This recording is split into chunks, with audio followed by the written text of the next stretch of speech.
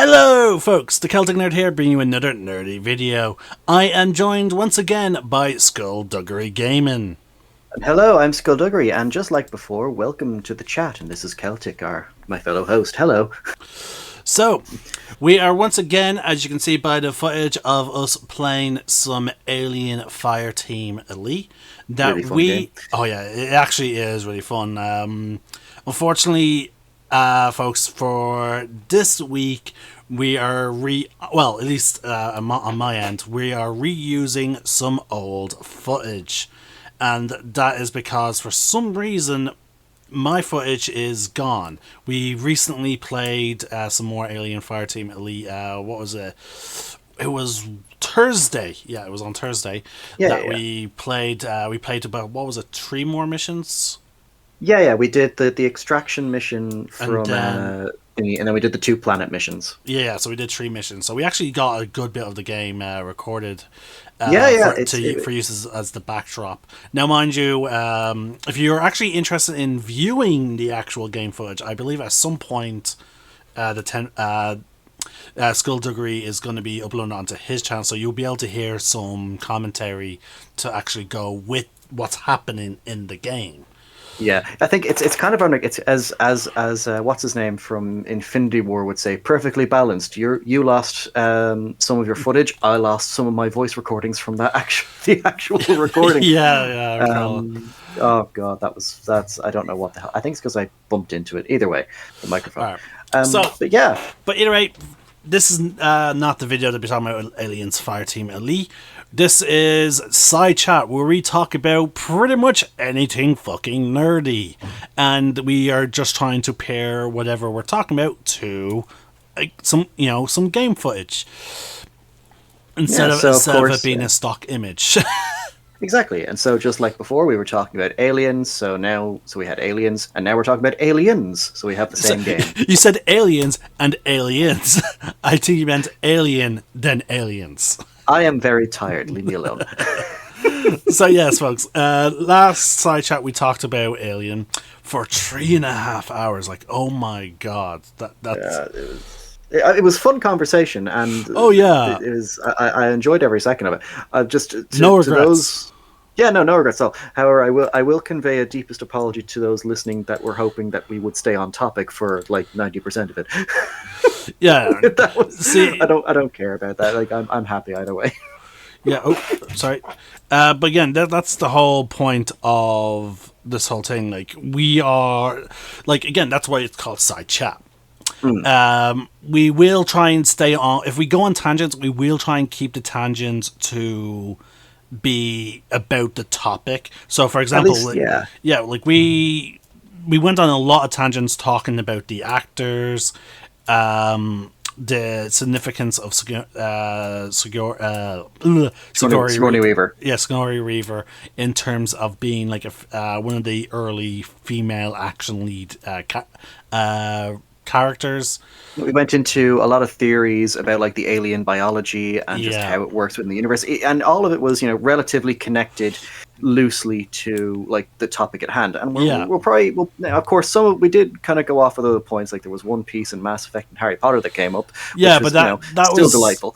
Yeah, but that was in the context of like movies and all that. But in offense, it was much looser than what we are. But again, it's like what I explained why we called this channel this segment the SideChat. It's because the idea is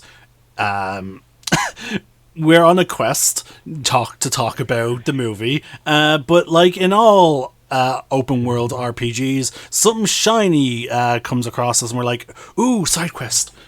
Exactly. And it's hopefully you will find it, dear listeners, just as fun listening to the side quests as it will be listening to the main discussion. Yeah. So again, as another caveat, once again, just as a disclaimer, because again, I'm probably going to be repeating this disclaimer in every fucking SideChat.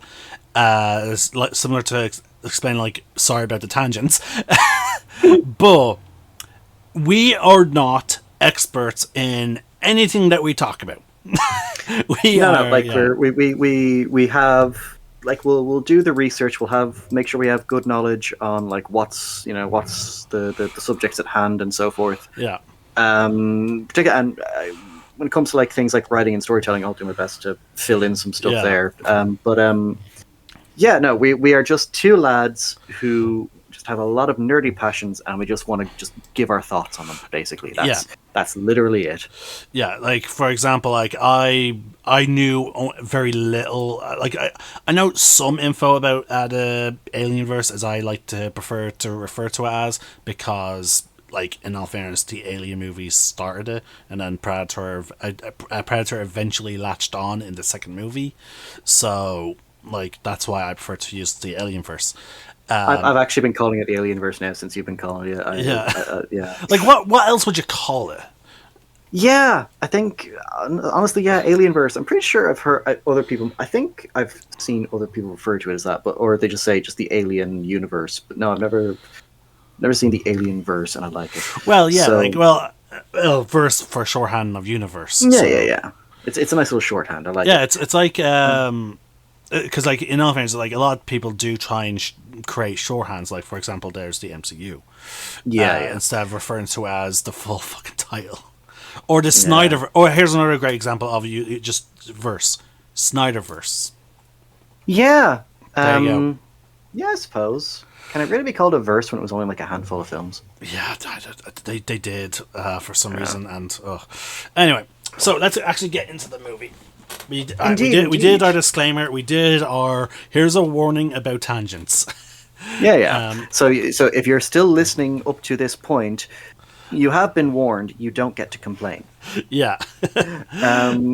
But anyway, yeah. So the subject for discussion this time is aliens. Specifically, the director's cut. We were talking about the director's cut of Alien in the first video.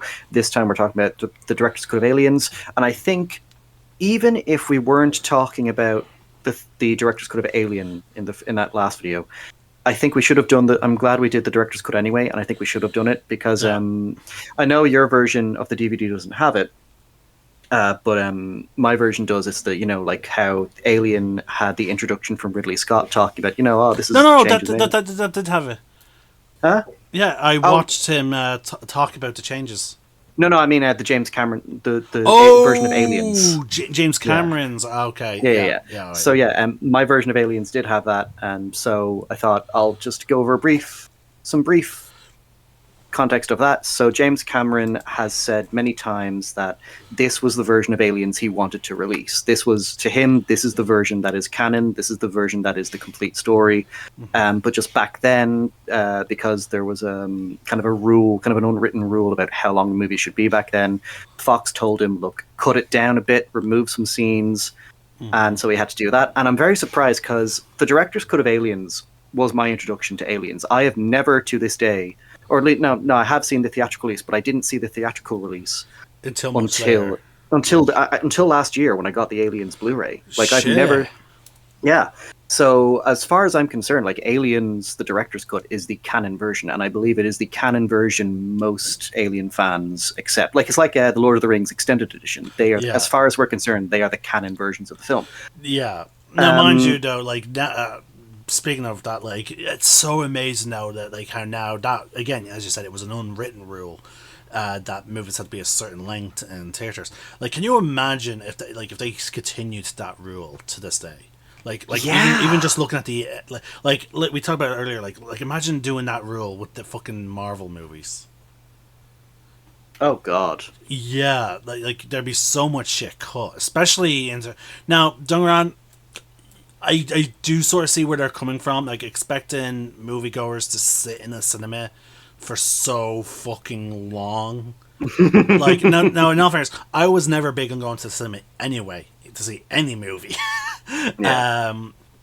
Because I was always like, I'd rather to come from my own home where if I do need to go to the bathroom, I can just pause it and, go.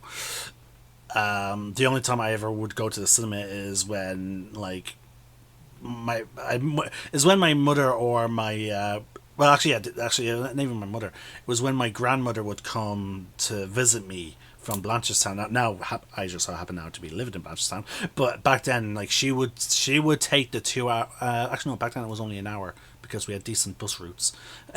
But she would take the hour bus ride to come see me and my sister on our birthday. And she would bring us to the cinema. And I still remember the movies she brought us to see. For one time, for example, she brought us to see Road to El Dorado. And yeah, so like I'm not gonna get into it. wait, are we talking about the animated one? Yeah, animated one, yeah. Okay. The fact that your reaction to me saying that was that, we're going to have words in the next podcast. But my point is, like, the idea of... So I can see why they had this unwritten rule. Yeah. But it's one of the reasons why I'm so glad that so many directors save their footage and then keep it as deleted scenes. And now, obviously, we never really had access to them until like the advent of DVDs, because you could have the menu to see deleted scenes. But then I started enjoying the fact that like they eventually abandoned the whole deleted scenes, and then they started just doing like, you know what, let's just put on the DVD, or in some cases, like you said, VHS in their last video, just the whole fucking thing.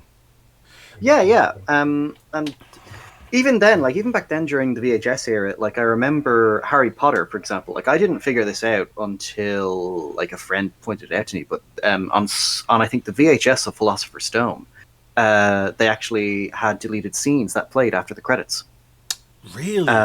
Yeah. And one of them, and a few of them were like directly from the book as well. So like you remember when in the film, you know, there's that first interaction with Snape, you know, pity, clearly fame isn't everything, is it, Mr. Potter? Oh, and he does the coded phrase of the flowers?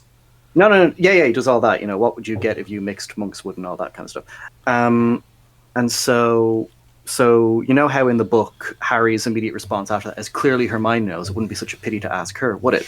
They actually kept that in the film. They actually had filmed that in its entirety, but they cut it after the famous and everything part. In all fairness, they did cut the whole, like, the sass that Harry had. Yeah. And like, so, like, this is just one of the... Like, Harry was a lot more sassy in the books as opposed to the movies. Yeah. Like, and I'm just going to say this. That was one of my biggest fears of the Percy Jackson live-action series. I was like, oh my god, are they going to make him lose the sass? Because like from the movie I was like, oh no, but then in this series I was like, please, because I saw the movies first, so like in the movies it was, you know, very action oriented, because of course, but then I read the books and I was like, oh my god, this character is fucking hilarious. Like the fucking cheek of him, and so I was worried, like, is Disney gonna let us have a cheeky child protagonist? Like I know we have like Deadpool and all that, like, but like they're adults being cheeky to other adults.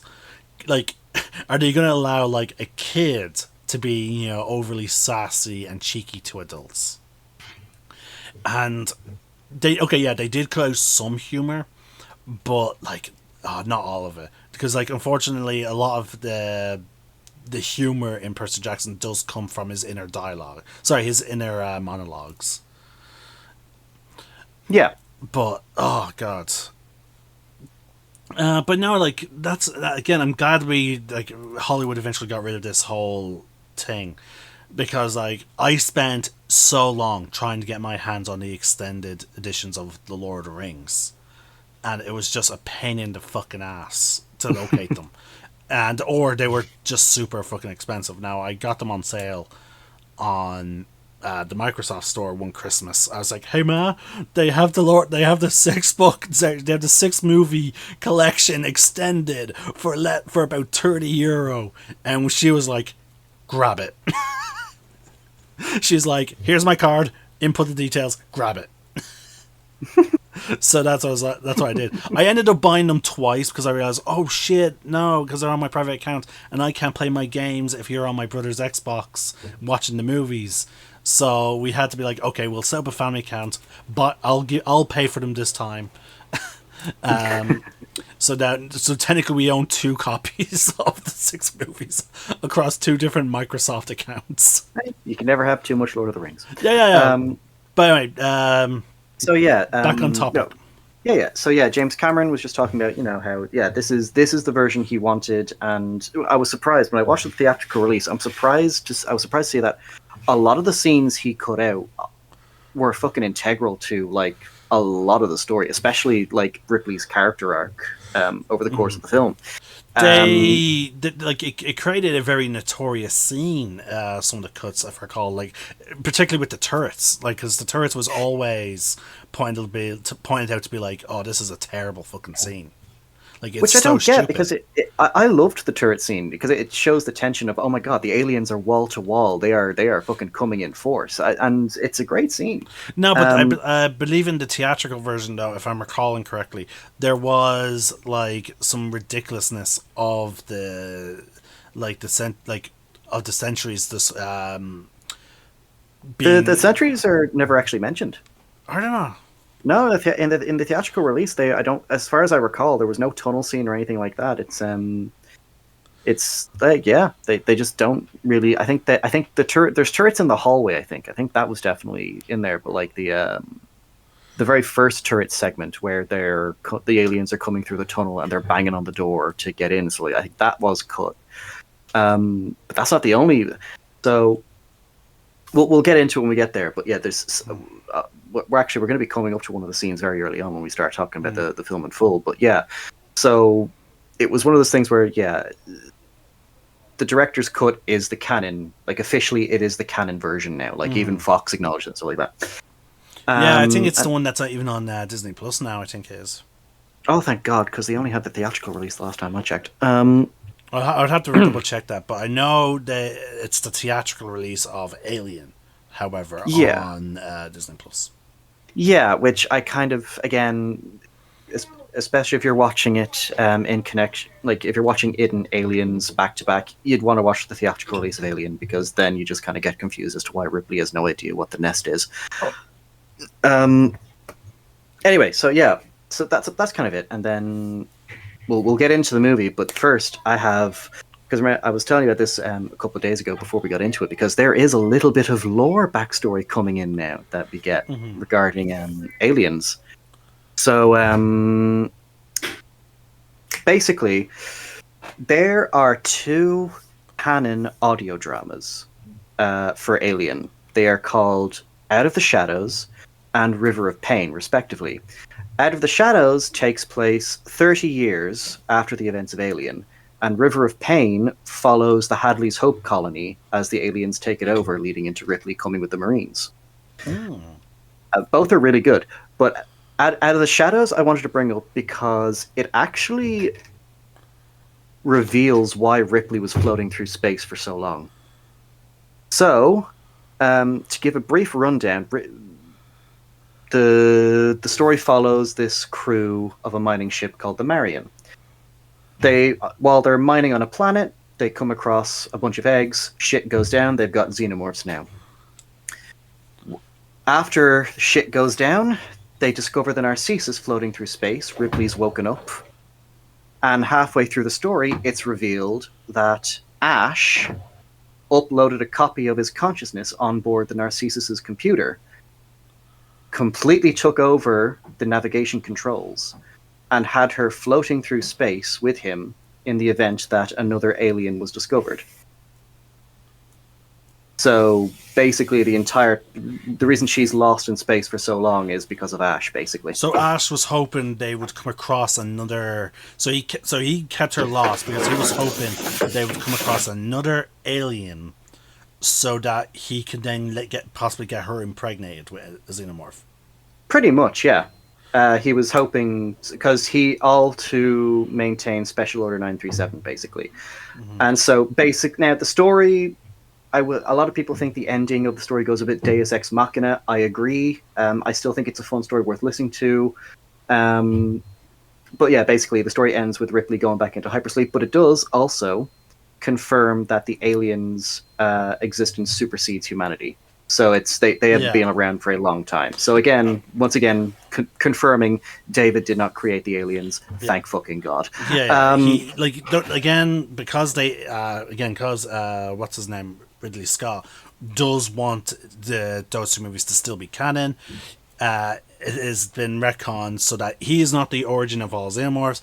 There is somewhere out there his brand of xenomorphs, but then there's also the other ones, which are potentially tied to, again, as I brought up in the last video, the Lady in the Dark. Like, again, every time we get a little piece of clue to their origin story. Now, again, I have comments about that, the Lady in the Dark. Like, every time the Xenomorphs show, like, unprecedented, like, strange examples of high intelligence that they haven't shown previously, in my mind, it's like, that she's pulling the strings. Like, I'm like, because that Xenomorph wasn't that smart earlier. But, like, one thing, because, like, I was curious about this, and what you just said, I was going to bring it up later. I thought Hadley's Hope was going to be the first time Yutani had experience with the xenomorphs, but apparently no, this mine was. Oh, well, that's the thing, because they have no way of contacting Weyland-Yutani, though, but I'm glad you brought that up, because this is where River of Pain comes in. So, after the events of Alien Isolation, in which it's confirmed that the flight recorder was found, it was taken to Sevastopol, it got corrupted, but they did have some idea of where the Nostromo went, basically. Weyland-Yutani knew what happened on the Sevastopol station. They knew that some kind of alien organism was encountered because they basically bought the station at the end of the game. It's confirmed that Seegson went under, Weyland-Yutani bought them out, so the station is under their control. Now they know everything that the computer system on board Sevastopol knows. So they know, okay, this creature, this alien organism was found. It was discovered while tracking the location of this ship in particular, the Nostromo. It was retracing their steps. Okay, where did they go? They went to the Zeta Reticuli system. Okay, we're going to basically now colonize most of the planets in that system in hopes that we will find. Yeah. And that's why Hadley's Hope is on LV-426. Or, as it's confirmed in the story, it is called Acheron, which I believe was actually... LV-426 had that name already in canon from comics, because I remember the 2010 AVP video game, they actually bring it up. They break, oh god, this drop's going worse than Acheron, if that's possible, because that's aliens.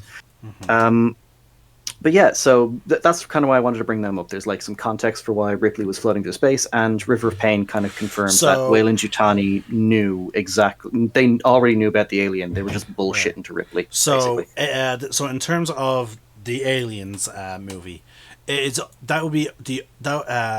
it's not Weyland-Yutani's first experience with them. However, it is, to my knowledge, the first time the colonial marines are encountering them.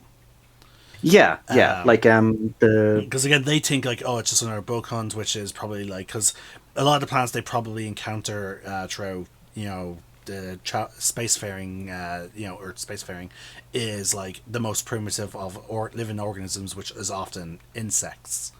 Yeah. Like I would say, when they say boat hunt, I'm assuming it's like as you say, like insects, or they're just going after like smaller kind of, not too much of a hassle kind of creatures, but they'll still make a bother to the colony, stuff like that. Yeah, I still stand by that. The fact that like Weyland-Yutani wrote the whole program into Mother for, and also made it like part of the contracts to investigate all that stuff, purely because, again, we know for a fact that Weyland-Yutani knows about predators. And they're just like, okay, so we know that there's, other life out there. Yeah. So, and where there's that life, there's money. But now again, it's just, the whole, like story, like the whole like lore that's been built up out of just the creation of one movie It's just so beautiful, like. Oh, it is. And again, oh my god, it's essentially the One Piece effect. Like you have a very short story that's meant to last, like, again, for a manga, like 5 years is extremely short. But then due to demand, and then the creator falling in love with some world building, with subsequent releases, it just started growing and growing and growing. But oh god. So all right. So again, we have some nice, fun context. Yeah. For the movie we're going into. Now I want to bring up the opening credits. Oh yes. Now, normally with these type of things, you only, like with opening credits back in these days, you'd only really get the actors, like the big actor names. However, there's one thing I do want to bring up. Yeah. And I believe, because I only really recall this with the Alien movies. Hold that thought for a sec. Hold on for a sec. Right.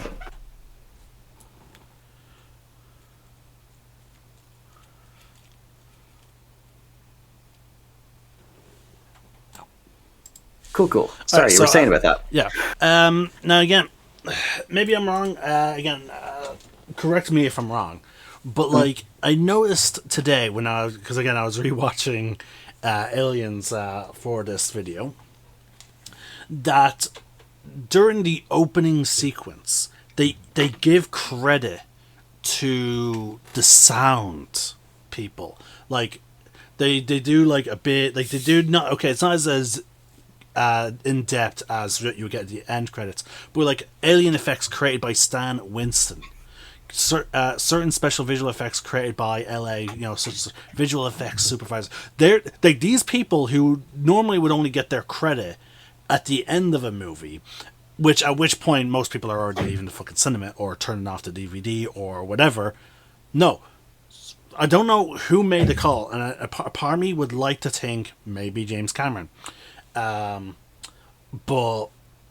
like, I like to think it was him. These people who work so very hard for our entertainment are getting their credit, and they're being shown straight away.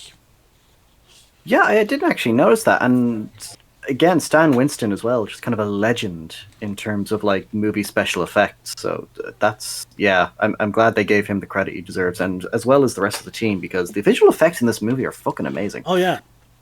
Okay, yeah. So there's some of the, like puppetry and stuff like that, but like the miniatures and whatnot are fucking like top of the line. Mm-hmm. But no, again, I just thought it was interesting, like, because again, like, you normally don't get opening credits like that. It's normally for the headliners, Yeah, that's actually, yeah. Because I'm trying to think, I'm trying to remember during the opening of Alien, I think, they mentioned the producers, the director. I think they did say Alien by H.R. Giger, but I think that was it, yeah. I don't think they credited the rest of the team. Yeah, damn. I hadn't noticed that before, actually. I'm very certain they didn't do it in Star Wars. Because the opening credits of Star Wars was just Star Wars followed by the giant text. Yeah, that's all you need. That's all you need to know. You can find out who wrote and directed this and who to blame for it afterwards. If the movie's bad. But yeah, and the opening titles as well, like, oh yeah, no, keeping in the tone of like what the first film did, where it's just kind of, there's not much, it's just mostly atmosphere, there's no big bombastic music, it's just you can just hear a little bit of the military drums in the background, and then the words aliens being revealed slowly. Okay, did you hear about how James Cameron pitched this movie? No. Okay, so keep in mind, this was before Terminator. So I think he was still in the process. I think by the time he was making Aliens, the first Terminator movie was in a rough cut, basically. Mm-hmm. Like it was in the editing process, which is why Michael Biehn is in this movie as well, because he'd already worked with him for Terminator. So basically, James Cameron, he called Fox, the executives at Fox, and he was like, "Oh, hi, my name's James Cameron. I have a movie pitch for you for like one of your IPs, your current IPs. I want to come in and talk to you about it." And Fox was like, oh, okay, we're familiar with, your work with Terminator. We've been watching that closely. Okay, yeah, we'll come in. We'll give you your 15 minutes. James Cameron apparently actually said to them, "I only need 30 seconds." And he came in for the meeting. He introduced himself. He walked over to this big whiteboard in the middle of the room. He took out a marker and he wrote "Alien" in big block capitals, and he showed it to them to make sure they saw. He put an S at the end of it, and he let them take that in. And then he turned the S into a $sign. And apparently they greenlit it then and there. Well, given the success of Alien and how horrifying, like the idea of like because again, it's a very simple concept. It like in all fairness, it is an extremely simple concept. Take the terrifying xenomorph that was, I'm guessing, 5 years ago prior to the pitch. 1979, yeah. So about 5 years, or even a decade at most. Again, I don't know when the films were released and whatnot, but anyway, within a decade, we'll say. Yeah, well, no, to be precise, Alien came out in 1979. Aliens was 1986. So yeah. Okay, so yeah, but give or take the filming and whatnot. So, I think it took. I think they had 80 weeks to film it, or 80 days. All right, so they almost had the full. The pitch would have been around within 9 years, I guess. Then, but in any case, point is, very simple concept. Just take the phenomenon that was Alien, and just make more.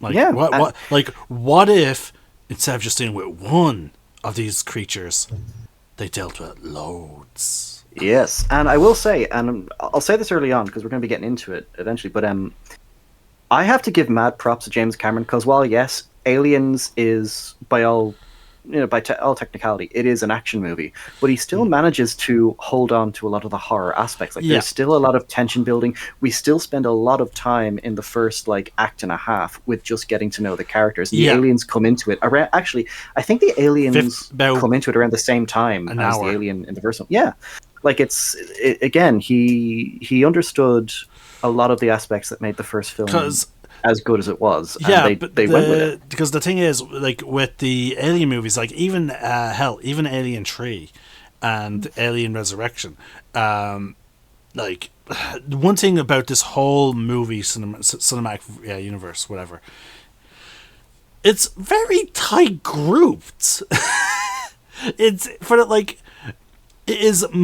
really it tends to be really hyper focused on a crew. Dealing with the xenomorphs. Now, with the prison one, we do have a bunch of numerous prisoners, but for the most part, we're focused on Ripley and 4 other prisoners. Yeah, as I remember. Yeah. Now, when I say 4, I mean 4 that are that actually have proper name and proper development, and you can tell they're the ones that are going to be in a lot of the scenes. They're not background characters. Exactly, yeah. Whereas other action movies, it's okay, no, we have maybe a small group, but we'll be introducing other characters throughout the series, characters that they interact with and whatnot. But no, with the Alienverse, it's always these characters interacting with each other throughout the entire movie. No new character.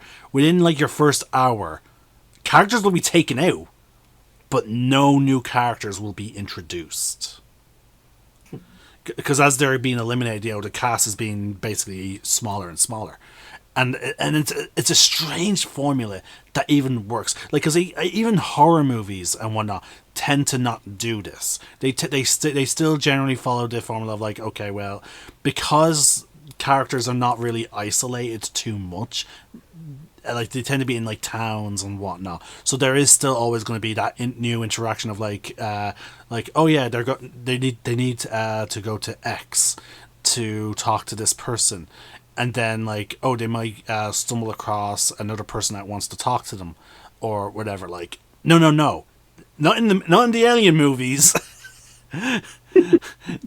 Even when they drifted towards more, I would say Alien Resurrection did have the most action, but in all fairness, I feel the main villain of that movie was more meant to be humanity, and the lengths it would go to get some kind of new weapon.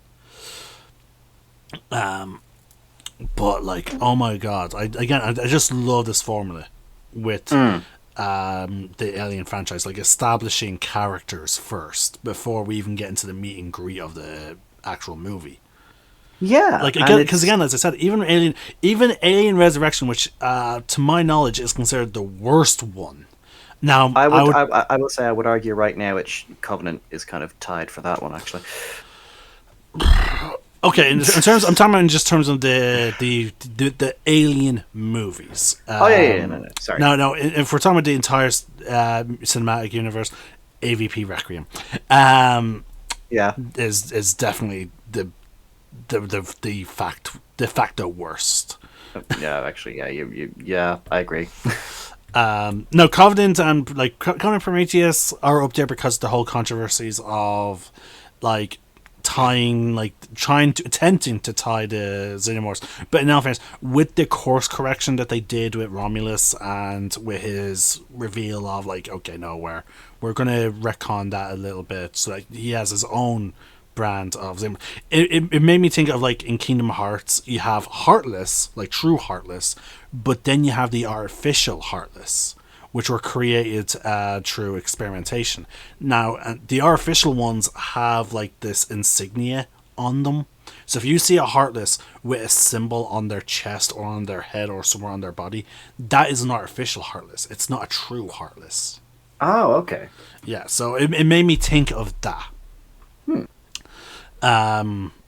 But yeah, back to Alien, to try and keep us from going too many tangents outside of Alien.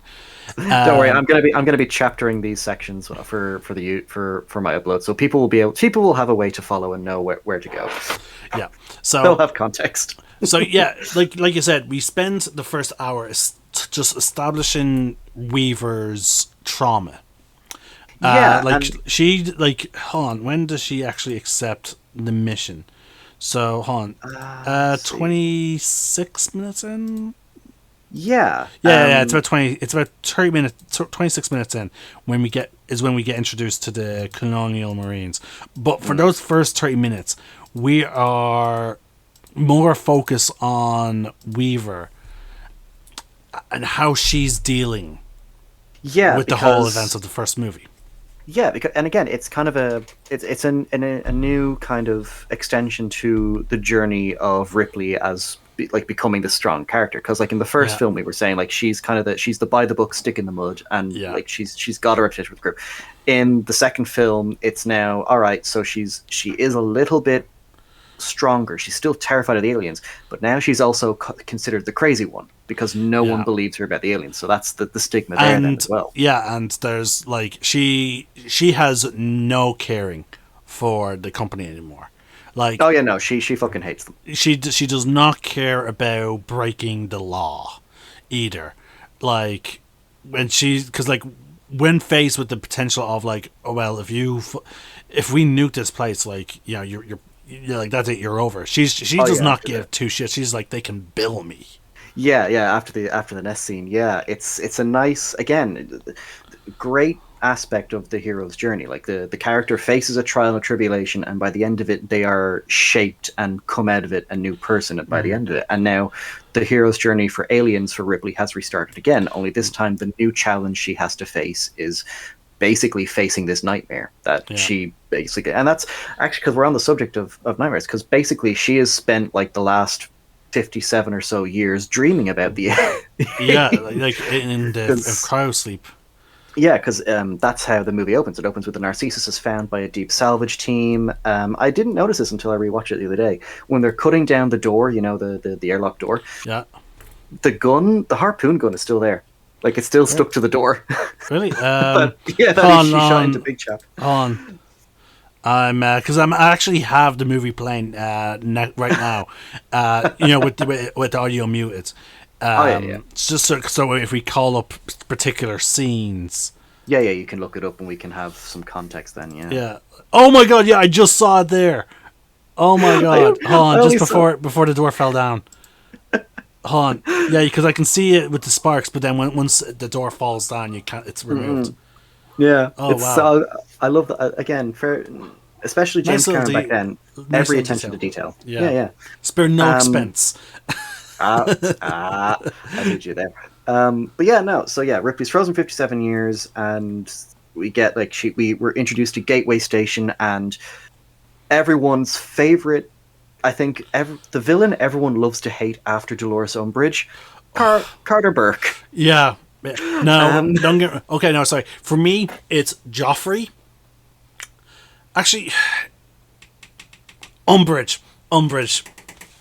is number one. Then Joffrey, because actually, you know what? See, I want to give leeway to fucking Joffrey because like he was a child king. Yeah. You know, and as such, like, no, yeah, okay, yeah, clearly he's a sociopath, but like, being given so much fucking power, and you can tell he is fucking spoiled rotten by his mother, like, all that combined led to him to be what he is. So it's not entirely his fucking fault. Fair. So you know. No, mind you, I love the actor, the child actor who played him. Because he took the hate in stride. Like he wore as a badge of honor. Yeah, because there was people that just couldn't separate the character from the actor. That happened with Breaking Bad as well. The actress that plays Walter's wife, Skylar, she faced a lot of like hate mail and stuff like that from people that just couldn't separate the fact that she wasn't actually Walter's wife. She was just an actor. But again, it's a testament to a good actor. Oh yeah, like the actress who plays Umbridge. Yeah, like if you hate this person, the actor is doing their job. Yeah. You know? So in terms of hated characters, though, back to our focus. Yeah, we've got Carter Burke, and what I love about Burke is he starts up because we're kind of like Ripley in that we start off thinking, okay, he actually is an okay guy. He's the only one that really believes Ripley. He gives her a chance to prove that this is true. But then as the movie progresses, especially after the nest scene, you're like, oh no, this place has $1 value. This is a new species. We don't have a right to wipe it out. And that's when you're thinking, okay. I like how you do see, though, some very quick hints. Like, with all that in mind, when you watch back his earlier scenes, he is a fucking master of manipulation. Oh yeah, he's a big bullshitter. Yeah, because like, what hospital is going to allow someone to bring in a fucking cat to a patient? Oh, I hadn't thought of that. But clearly he pulled some fucking strings. He realized, okay, this woman was in cryosleep with a fucking cat. Clearly the cat means something to her. And like he's immediately like to me that is immediately a ploy to try and get on her good side.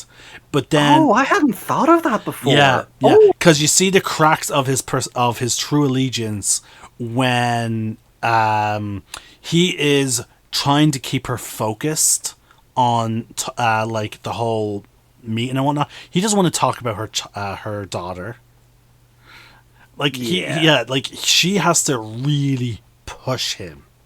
And then also when she then calls him, he is once again showing like he's even looking around. He's like, because he has to make sure that he's not being overheard. Well, I kind of took that as he has someone. He's like someone else is there with him, probably asleep, and doesn't want to wake them because it looks like he had just woken up. Like it was like late. I would say that one looks more like, oh fuck, are you okay? What's going on here? But see, things he only does it though after she's like talking about like their purpose going to the planet. Oh yeah, like going to kill them and stuff like that. Yeah, I'll have to again. I watched it last night, but I'll have to go back and rewatch it again today. Now, just after all this, I need to double check that because it's as if he is looking over his like. Yeah, you're right. It's like he's looking over his shoulder because remember they don't want the xenomorph to be known. So it's like, oh shit, she's gonna say it out loud. That makes sense. But then, like, because and her caveat, all right, are you going there to kill them? Yes. Yeah, all right, I'm in. I need to check. Okay, I'm looking at the scene now where she calls him. Sorry, because again, like you have me. Let's see. No, that's fine. So he is clearly leaning forward over the camera. Oh right, no, he looks over, but just before you guys, are you okay? Yeah, you are right.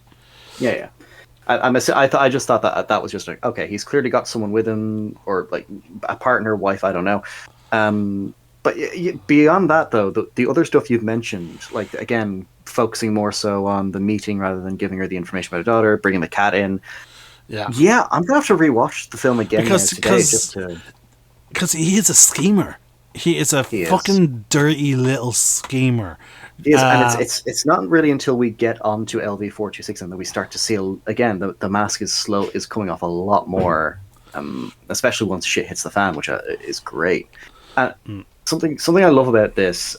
So like Paul Reiser is the one that plays Burke, and fantastic actor. Did some stand up. He was in Beverly Hills Cop and stuff like that. Really good actor. He's in Stranger Things now.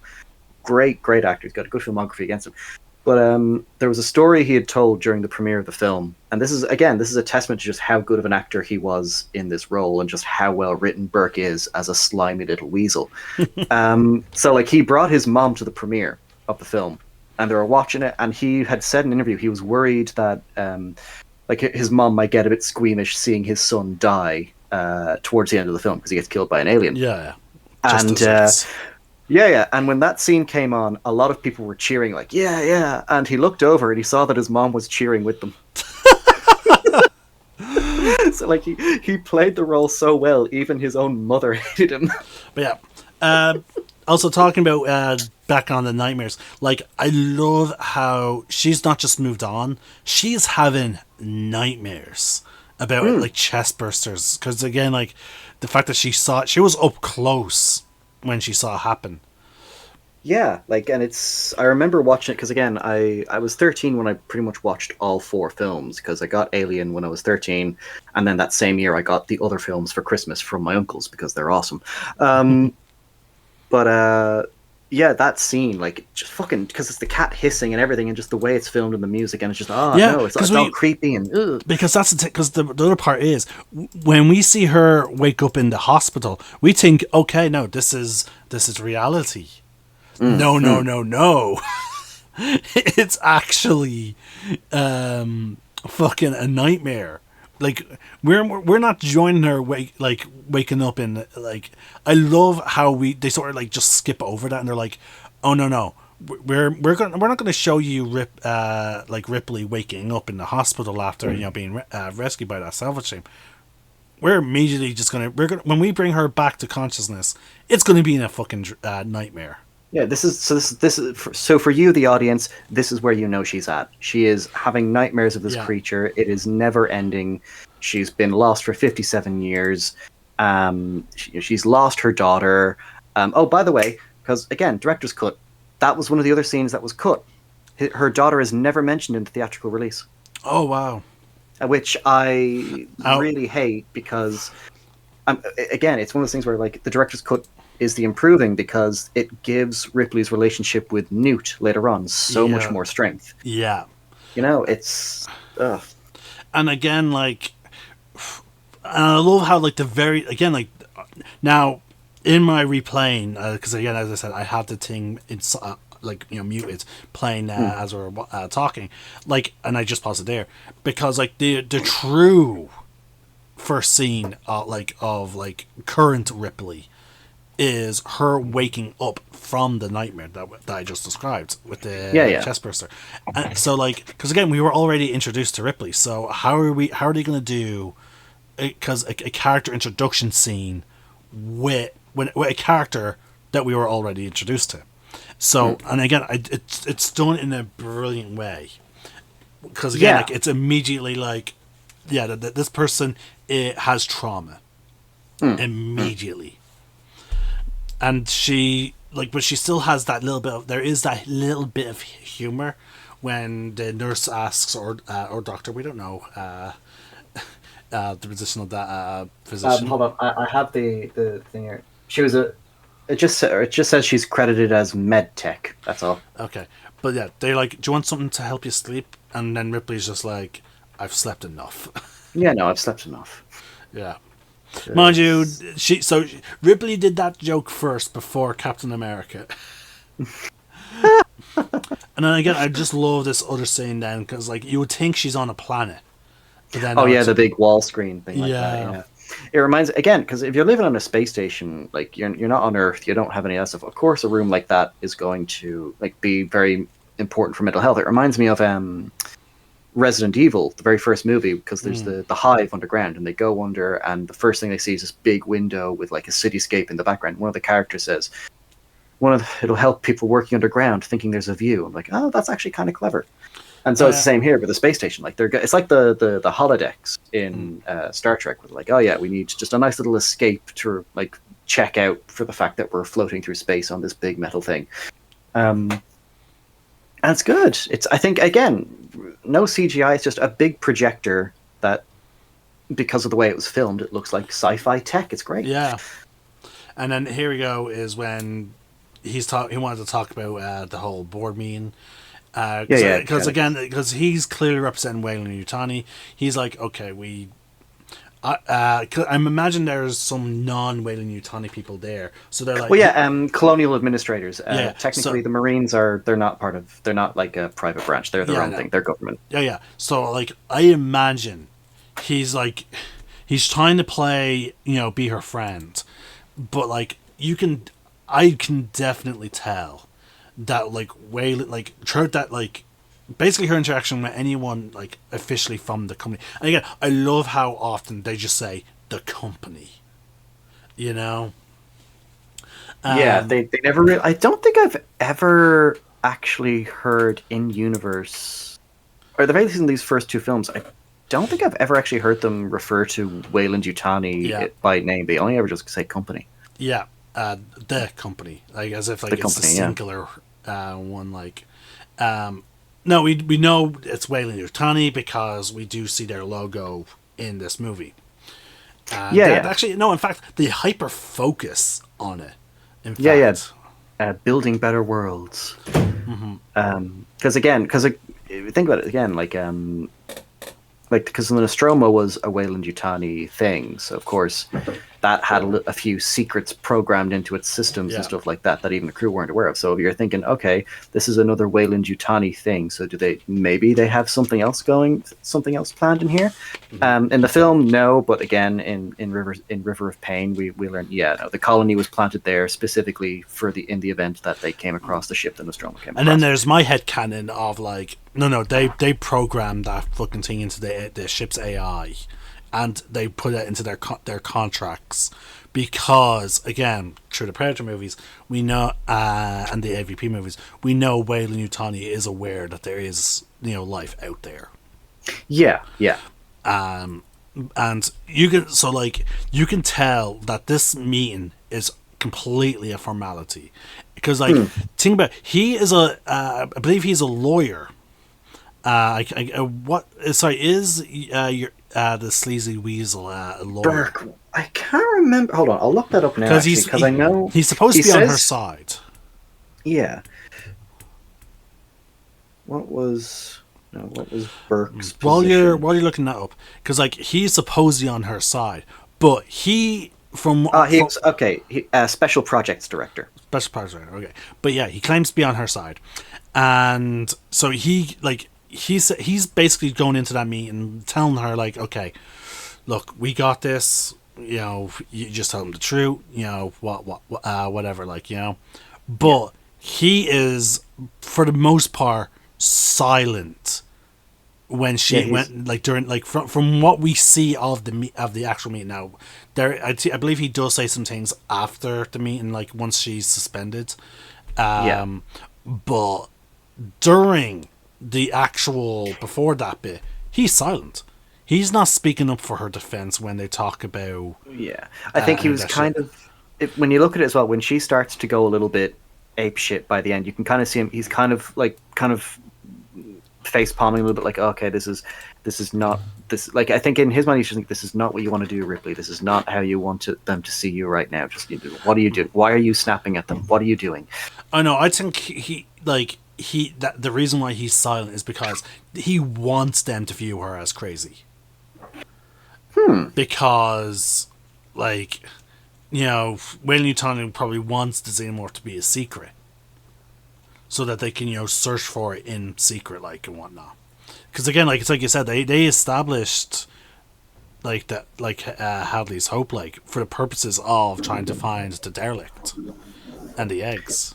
Yeah. Well, not the derelict and the eggs. Again, it was in River of Pain. They describe it as they don't know what they're looking for. They just know it has something to do with extraterrestrial life. They don't know it's the xenomorph specifically. They don't know if it's the derelict. They just know, all right. So so after this scene in happens in the book, in the drama, sorry, we cut back to Hadley's Hope. We've got a team of scientists coming in saying, "Oh, we've just got orders from Weyland-Yutani. Some guy called Burke. He wants us to check out this area, sector blah blah blah blah blah blah, blah where the derelict is." They won't say why. Up. Oh yeah, that comes up when the management of Hadley's Hope is like, the guy's like, they want to know if his claim will be honoured. Because some guy at the company told him, and he's like, "Oh God, look, it takes 2 weeks." Yeah. I don't ask because the answer is always don't ask. Fucking great. Although the actor, the guy in charge of all that, he is actually the captain in Red Dwarf. Yep. I can't remember his name, but it's again when I saw that for the first time, then I saw Red Dwarf. I was like, hold on, is that the? Oh, it is. Fun fact, again, for River of Pain, they actually brought him back to play the same character as he plays here in Aliens. Nice. Couldn't really tell the difference. Like his voice, like is it, even though he might be older now, his voice hasn't changed, so that kind of works. But so they go to that's what sends them then afterwards. They're like, okay, so why are they sending us here? Well, are you thinking what I'm thinking?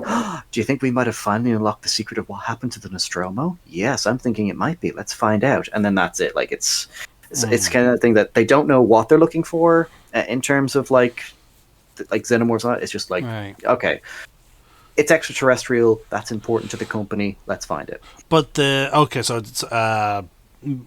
so did no one on the because you talked about the mine, the other drama. The very first one, the mining ship. They were basically, when they first encountered the aliens, the Marion, the name of the mining ship, they had miners on a planet.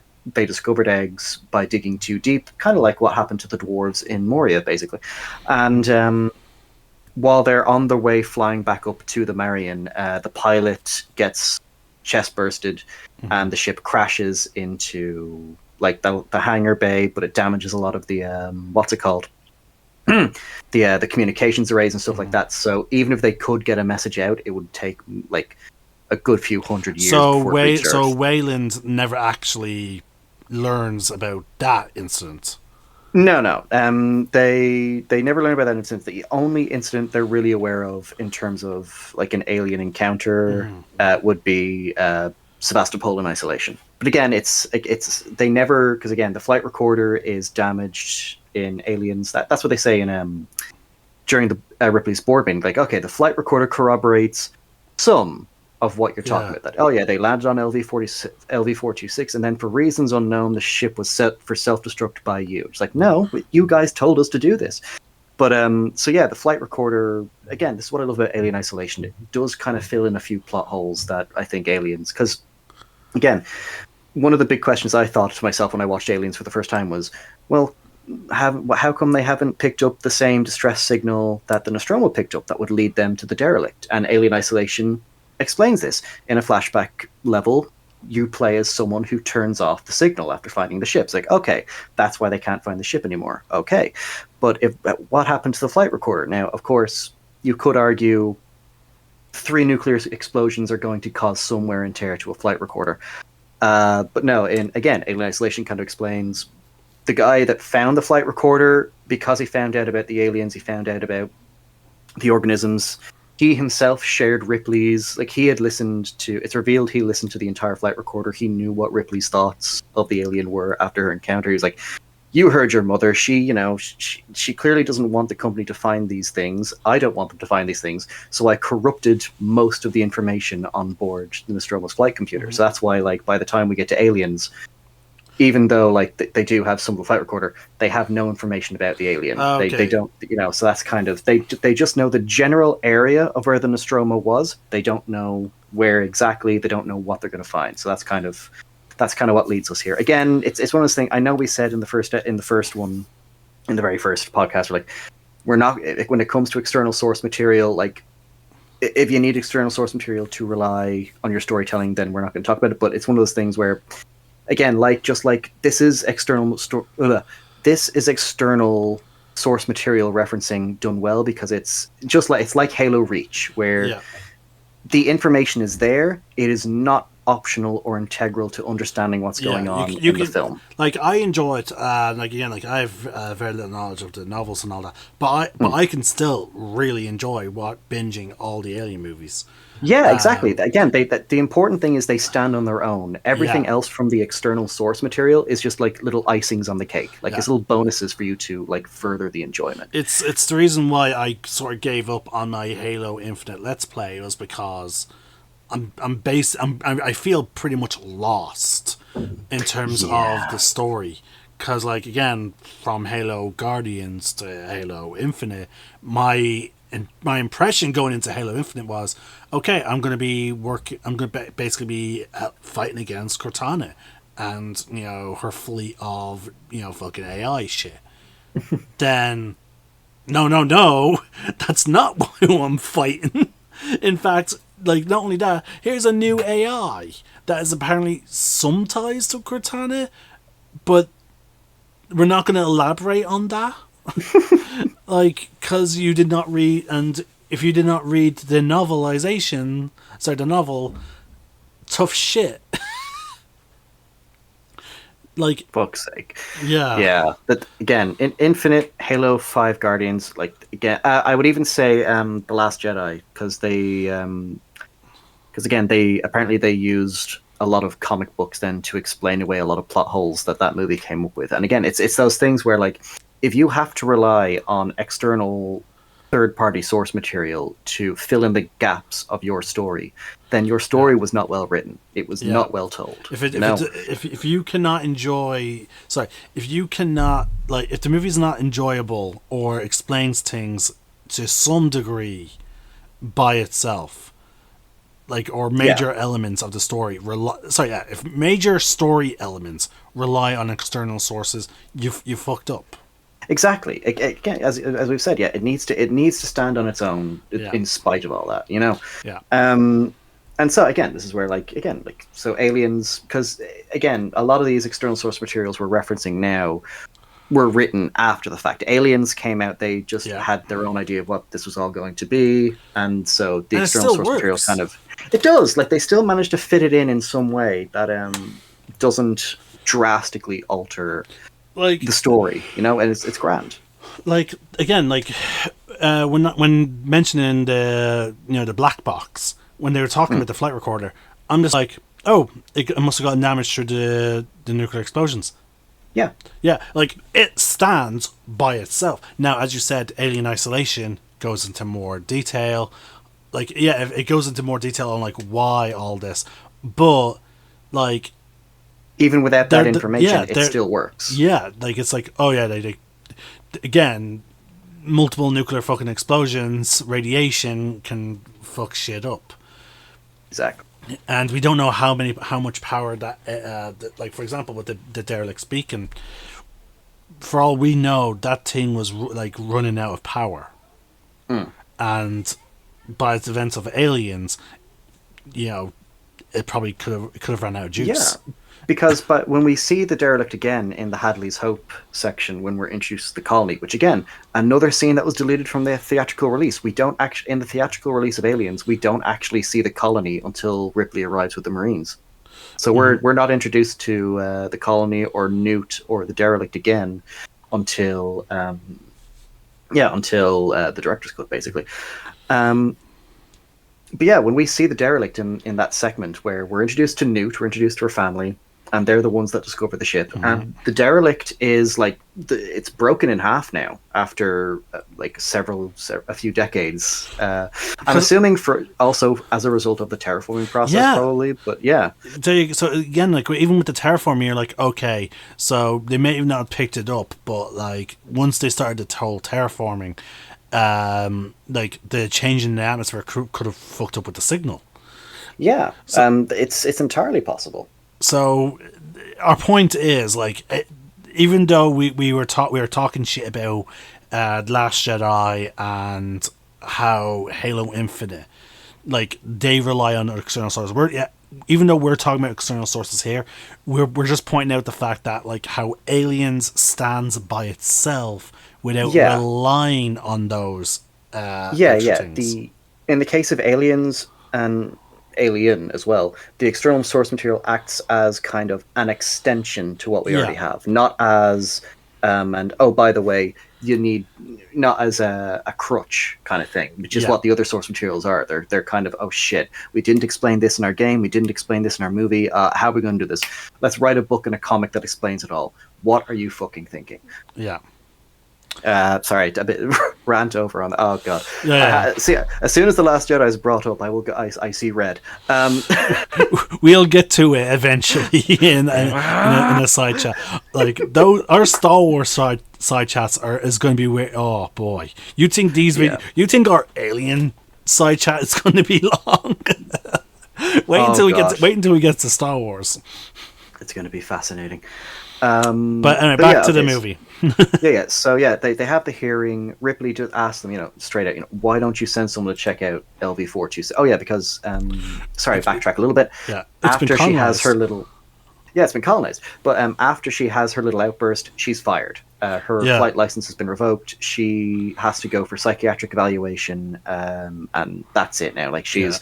They don't believe her. Like you're fucked. You can't fly again. We think you're crazy. Thanks. Goodbye.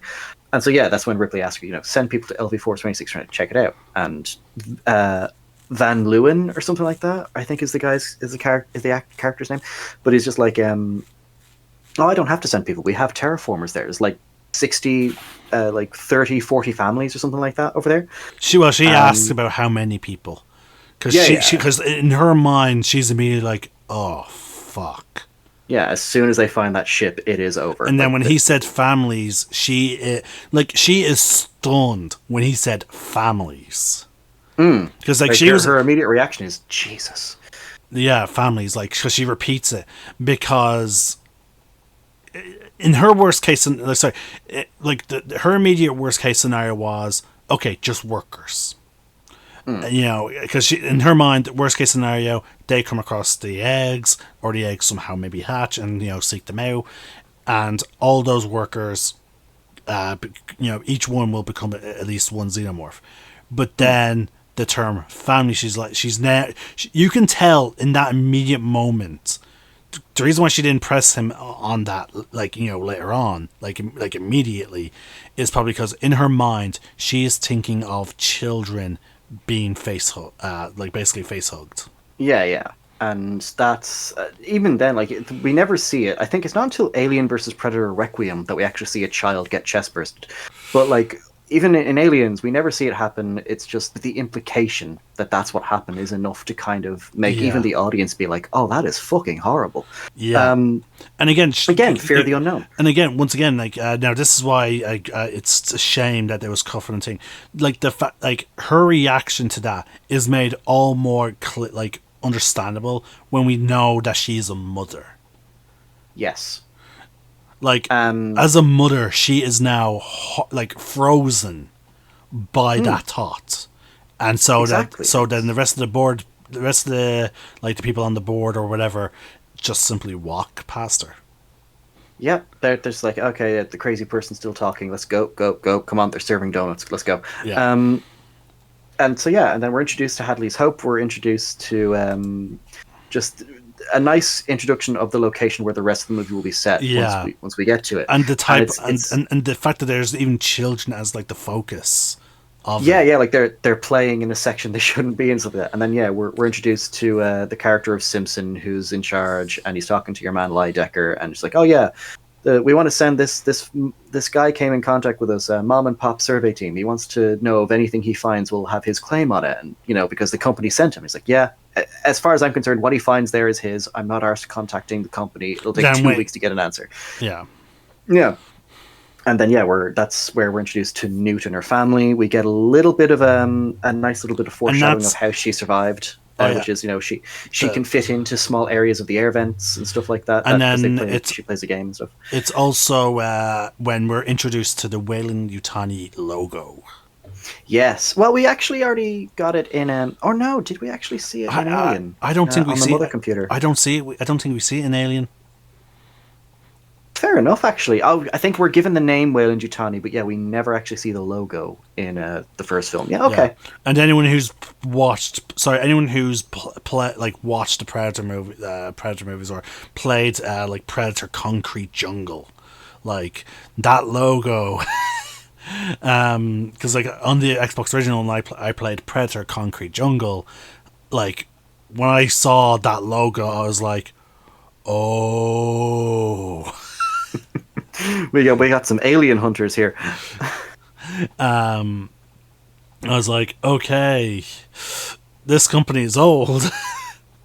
Yeah, and I will say it again because we'll be introducing him now in a minute as well. Because one of the things I did like about the AVP movies is we get Lance Henriksen back as Bishop, only he's playing Mr. Weyland in the first film. Yeah. And yeah, Bishop is, it's weird because Bishop is kind of, I kind of think he has a bit of the Boba Fett effect because Bishop doesn't really have that many lines or scenes in Aliens, but he's become an instant fan favorite among the fandom, and for good reason. He's an interesting character. There's so much they can do with him. He's played by a good actor, and I think after Ash, I think the idea of a good android is kind of people like that a lot more. Now, we talked about ship design in Alien. So I'm just going to bring us back to that. I love the design of because when we saw the Nostromo, it's a towing vessel, and so it looks like it's actually a space station or like a city. You can definitely tell that this is a thing that is purely meant for slow moving through space. Yeah. But then now we don't get a good view of the salvage vessel. But it's just massive. Yeah, the next vessel we are introduced to with a proper decent view of is the Colonial Marine warship. The Sulaco, yeah. And that thing is fucking it is not entirely streamlined, but it is built narrow, it's built long. Like you can tell this thing is potentially designed to enter atmospheres if it needs to. It's got, if you notice, I think on both the top and the bottom of the ship, it's got two big "fuck you" cannon turrets on it. Yeah, and there's also all it I'm just basing this off of ship design from Star Wars, because it's giving me Star Wars vibes. It seems to have all these things jutting out at the front, and to me they look like they make, again, from Star Wars when Star Wars ship design, they look like just a whole bunch of communications arrays. Yeah, a little bit, and it makes sense for them to be at the front of the ship because you want to be able to communicate with the people who you're going to. Like the Colonial Marines, if they have to head to a mission location, they're probably going to want to be able to communicate with people on the ground there, either be scouts, reconnaissance, or people that they're going to rescue. They're probably sending out communications. They're also probably sensor arrays as well to detect debris that may come cross the paths of the ship. It's a really nice design. The idea of all these potential sensor or communication arrays being at the very front of the ship. Now it gives the ship a semi-sinister feel because they look like blades. Yeah. Sticking out like blades and needles. But it's such a drastic design change from, again, the Nostromo that we saw. And keep in mind, there's only 57 years, about 57 to 60 year difference in their potential design. Pretty much, and I will say, because again, that's something that I love about Aliens, is even though we only get brief glimpses of the interior of the Sulaco, but we do see it again then when we're inside the interior of the Hadley's Hope colony and the terraforming factory. Yeah, James Cameron did a really great job of not only kind of keeping most of the aesthetics that were established in the first film, but kind of improving on them. Like, okay, this is the natural progression of what this universe would look like after like 57 or so years. It's still very retro future, but it's all, you can tell it's a bit more modern. Now, again, unfortunately, we have no other ship to, base this off of.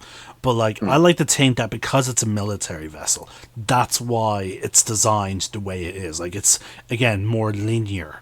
It's to create, as it's approaching its target, because it has, its primary weapons are forward-facing, clearly. So, clearly, it's designed to create a nice, narrow, target profile. So if anyone was to try and fire at it as it's approaching, it'd be harder to, hit. Yeah. And again, as I said, the reason why I think like the sensor arrays and communication arrays are all in the front, as if that's what they are, it makes sense because again, you want like the sensor arrays make sense because you don't want anything to cross the path of this vessel because most of the fucking crew is asleep. Like, most of the crew is probably asleep at this point. Now, I imagine when it comes to hypersleep, they probably do have... we only see the Colonial Marines. There's, from what we know from Alien Fireteams Elite, that there is, other crew. So, I can imagine, like, they probably go into, like, they rotate hypersleep. There'd be like some crew active. They'd be like, okay, we're active for this first month. After a month, they'd be like, okay, wake up the next batch of pilots, engineers, or whatever. We'll go to sleep because, like, I cannot imagine a vessel that big. Just like again with the Nostromo, like it's pins because like it's you can tell they're subcontractors, but for a military vessel, I cannot expect. In my opinion, I cannot visualize the entire flight crew and the engineers who keep the maintenance, unless they have only working Joes and other androids operating it. I cannot see them having all humanoid staff in hypersleep. Well, I mean, look at it. Go back and look at the Nostromo. Like Brett and Parker were the ship's engineers, but they were also in hypersleep with the rest of the crew as well. Yeah, that always seemed weird to me. No, not really, because like if you think about it, like I imagine the ship would wake them up in the event of an emergency, obviously. But like, because I believe the supplies on a ship in the Alien universe, like for this thing, they only have enough supplies for basically when they're awake and doing the job they need to do. And then when they're in hypersleep and then waking up and getting ready to go back to Earth, like that's all. That's how long the supplies will last. They're not designed for long haul in terms of how many supplies they have. So I do think it is a factor of the ship will wake them up. Like again, like in Alien, the ship woke them up because it picked up a distress signal. I think it's not unreasonable to think, oh shit, my engine isn't activating. Parker, Brett, wake up. Well, see.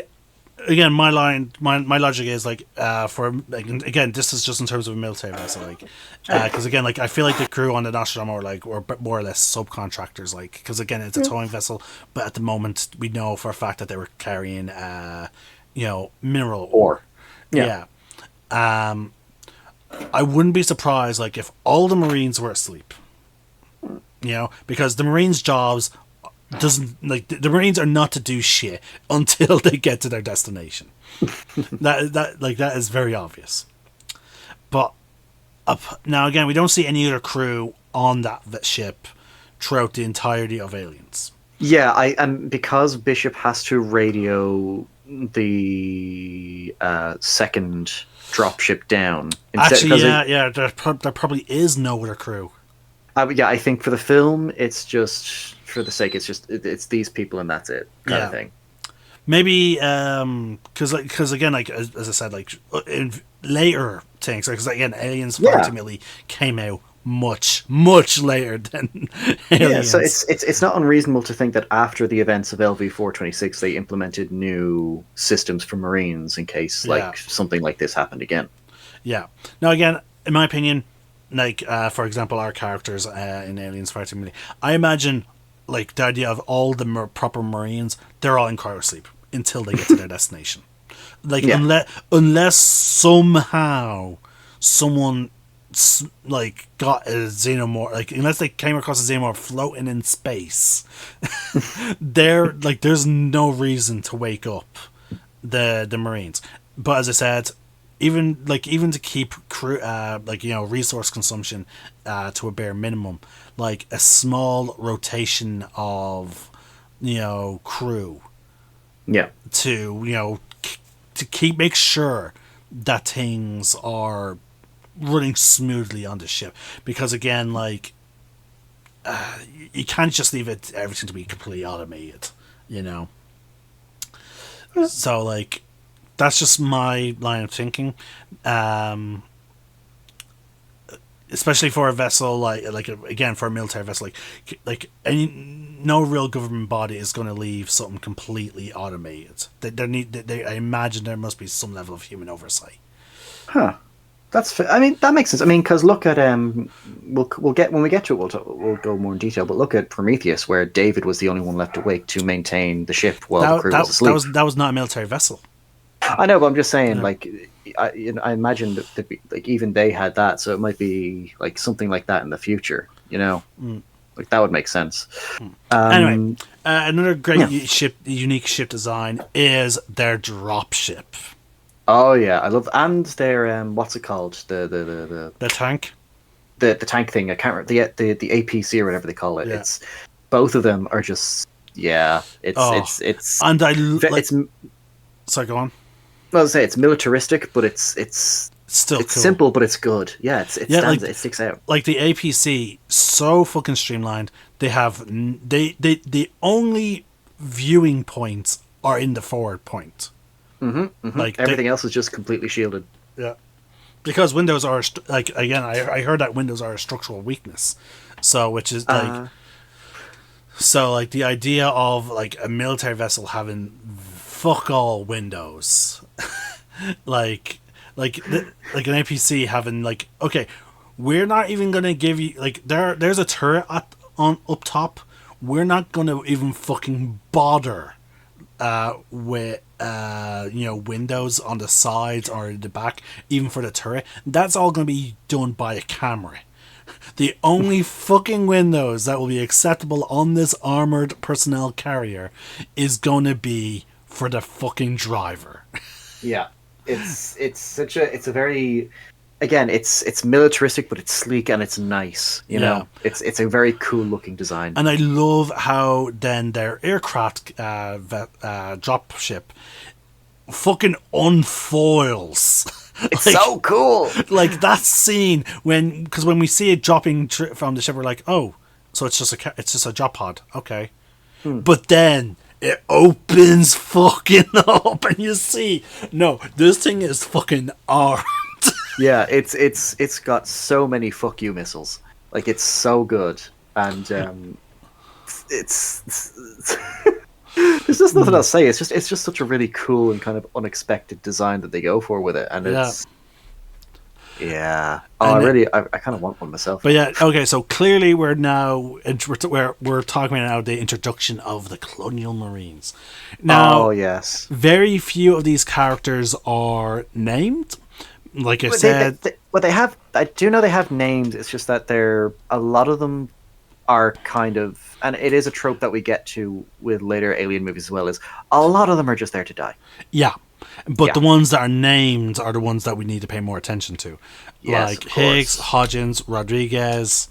Are you talking about Hicks, Hudson, and Vasquez? Yeah, Vasquez. Yeah, that's fine. Oh my god. So you're one that plays Vasquez, Jeanette Goldstein. First of all, she's supposed to be very lovely in real life, but I imagine so. But so there's a line in the film. It's when Ripley is giving her. You know what? I'll wait until we finish talking about the introductions, and then we'll get to her story, because there's a funny thing with Vasquez that I love when she's signed up. But yeah, we got Vasquez. We got Higgins. The lieutenant. Which one? Higgins. Hudson. Oh, Hudson. Okay, I thought his name was Higgins. Higgins is Starship Troopers. Okay. The TV series anyway. But yeah, there you got Hudson, you got Vasquez, then we've got what's his name? Gorman, the lieutenant, who is introduced. Ripley is already introduced to when she's told by what's his name? Burke that they lost contact with the aliens with the colony. See, I'm tired. So yeah, we get introduced to a lot of these great characters. You got Hicks is played by Michael Biehn, fantastic actor. He's always great in things he's in. You've got Hudson, who is the late great Bill Paxton. He was taken away way too early. Fantastic actor. Also, he is. So you know how they have that thing they have like a special title for when you win an Oscar, an Emmy, and a BAFTA. I can't remember what it's called. Oh yeah, he's the only actor who's been killed by a Terminator, an Alien, and a Predator. Yep, and it's so fucking cool. And then I believe Lance Henriksen, actually, no, he was never killed by an alien. So yeah, he does actually. He's only been killed by a Predator and a Terminator. But it's one of those things. Oh no, he was killed by the Alien Queen. So yeah, he also has that title then. Cool. But Bill Paxton's character of Hudson, the kind of the smart mouth, kind of fast talking, like I'm the ultimate badass motherfucker. Yeah, he's a private in this regiment, and he somehow he's a private, but he's 4 weeks out from leaving the military. Oh yeah, he does say that afterwards. Yeah. I didn't. Oh, yes, actually. I think maybe that somehow he's a private still. So I don't know how long he signed on to serve, but it clearly it's maybe some kind of GI thing where for college. So maybe it's that. But the thing is he is, again, we don't know how long he is. It must not be a long time if he's a fucking private, or he's just has not done anything to impress. He's never really moved up in the ranks. So either way, he's a good soldier. Oh yeah, by any means, and really good character. Basically any line that is quotable from this movie mostly comes from him. Yeah, he's the comic relief character. Pretty much, and it's not just him. It's every one of the characters, again, much like with the Nostromo, we're kind of given a good introduction to the characters and their interactions. Again, Hudson's immediate first lines of dialogue to one of his fellow comrades is towards Vasquez when she's working out. She goes, "Hey Vasquez, have you ever been mistaken for a man?" And Vasquez is immediately like, "No, have you?" Well, no, his first line was actually to his boss. He's like, yes, because these floors are freezing. What do you want me to do? Fetch your slippers for you? Oh yeah, would you be so kind, sir? And he's like, then his lieutenant gives him the middle finger. He's like, look into my eye. I was always like, why say it that way? But then I realized, oh wait, no, he's giving him the middle finger. Yeah. So, again, the dialogue in this film is just really good, and it's the characters, the actors, they do a great job. You can tell that they're lead. I think he's a captain or something. You can definitely tell he is all about the Marines. The moment he fucking wakes up, he's like, oh, and a beautiful glorious day in the Corps. Yeah, he's like, it's like being on a farm. Every meal a bang. I love how he sleeps with a fucking cigar.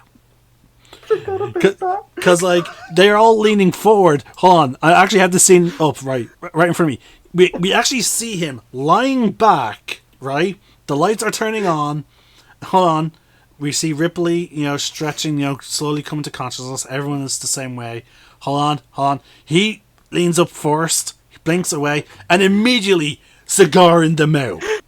First thing he does. He's looking around. Now, mind you, it does speak to a bit to his constitution that he's able to get where everyone else is sort of he's right into it. He's lean forward, look around, blink, cigar out of the bed. Yeah, because immediately, while all the other Marines are still groaning, it's he's on his feet. He's like, "Oh yeah, rise and shine, boys and girls." Yeah.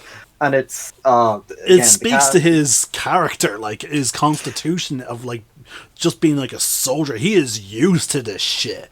Exactly, and it's and then you can see some of them. Some of them are getting psyched up from what he's saying.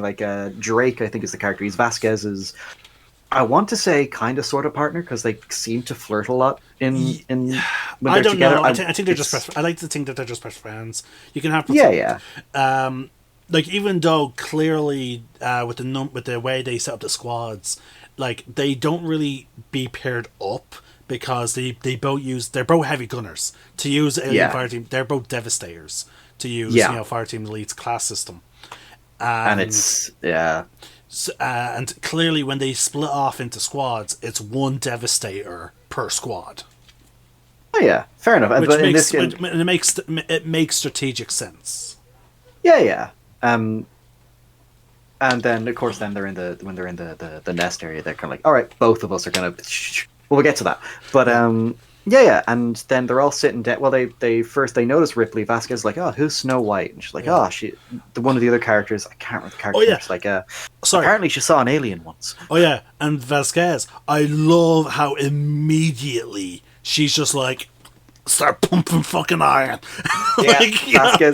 Vasquez is a great character. She's another example of the Alien universe giving us a strong female badass. I love Vasquez so much. She's just no nonsense. She's all about the action. She's great. Oh yeah, she's like immediately she clearly she put on pants and a shirt, but then she starts doing it. She gets down, asks that question, gets her answer, and then she's not even doing chin-ups. It's the one where you go where your head goes the bar goes behind your head. Yeah, kind of like neck ups or whatever. Yeah, whatever. And then that's when her friend joins her, to do it. And then that's when Hudson asks, have you ever been mistaken for a man? And I love the fucking... Yeah, exactly. And her friend's just like, yeah. You can tell that they have been serving probably in the same platoon for a while with the way they all interact with each other. No, except for maybe Hudson. Well, I kind of want to think, because if you think about it, because he does seem to have a kind of a banter with some of them, as we'll see when they get into the evaluation kind of thing, like the briefing. Sorry, with Ripley, but in the meal as well. But we're introduced to other. I will say actually, again, sorry, we're tangenting the listeners, but I've only just realized this. There are 3 Terminator actors in this movie. So we've got Lance Henriksen, who was one of the police officers in the first film. We have Michael Biehn, who plays Kyle Reese in the first film, and Jeanette Goldstein, who plays Vasquez. She's in Terminator 2 and plays John Connor's foster mom. Really? Yeah. So again, James Cameron kind of just reusing actors he knows are really good. Yeah, because which I love. Because often is the case that the directors do develop relationships, with their actors, the staff, everyone who worked on the Lord of the Rings movies are really close friends. And well, I'm sure he's great friends with the cast of Aliens. He really did not get on with the crew that were working on the film. I'll explain a little bit more of that as we get into when they're on the colony, because there's some things that happened behind the scenes that I kind of have respect for James Cameron, because he's not someone you want to piss off. Yeah. And the crew making this film, they got on his bad side a lot because they basically just didn't respect him. We'll get into it anyway. So back to them now having their breakfast. We have an amazing scene with Bishop, Hudson, and your man Drake. Mind you, for badass name for a heavy gunner. Oh god, yeah. Now I'm a little disappointed that you didn't have a flamethrower, but oh well. Well, he did have a flamethrower in the nest scene. No, I think that was someone else. No, yeah, because he's the one that Drake's the one that kind of gets the acid blood in the face then and dies. Okay. Yeah. But no, yeah, he's great name, great character. The actor as well. Again, he's been in a lot. Hold on, I'm going to get the name for you there, because a lot of people, especially gamers, these days, if you watch the movie, you'll recognize him as playing Norman Osborn in the Insomniac Spider-Man games. He voices Osborn? Yeah, Mark Rolston. Yeah, he voices Osborn, and he's the motion capture actor as well for Osborn in the Insomniac Spider-Man games.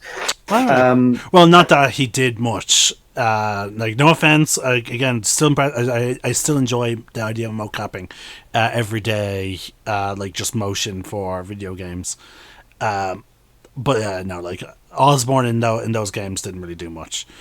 No. But like it's one of those things where you kind of, it's just like you recognize him. He's been in a few other films like Rush Hour and stuff like that. He's a good character actor. Like anything he's been in, he has delivered a solid performance. But yeah, the scene that I'm talking about is obviously the knife scene. Oh, it's such a good. Not only is it like it's just a nice way of introducing Bishop, it's a great way of introducing him as an android as well, because it requires very little exposition. Yeah, because like the speed that he eventually moves to, you're just like, oh, okay. Yeah, and then it's how Ripley realizes, oh shit, we've got an android on board. Yeah. But I will say, so a little bit of behind the scenes thing. Bill Paxton's shocked reaction to the knife, that was genuine, because it was not scripted that Bishop was to put his hand on top of his. So Bill Paxton screaming in terror, that was actually real. Wait, so they actually did, like, okay, he probably wasn't moving as fast as, like, they probably accelerated the footage. Yeah, they did accelerate it, but yeah, they actually did do it. yeah, they put his hand on underneath Lance Henriksen's, and he started doing the thing with the knife. So yeah, apparently this is true. Take it with a grain of salt. I've been from what I've researched, most of the sources I've seen point to this was true. So I kind of find that funny, but yeah, it's a great way it introduces us to Bishop as an android. Ripley's realization as well, and because very understandable reaction, like. Yeah, like shit from the minute, and it's like that for the majority of the film. She is very hostile towards Bishop. Yeah, it's for a good chunk of it. Like, because like it's not until, because we actually see her not really being nice or friendly to Bishop, proper, until Alien 3, and you can tell the only and that relationship that she has with Bishop in Alien 3 is purely out of. Oh, sorry, no, it's at the end because she's careful to put him into stasis. Yeah, because it's after he rescues them, like. Not just that, I think it's after he volunteers to go out and get the ship to bring back down. He's kind of like, I think he says this one line: "I may be synthetic, but I'm not stupid. I don't really want to go, but I know I have to, or else we're all going to die." And I'm paraphrasing, but it's kind of what she says. And Ripley kind of just gives him this look. There's this look on her face, and she's kind of like, okay, maybe I was wrong about you. And so, like, we'll get to that part. But yeah, it's this reaction, the attitude she has towards him, and then we get the Burke kind of explaining why. And there's this great line where Burke's like, it's kind of standard issue. We always have a synthetic on board, and Bishop goes, "I prefer artificial person myself." And when Burke starts explaining it, it's this nice little thing from the actor. It's Ripley's first outing to LB-46, the synth, the artificial person malfunction. He immediately corrects himself to accommodate Bishop. Like PC, like it's like considering like that's something that would happen nowadays. If you said something that rubbed someone the wrong way, you would, if you got corrected, you would probably immediately, especially if you're a company person, you would immediately be like, okay. You would use the proper terminology. Yeah, and it's such a nice little subtle. I love it. It's a nice little subtle inflection. I quite enjoyed that. And then, of course, he's explained what happened with Ash, and we learn that Bishop is basically, I have programming that says no matter what, I cannot harm or by any kind of action allow to be harmed a human being. It's just I cannot do it. But Ripley isn't buying it. She slaps him out of the way. The rest of the crew are like, she doesn't slap him. She slaps the food. The food out of the way. Yeah, she offers him. He offers her cornbread. He's like, "Oh, just stay away from me, Bishop. We got that straight." And then you've got the other Marines looking at them at what's going on as well. And again, because I'm sorry for people listening, we're going to be hopping back and forth between different things. I forgot to mention when it came to the lunch scene. There's such good banter between. Oh yeah. The Marines in that scene. Like, it doesn't really hyper focus on it, but you can definitely, like, if you can overhear the constant conversation going back and forth. Yeah. It establishes their personalities. It establishes that these people they've been comrades for a long time. With one exception, their new commanding officer. Yes, the Lieutenant Gorman. Yeah. I believe Hicks is like, looks like the new lieutenant's too good to sit with the rest of us grunts. Boy's definitely got a corn cob up his ass, which is what Frost says. Yeah. And So you can so from that line alone, you can probably tell the lieutenant has not seen much action. And again, like, and this also speaks to sort of the training, like the different levels of the different types of training that exists within military for what is quote unquote grunt ranks, such as private, captain, and again in some cases lieutenant. But you do have to work really hard to get to that lieutenant position. Your training in terms of the military can lean a lot on the physical, but then you have like the officer ranks, and they do go through some level of physical training, but it is also because, like, especially with modern militaries, they tend to focus a bit more on like logistics, like command. They tend to be, behind. They tend not to be on the front lines. Is what I'm saying. Yeah. And so this guy who's a lieutenant clearly went to an officer academy. He didn't join the military. He went immediately to that to that career path, basically. Which then, because again, like by that simple line, it's inferring to us that he is a career military person who who focused immediately on like going to basically, as I said, like an officer academy, and got that training. He probably skipped quote unquote the grunt work, whereas we have the others who, based on their banter and camaraderie, have been seeing action. Yeah, and to build upon what you were saying about Gorman as well, because it's pretty much just confirmed. Like, he's never seen combat. Like when they're doing the actual drop, it is confirmed later down the line. Yeah. Like they ask him, Ripley's like, how many drops is this for you, Lieutenant? And he's like, what was it, like 20 simulated? And then Vasquez is like, how many combat drops? Two, including this one. And all of them, including Ripley and Burke, are just like, okay, maybe we chose the wrong person for this. I don't know what the hell's going on here. And it's shown later on that he is the wrong man for the job. He's clearly in over his head. Yeah, he does have a good redemption arc, I will say. He does. He does. Yeah, he has a bit of a redemption arc, but which does make it so that all the other ranks that are that again,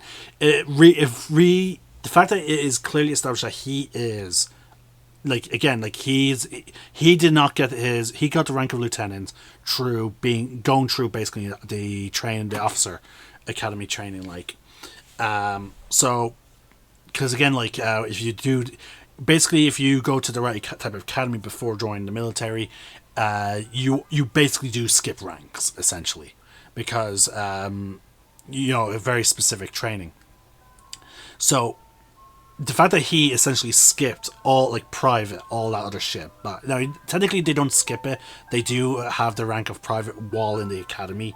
It's just that it's purely on test scores. Do they get their promotions? Whereas the guy with the cigar, what's his name? Apom. Like anyone else who, when we get their ranks, it better in my opinion, it further establishes their character, their experience, because they not only are they clearly grunts, which is the term used for military people who did not go through officer camp. Now, eventually, grunts do eventually go to like those type of training programs when they reach certain ranks, because you do need the fucking training, because again, it's a different skill set. But they would always refer to themselves as a grunt still, because it's a sense of pride. Because, like, I'm not a person that's behind the fucking scenes. I'm up there in the front line. I was there. They hold on to that pride forever, and fair fucking play to them. I will never disparage a person who's actually served X country. But anyway. Because again, like, the other two have, like, we have a captain and we have a corporal. I believe are the two other ranks that we hear. So yeah, we've got yes, you've got Lieutenant Gorman, you've got Corporal Hicks, you've got Sergeant Apone, and was there no captain? I don't think there's a captain. No. Okay, so we have a sergeant and a corporal. So yeah. Okay, so I believe those two ranks are actually above captain. So, like again, like if I'm remembering correctly, like that they're above. That speaks to their characters, like the shit that they must have been through, and the performance they must have done. Because the only way they would gain rank, because it's not like, oh, do X amount of missions, you get this rank. No, it's perform, like go above and beyond service, and you get promoted. Survive shit, you get promoted. Like, when I say shit, I mean like serious shit. You'll probably get a promotion. So. Like, again, it speaks to those two characters. Very much so. And when you actually see them in action, like Hicks and Apone, like they even when the aliens arrive and they're kind of all in over their heads, they do still like show. All right, yeah, we're like because Hicks has to take charge. Yeah, they keep Apone keeps his cool and he tries to keep his men coordinated. And also, he immediately is telling his men like I believe even before. He gets I believe he actually is like, okay, we need to get out of here. If I remember correctly, Apom was like, okay, we need to get out of here, but before he gets taken. Yeah, they're like, Gorman is like, I want you to lay down suppressing fire with the incinerators and move back to what's it called, to the evac point. And Apom's like, yeah, okay, Marines, we're leaving, but before it can happen, then he gets taken by one of the Xenos. Then when they're in the what's it called again? The processing building. Yeah. See, and again, this is again, as I said, it's a different skill set, which is why you do need a high ranking grunt to actually lead your men. When in the field, because like Gomer, he's a lieutenant, but you can clearly tell. Like again, he's because he's reading out of the fucking, like you can tell he's trying to just read basically out of the fucking military playbook. Oh, absolutely! Like he's hold on. Like he's very clearly in over his head because like when they're at the processor and the aliens have shown up and everything's going down the way it's going down, like he freezes up. Like it's Ripley's the one that kind of has to take charge then and get the other Marines out of there. Mm-hmm. Because in the playbook it would be like, okay, I'm not to move. I'm to use this vehicle as like the extraction point. I am not to move. But then because again, as you said, like Ripley's like, no, that's like no bullshit. Yeah. Anyway, we're getting ahead of ourselves. So the following scene is then in the hangar. The debriefing. Yeah. And we get. We get that scene, like Gorman's about to give his speech or his information or whatever. It's about to begin, and then Hudson raises his hand, and fucking Gorman immediately, again showing that doesn't really know them that well. He says, "What is it, Hicks?" And Hudson, sir, he's Hicks. Well, I've been making that mistake this whole fucking video. You have an excuse. He's military. He has no excuse. But and it's kind of thing where there's that little bit of Gorman's like, oh, okay, fuck, I fucked up there. What's the question? And then this is where in universe we get the name of the alien for the first time because Hudson asks, is this going to be a stand-up fight or a bug hunt? And Gorman's like, oh, all we know is we've lost contact with the colonists and a xenomorph may be involved. And this is the first time, because clearly the Marines have no idea what the fuck a xenomorph is. They've never heard this term before. Yeah. Hicks immediately cops that it's a bug hunt and then asks, what are we dealing with? And Ripley, and again, fucking fair play, like, again, to show just how good of an actor Sigourney Weaver is. And again, listeners, the struggle. She is clearly trying to fight back an anxiety attack, reliving these memories. Yeah, she's trying to give she's like, these guys need this information. I have to tell them, but like she is petrified of just speaking about it. Yeah, like it's especially when it comes to the like when she's trying to explain about the chest burster section. Like she's almost like stopping, like Yeah. she can't go on. And then And we also then get Hudson being like, he talks about Rodriguez, Verdez, Vasquez, Vasquez. like, oh yeah, when they said alien, she thought they meant illegal alien.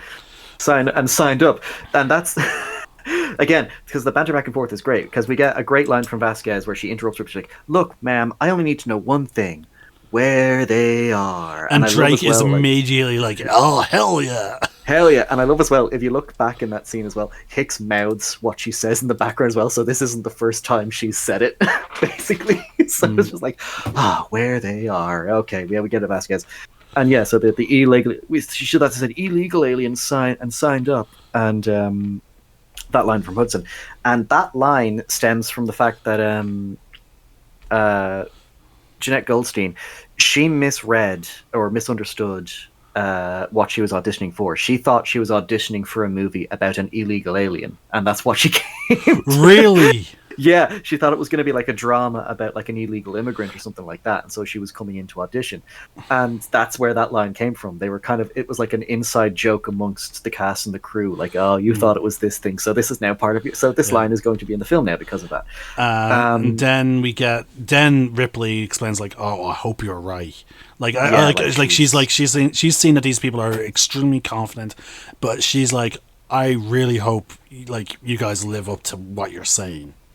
Yeah, like it's kind of one of that rare time where she's swallowing the fear and is just coming out. Look, just one of these things wiped out my entire crew in less than 24 hours. And if the colonists have found that same ship, we're fucked. Do you understand? There's no telling how many of them have been exposed. Yeah. And it is meant to be one. It's a serious section for her because she's finally just like, I've had enough of people taking this so flippantly. Yeah. But it's one of those things where like the silence is deafening, where they're all just kind of staring at her. Hicks, who for the rest of the movie is kind of just giving her the eyes, because we'll get into that in a bit.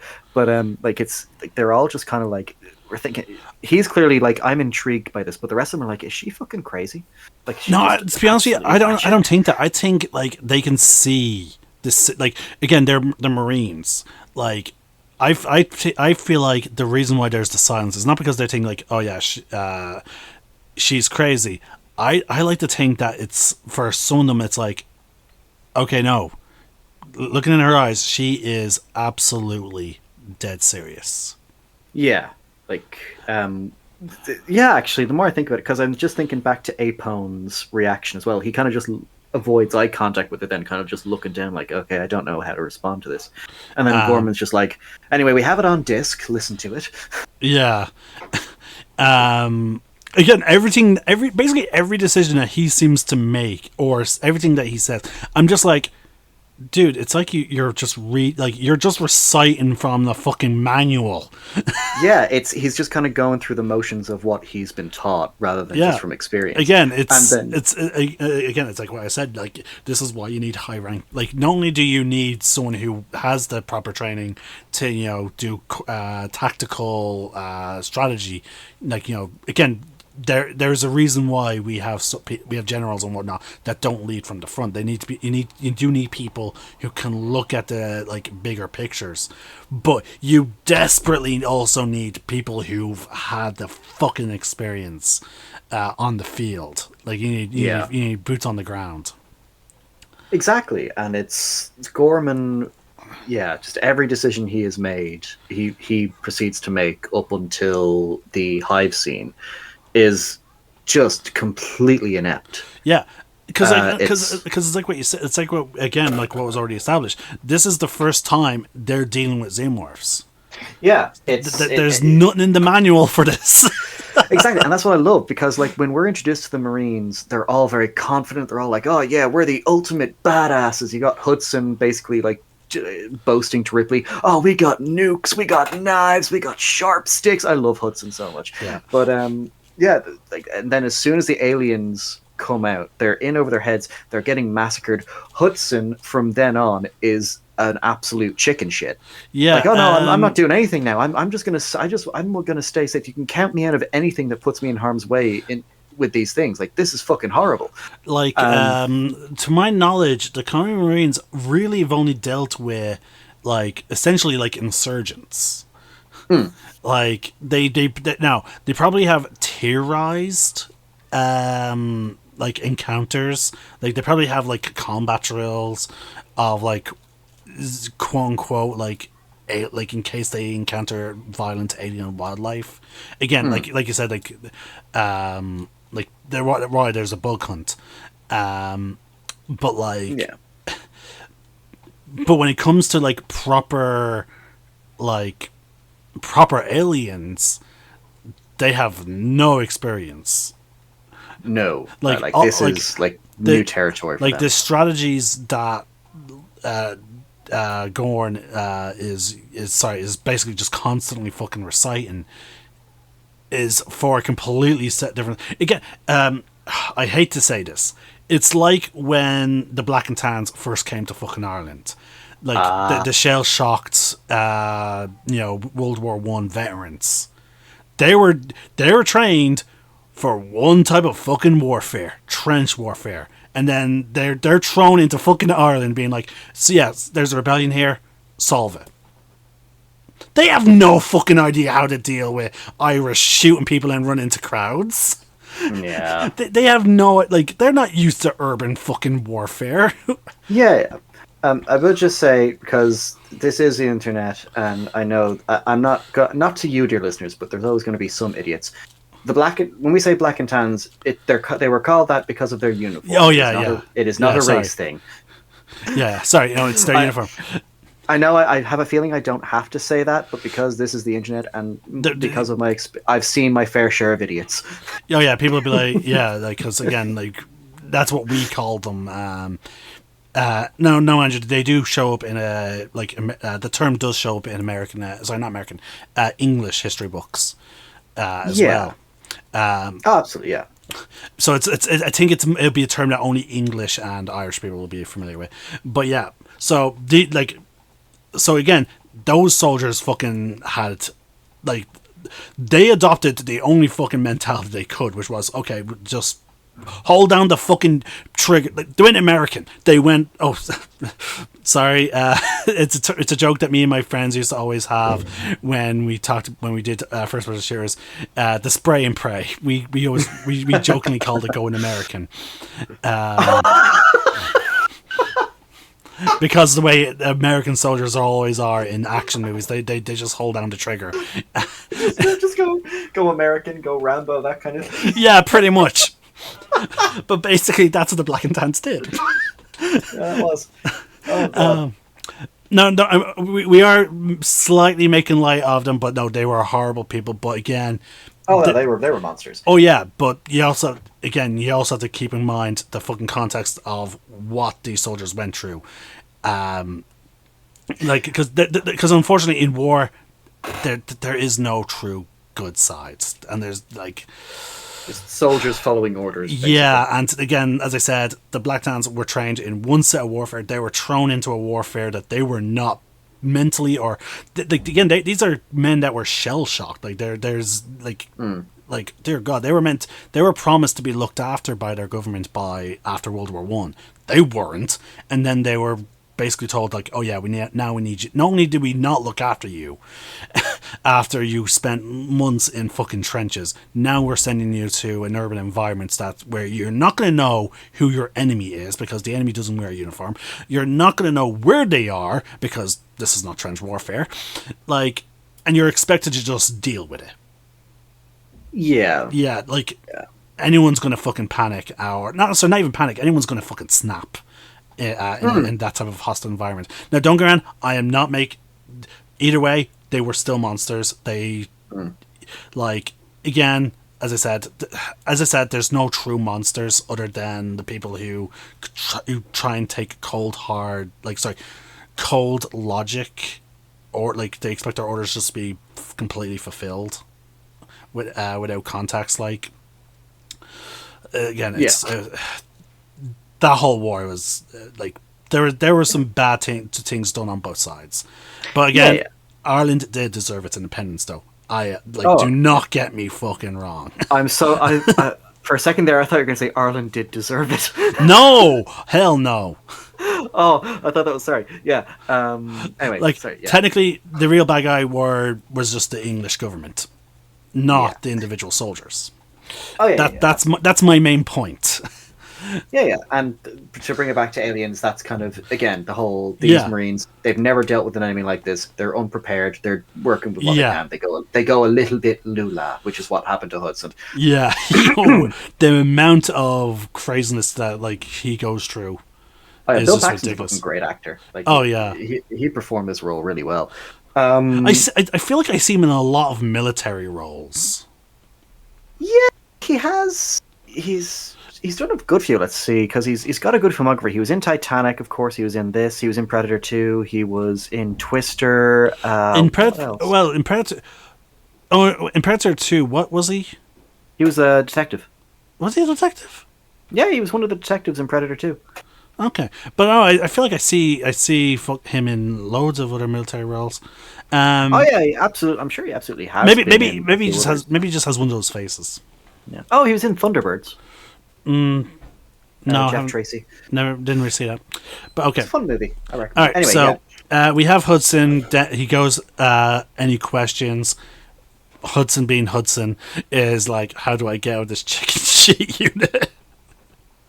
You secure that shit, Hudson. I love Apom. Oh yeah. He's like, get over here. Yeah, come here. And yeah, then we're given the setup, but we're through this scene of them setting up the equipment and stuff like that. We're shown the power loader, which comes up later on in such an epic way, an epic and iconic way, and I fucking love it. Yeah, but mind you, we do get pre-set up even before that, because like again, like when they were trying to recruit Ripley for this mission, she's like, I have to go to work soon, and what's his name? I always keep forgetting his name. Burke is just like, oh yeah, you're a loader and all that. Like, clearly he knows Ripley loves exploration. He knows that she would rather be on some kind of spacecraft, even if it means going to hyper fucking sleep. You know, being out there. Well, no, his main thing is I hear you. I want you to come back because these people need your help. If you're here as a consultant, if this is what this is, I think it is, I want you here. Yeah, but like, he also plays. If you do this. Yeah, but he really plays into like getting her back her license. Oh yeah. He's like, come on, that's a second chance, kiddo. No one ever gets that. I do love that. Like, technically, she is older than him. He calls her kiddo. He's just a prick. Is there any scene where Apom does not have a fucking cigar in his hand or in his fucking mouth? Sorry for interrupting, but I'm just at the scene now where she's put, like, she's strapping into the power loader, and I'm just seeing him chewing on the fucking cigar. Yeah, I think the nest scene maybe, but yeah, I'm struggling to think, because I think he does. No, he does have it when they're dropping. Fuck's sake. I think the man is. I think Hudson even brings it up. You'll get lip cancer or something. Yeah, he does during the scene. Yeah. Oh my god. But yeah, we're given the power loader. The power loader is fantastic. Oh yeah. And it's again a great practical effect. Yeah. I do think there is someone controlling it, like puppeteer kind of thing. But yeah, it's just Ripley's way of helping them out because she feels useless being in Thing Marines. Apone and Hicks are clearly like amused by her doing this in a good way. Like they think, okay, I like her. She's got a sense of humor. She's got a good attitude. Yeah, please come on and help us with all of this. Now, and then we get to the drop scene. Yeah. Now again, I'm just saying this is one of the what we saw there is a great little introduction. Like, it's a great setup for the badass thing she does later on. Oh yeah, it establishes that this isn't just something she pulled out of her arse. She has been taught how to use this thing. Because again, just to bring it back to the whole lead female role in an action thing. Like, for example, my issue with Rey. Oh, okay. Yeah. Yep. It's a Rey moment. Hold on. I'm just going to make sure I have the bunker doors locked down because there we go. Just so the Disney fans don't come in. Anyway, go on. Okay.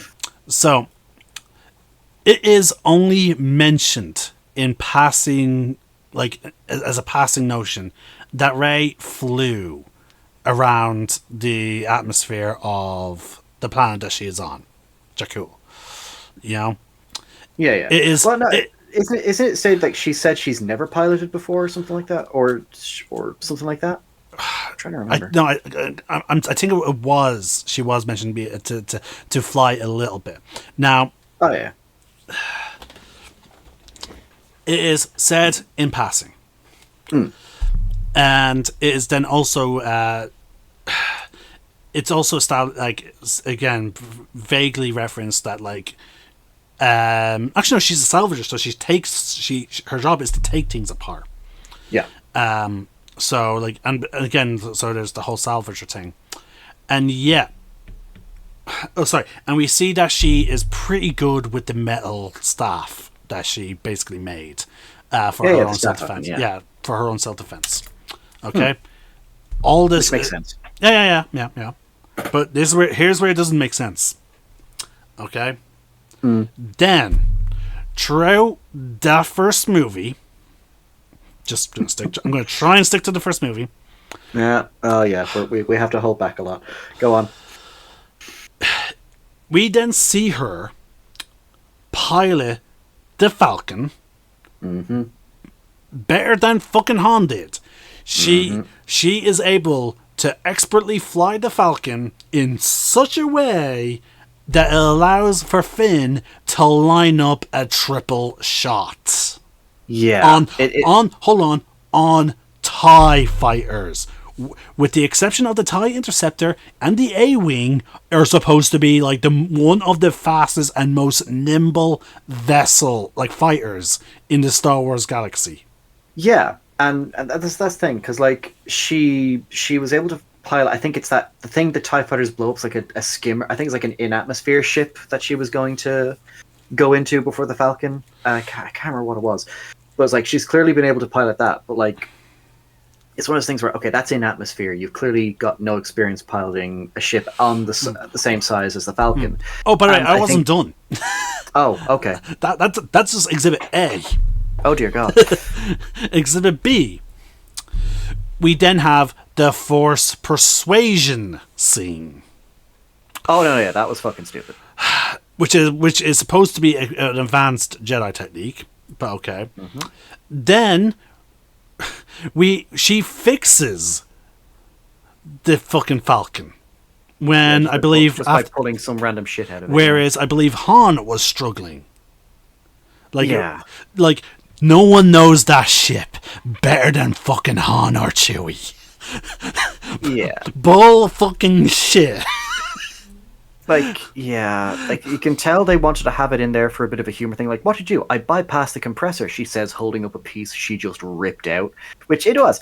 Again, if it was in a better movie, it was funny. Like, I will say it was amusing, but it's one of those things where there are better ways to convey it, man, you know? And then, of course, you've got the lightsaber.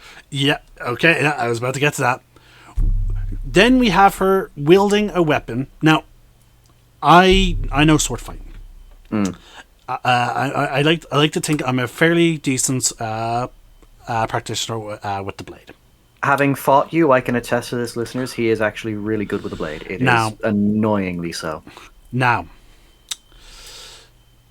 using a weapon that you're not familiar with. Now, again, the handy thing was the reason why I love sword so much is because it's a fairly universal weapon. You can a lot of your training can be transferred onto multiple stick-like objects.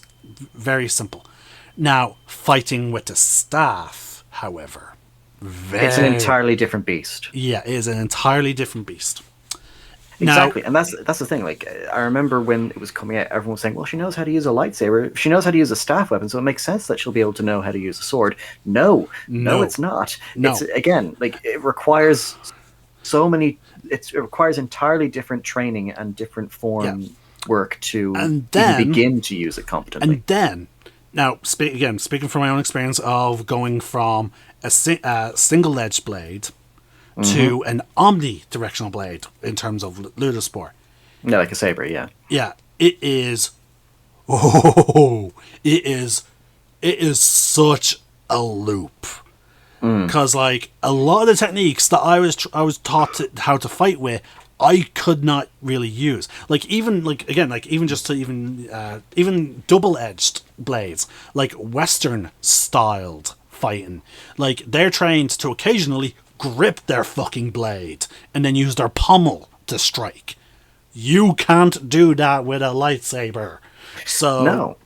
So like again, so unless there are other laser weapons in the Star Wars universe, which we know there isn't, the closest other swords she could train with would be vibroblades, which are, partially controlled.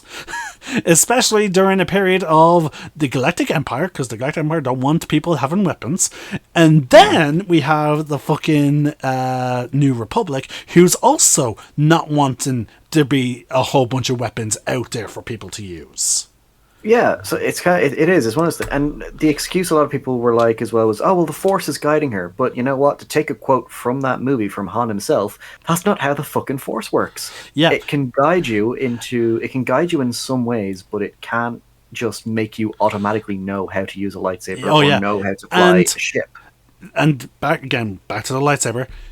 She is fighting a Dark Jedi. Now, again, I prefer using the term Dark Jedi now because of the expanded lore with when there's just the reveal that there was an actual species as opposed to just Force users.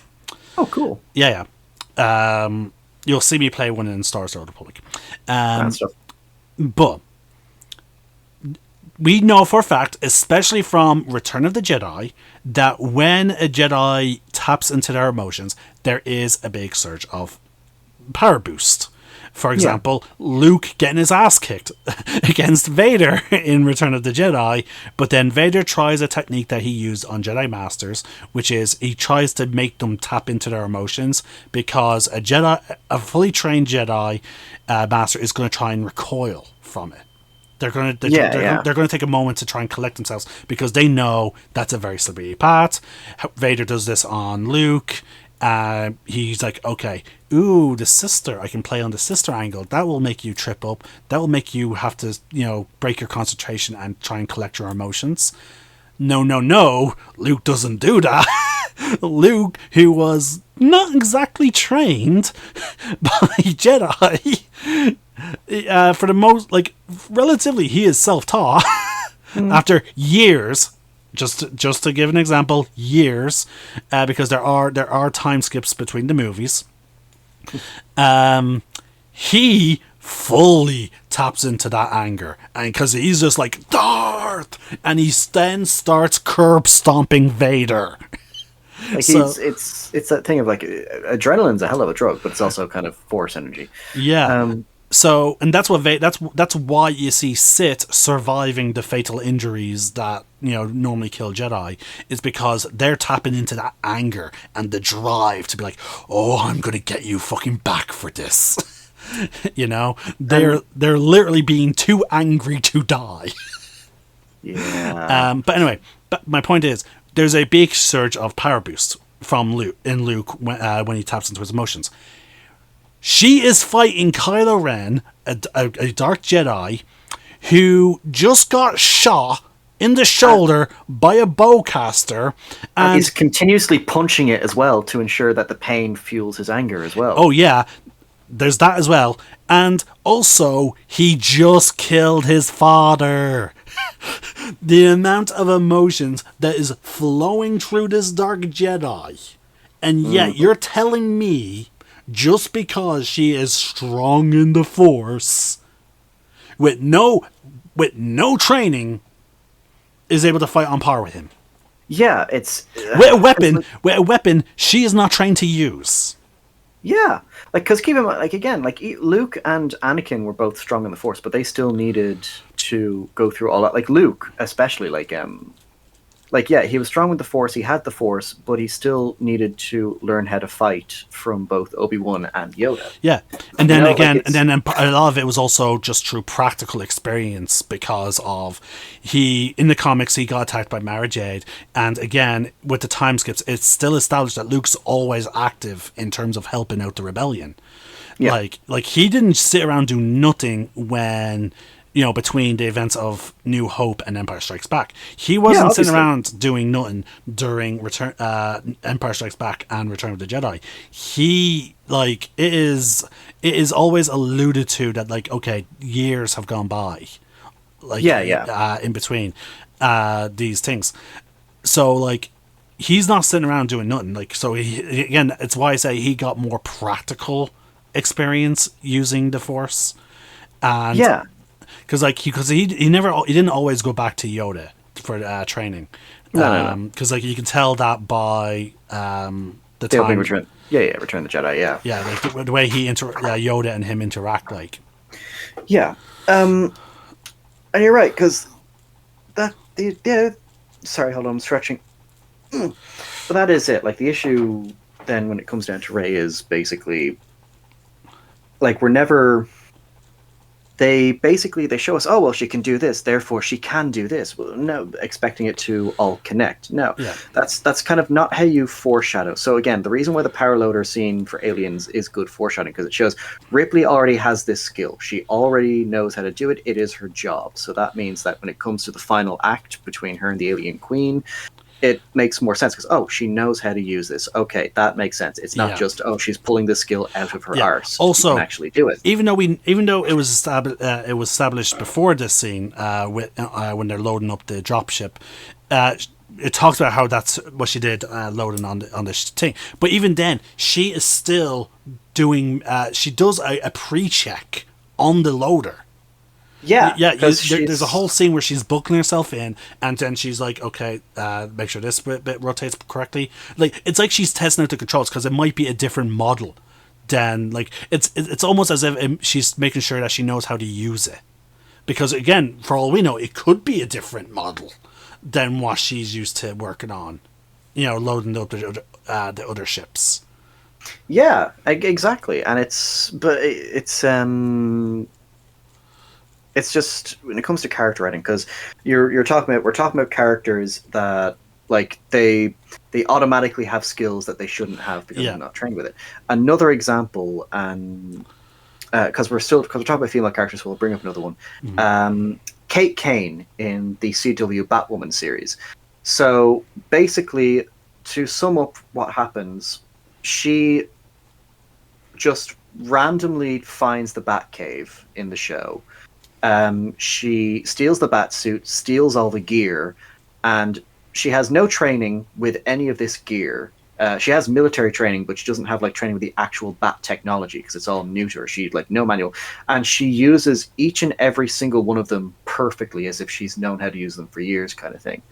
And it's kind of a thing of, like, you're starting your character at the end when they should be at the bottom. Like, Ripley, the reason what makes Ripley a good character, again, it's the hero's journey. She starts at this very bottom point, and through a lot of trial and tribulation, through a lot of training, through a lot of, like, work that has to be done throughout the course of her story, she gets to this top pedestal point. Characters like Rey, characters like Kate Kane, stuff like that, they are characters that from the word go are written to be strong. They aren't gaining strength through adversity. They are just, all right, here's the character, they are already like this, and as a result you lose that connection. Like, how am I can't really follow this character's story if they're already at their end goal point. Like, they're already perfect at all of this stuff. Why am I going to want to follow this person if they're not going to actually go on the journey, Oh yeah. And that's the point with Ripley. So yeah, and again, I understand.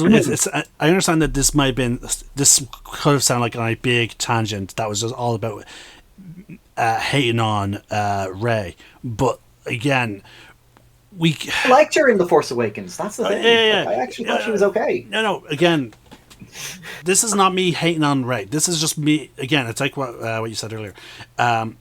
We're just establishing, like, the differences between the writing now, and again, it's just unfortunate that Rey is unfortunately the most modern example of how not to write a character. Not even just how not to write a female character, just not how to write a character. Exactly, because there are absolutely male instances of characters like this. To go to an anime for an example, I would say Kirito from Sword Art Online, who is basically like just already very strong and very capable and all of this stuff already, and Oh it no, doesn't. I have to disagree on that. I have No? examples of my Oh, okay. defense, but that we'll say that for a different time. But like, Fair enough. Fair enough.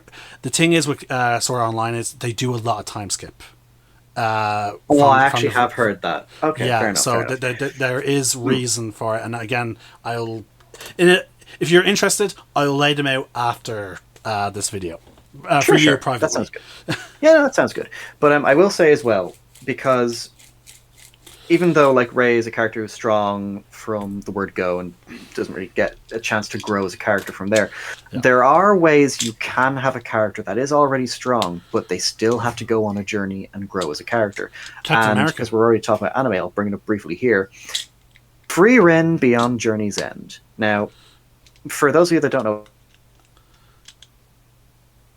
Oh, it looks like we may have lost him.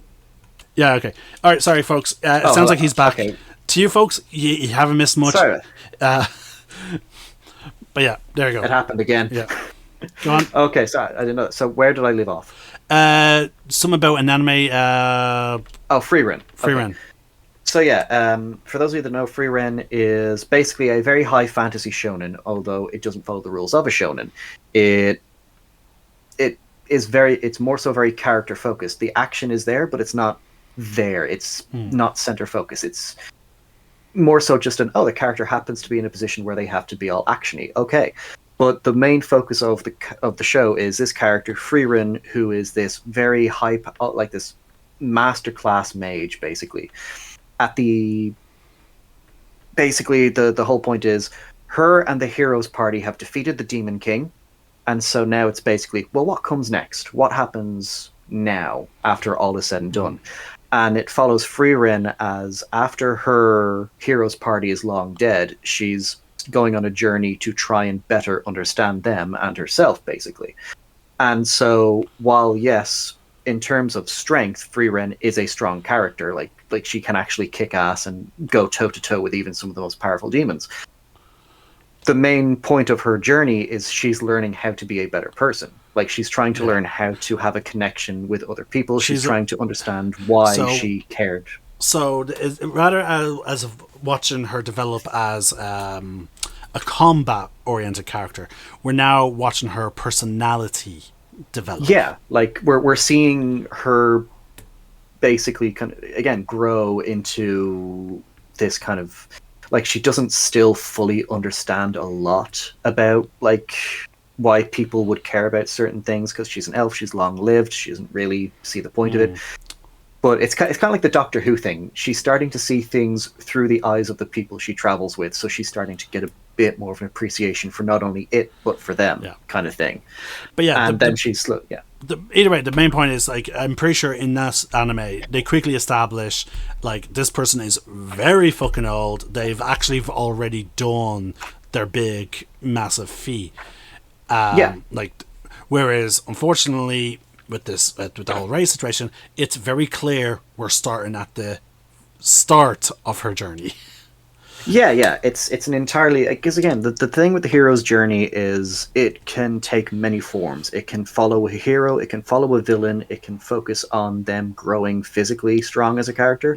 It can also focus on them growing just as a person, just stronger. And in the case of Ripley, it's latter. Like, she's not physically strong. Like, she can't go toe to toe with an alien and throw them at a fucking airlock.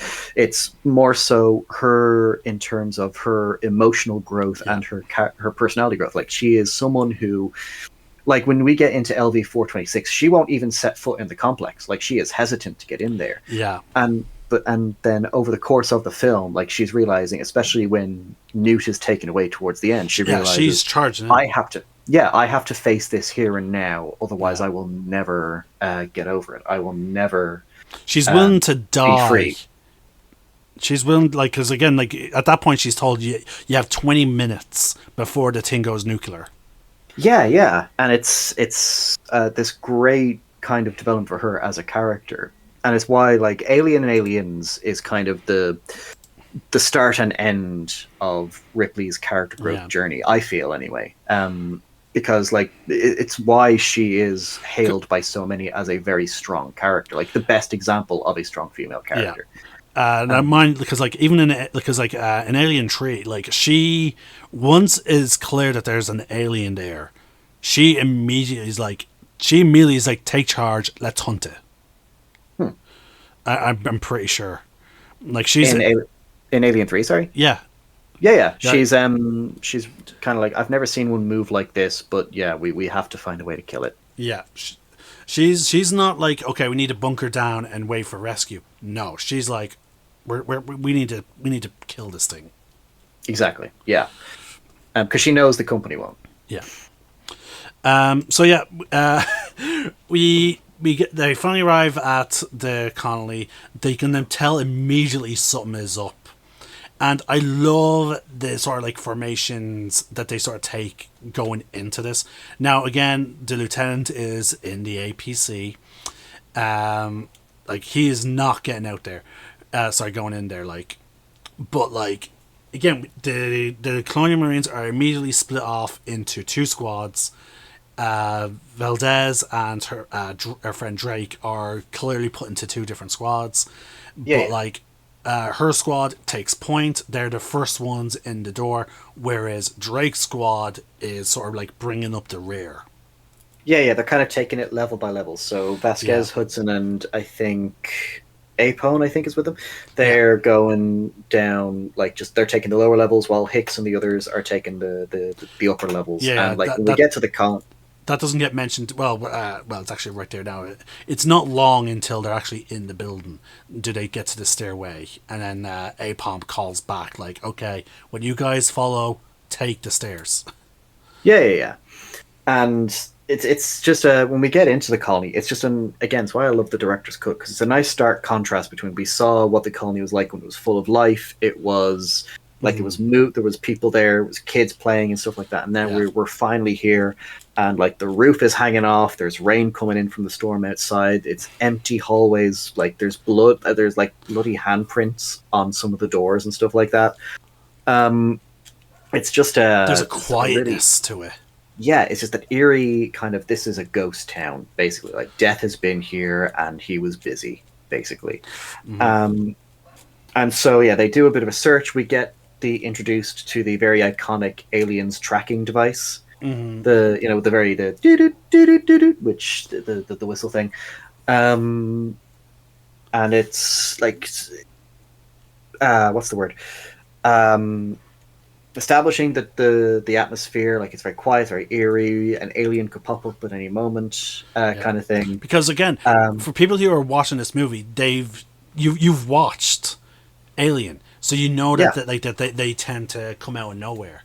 Like, they try and camouflage. So like, as the audience, we're all just watching, waiting for, you know, the alien or aliens, because we know the title of the movie, to strike, because we know that the guy with the facehugger was on his face was most likely brought back here. So like, we're all just like, oh, when's it gonna happen? And again, just like with the first film, even though the aliens don't have much in the way of screen time, you still feel their presence, like the foreboding nature of their existence, the fact that you could feel like they could pop out from the ceiling at any point, or from a grate, and just get one of the characters. It's something that most, even some of the not so great Alien movies, I think, have managed to keep. Oh yeah, in terms of like tone, like even Covenant introduced some xenomorphs. Because they're not all xenomorphs. Alien-esque. Yeah. Like, we even though we get a lot, like, fair number of them in Covenant, like, but what the creep factor there is for one, there's the tall grass, there's the jungle, so it's like, oh shit, that's even more dangerous to fucking lose sight of it in a jungle. So many hiding places. But we're also met with a fair amount of variation of them. That's true. So it's like, oh shit, is this like which one are we going to see this time? like was it? There was I think we see like 3 different variations throughout that entire movie. Let's see. We've got the neomorph, the protomorph. And then there's one at the end that's on top, like that's actually on top of the ship, like. No, yeah, that's the protomorph. Yeah, I think we get 2 neomorphs and then the protomorph. Yeah. But like, it's just like, oof. Yeah, and again, I will say, for all the faults of that film, you did feel like that the aliens could pop up at any point. Yeah, I will say. in various different forms, considering the guy confirmed that he's been experimenting. Yeah. Anyway, so yeah, we're back to the film. The Marines are checking out the colony. They find grates melted from acid for blood, and that's kind of that confirms for Ripley everything she needs to know. Like they have been here. Even Burke is like, oh fuck, acid for blood. Okay. But and but the one question keeps lingering: where's the bodies? Yeah, like it's for a place that looks like it has been absolutely massacred. There is no one's here. It is a ghost town. So like they're like Gorman's like, okay, the place is clear. Everyone get inside now. Ripley's like, no, it's not. Why are we going in? Yeah, but, like she's ignored, and they go in anyway. Also, her fucking I love how quickly, like, the promise that was made to her is broken. Well, it's not really broken until Burke basically does his betrayal thing later on. For now, it's basically... he was told she wouldn't have to go in with the Marines. And what? Oh, that part. Yeah. Oh. Yeah. Oh. Yeah, there you go. Like again, it's like just like a peek behind, like, you know, it's like a part of the mask that is him, like, you know, falling off. Like. I didn't actually think of it that way. Okay, that's an interesting... Okay. Yeah. Fuck yeah. So she has to go in. She's hesitant. Hicks kind of gives her some encouragement to come in. Yeah. Which is, again, we love Hicks. Be like Hicks, people. Yeah, I will say, though, I wasn't a fan of the romance subplot in this movie with them. Like, don't get... Like, it just felt weird, like now, really? In this environment? When tensions are high sometimes, but I never really saw it as full-blown romance. I just saw it as 2 people that are kind of into each other, and maybe if they're not in this situation later on, they can try, kind of thing. Oh yeah, like, that's how I saw it. Kind of like there's like, okay, I'm into you. I might be a little bit into you too, but not now. Let's focus on the aliens. Yeah, first. I'm glad there is no kiss, but there is. Yeah, no. But the thing is, though, after being told that you have 20 minutes, there is that whole long like exchange of their first names. Well, it's not a long exchange. It's literally just, see you, Hicks. Dwayne. My name's Dwayne. Ellen. Don't be gone long, Ellen. And then she goes off. Like, that's it. It's like it felt it felt like a minute. 5 to 6 seconds at most. You know what? I had the things side by side. When we get to that, we will see. Okay, fair enough. All right, so yeah. Now you have to start timing it when she says "See you, Hicks." Yeah. That's when you start. I will have my phone. I will have my phone at the ready. Okay, fair enough. You better not be bullshitting. So we get into the science division, I guess, of the colony. And we see facehuggers. Yes. The first hint of dissection and whatnot, like. And we get from the company's point of view. Yeah, and we're kind of shown that, all right, so 2 are alive, the rest are dead, and they killed a colonist trying to take one of them off, or taking one of them off. And then, because it shows as well, again, some good visual storytelling where it's like, okay, Newt's dad was the one that got facehugged first. They brought him back. Clearly, they sent more people to the ship to investigate. They got facehugged and brought back. So it's a nice way of showing, okay, so this is kind of how a series of events unfolded. And yeah, we're kind of given this Like, just Burke is getting way too close to it. The facehugger tries to jump scare him. Yeah, just Hicks. Looks like love at first sight to me.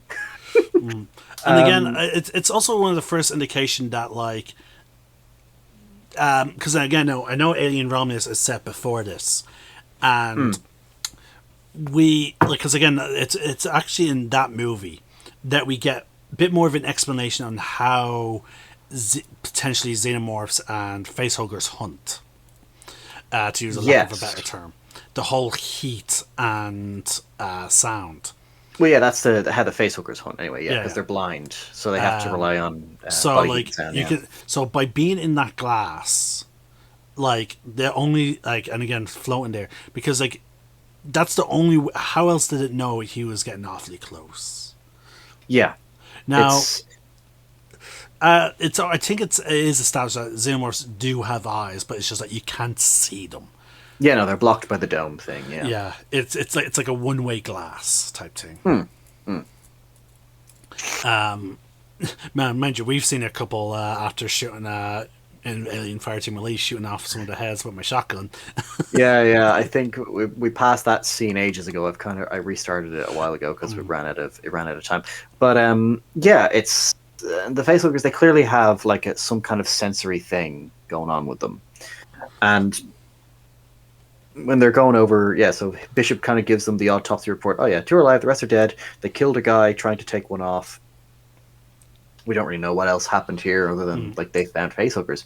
And then this is when, you know, we're introduced to Newt, because they get a ping on the radar. The ultimate fucking survivor.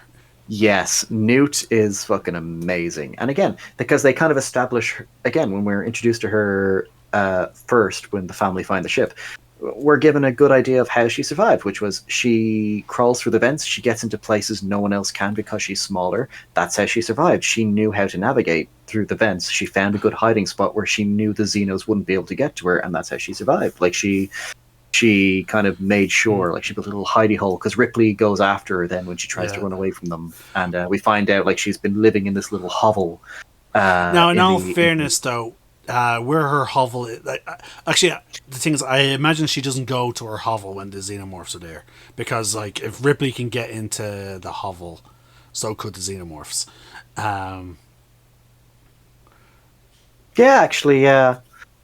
Especially after playing Alien Isolation, because, like, you'd think, oh, well, they've got the back ridges, but actually, wait, no, because Ripley is actually a lot smaller than a xenomorph, actually. Yeah. Because the vent she crawls through looks very small anyway. So I'm just like, yeah, maybe it is a case of... Oh, wait, no, but then there's a vent. Actually, no, maybe it's just the entryway to the vents, because, like, the exit vent... Because the vents that I'm looking at right now are actually quite large, but the vent that we saw Ripley initially go through was quite small. Like, it looked like she could barely fit through it. Oh god, yeah, I got a little bit anxious just seeing her crawl through. I was like, oh god, no. But then there's another one that she attempts, that Newt tries to escape through when Ripley's too close. Yeah. And I believe as well, the actress that played Newt, this was her first and her only movie. Oh, I just realized something. Okay, we know how facehuggers hunt, and we know that xenomorphs have eyes. Like, they do use normal, like, senses to hunt. Yeah, but at a certain point, if they went through, unless they knew fucking Newt was there and they kept coming back to try and, you know, hopefully catch her. When she went out, you know, for food or whatever. The xenomorphs at some point will have no reason to go to the colony. Yeah, they'd probably just go back into hibernation again. Yeah, because they're like, okay, well, we've already captured all these people here at that place, brought them here. They're now... So, if the Marines never went to that fucking nest... And they were just told by New. Now, mind you, it's actually no. Oh yeah, Newt doesn't actually tell them. Well, Newt has no idea where any of the people were taken. Yeah. So but if Newt told them like they were taken, like just they were taken. Well, because she doesn't believe they were taken. She just thinks they were all dead. Yeah. So okay,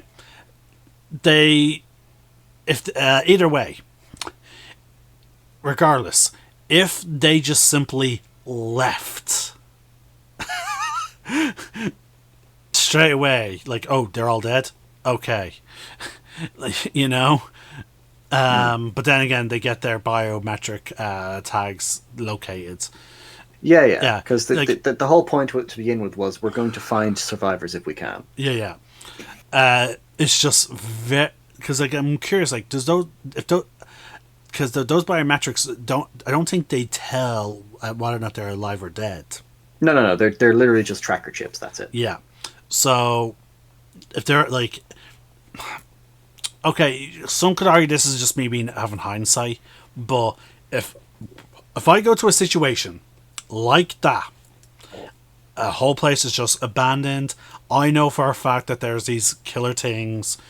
Like again, just me from a point of view of me being a Marine, being told like by someone like Ripley, like that there's these monsters, blah blah blah blah blah, and I see the face huggers, I see the acid holes because of the blood, and I see that there's no one there, and we rescue a little girl. Like, I would be, and the little girl says they're dead. And then even if I saw then the biometric things being picked up, I'm gonna be like, okay, maybe the Xenomorphs took them all there to gather them all up as food, like some kind of hive. True, so but again, let's leave. Well, again, as you say, that I suppose there is a bit of hindsight in there. But again, as Marines, like it is their job to carry out their order, even if they think it's already a hopeless cause. Like their orders are okay: establish a base on the colony, find survivors if we can, and that's it. Even if the colonists are all dead, they have a good idea of where they might be, or at the very least where their bodies are. So they have to go and check anyway, just in the off chance that they do have survivors. So it comes at the end of the day. It just kind of comes down to, even if they know it might be a lost cause, they are duty bound to see this through to the end, regardless. Well, at least at the very least, like the idea of actually no, we know for a fact that the Xenomorphs must have some kind of. It's going to sound strange. They must have some kind of scout at the colony because of what happens to their dropship. Yeah, it's possible that they did just have like a Xeno wandering about that just didn't reveal itself until the opportune moment. This was the opportune moment. Yeah, because like why else would that Xenomorph be there? Mm. So again, knowing from what we know about in terms of the comics and whatnot, maybe the Lady in Dark is like that is clearly a colony of like sentient species. They're going to send someone there to investigate. Mm. Keep one there. Keep the rest back at the hive. Maybe, but again, yeah. Again, this is adding on to what we know from, again, the lore that was expanded on after the movie came out.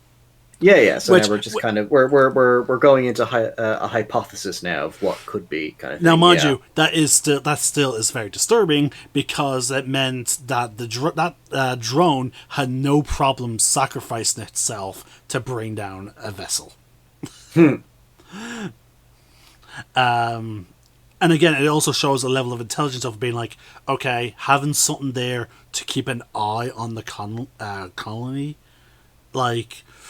Even though that if they were just wild beasts, there would be no reason for that Xenomorph to be there, to keep it like, because like again from a wild animal standpoint, there's no food there.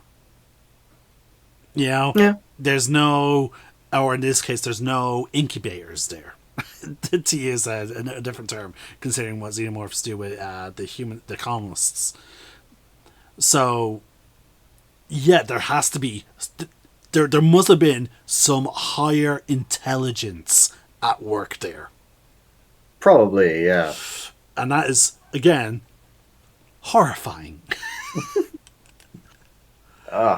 All right, so yeah, as we said, they're now heading towards the nest. Yeah. So they found Newt. Ripley takes her maternal instincts kick in Oh yeah, again. Thanks to the director's cut, we now know why. yeah. And yeah, so yeah, we find out the Marines find out where the colonists are. They go to the Terraforming. the terraformer, yeah, the atmospheric processor, I think they call it. Yeah, I'm just gonna call it terraformer. Yeah, that's fair. That's absolutely fair. And yeah, so they're going in. Ripley, Gorman, and Burke and Newt all stay behind in the APC, and they're going down. They're traveling for a bit, and we come to our technically, because this was before the Alien director's cut came out, our very first look at a xenomorph nest. Yeah, And it's like this secreted resin kind of thing, and it's all really cool. Oh yeah. Kind of looks like a skeleton in a way. It Like does, the way it's done. I love it so now, much. mind you, though, the one that Ripley sees in the Nostromo, like even with the director's cut of the Alien does not really hurt it because Ripley only saw the start of the making of one. But it still looked enough like a nest is the only issue, because like when you see that, you're like it's the same black substance. It still looks Also, like people are strung. she's not like from what I'm seeing on from the cameras that the Marines have, she's not getting a clear picture. Like, I'm just saying from what little she saw on the Nostromo, and again, she was also focused on other things during that as well. But then also, given how badly the cameras are, like that the Marines have, I can understand why she doesn't speak up. Fair enough. And actually, no. I'm even looking at her facial expression, and there is some hint of like some level of like, oh, I've seen this shit before. Like,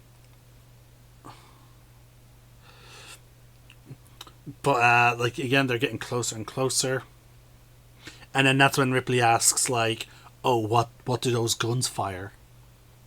Yes, because she realizes that they're underneath like one of the coolants for the core of the processor or something like that, and so if one of them ruptures, then it could set the whole thing off and everyone's dead basically. Yeah. So that's when Gorman is like, okay, contact Apone, I don't want any firing down there. And my favorite line in the entire movie from a Marine is, what the fuck are we supposed to use then? Harsh language? Yeah. It's my favorite. It's a line I've used so many times in real life. So this is this is a sort of a failure on Gorman's part, because one, he didn't do the necessary like reconnaissance or like planning ahead for exactly. this mission, but also when he discovers the problem, instead of pulling back his men back, and instead, like bare minimum, he should have informed his men about the situation. Yeah. Just watch if you have to fire, watch your targets. But no, his immediate decision is, take out all your ammo. Yeah. And it's a decision that is just hated by all of them, to the point where Vasquez and Drake sneak ammo back into their own Gatling rifles. Yeah. And then you've got Hicks with his shotgun. I suppose the shotgun's okay because the shells, it shoots normal bullets. They wouldn't rupture, it shoots normal bullets. Because the pulse rifles, I think Gorman says that they're semi-explosive. Highly explosive, yes. Standard tip caseless or whatever he says. And so that's why they're more dangerous to fire inside there than the shotgun is. They're for light armor.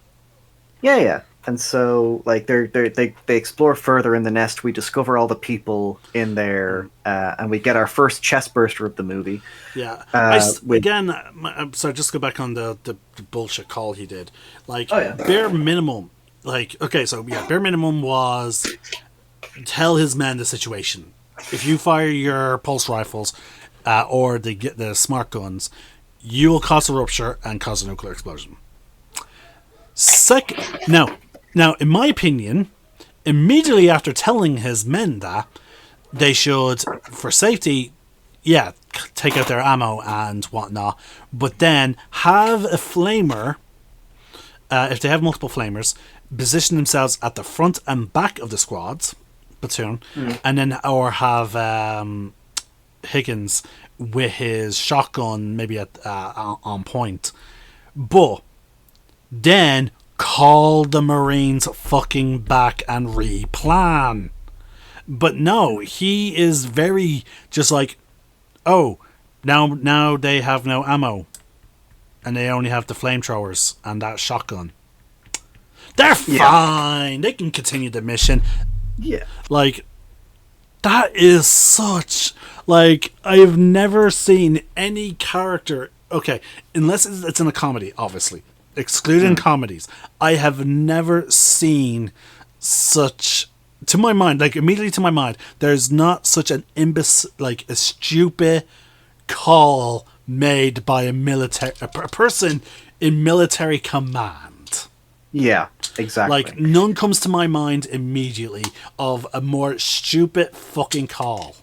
Like, it is okay to recall your troops to make a new fucking plan. If your primary weapon cannot be used.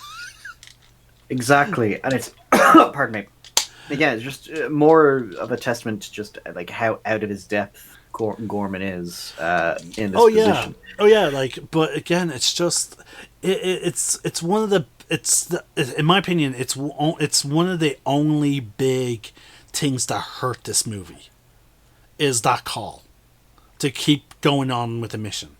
Well, again, remember that it doesn't really hurt me because remember it's Gorman's ineptitude. That's why he keeps going. Like it's. Oh yeah. I'm sure if the others wanted, like the other Marines clearly wanted to not go on if they didn't have their ammo, but the fact that Gorman is just being like they have to respect the chain of command, even if they don't agree with it, they have to, which is the sad fact of it. But again, as I said, it's just the only weak point in my opinion of the whole movie is for the lieutenant to like.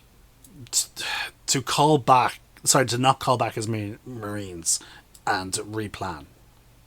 Yeah, and like it's to me it's common sense. If something like that happens, replan. It's like with Lewisburg. Like we tell everyone like you can plan 3 moves ahead, but like be prepared to to readjust. Yeah, for it to not go as you expected. Yeah. Yeah.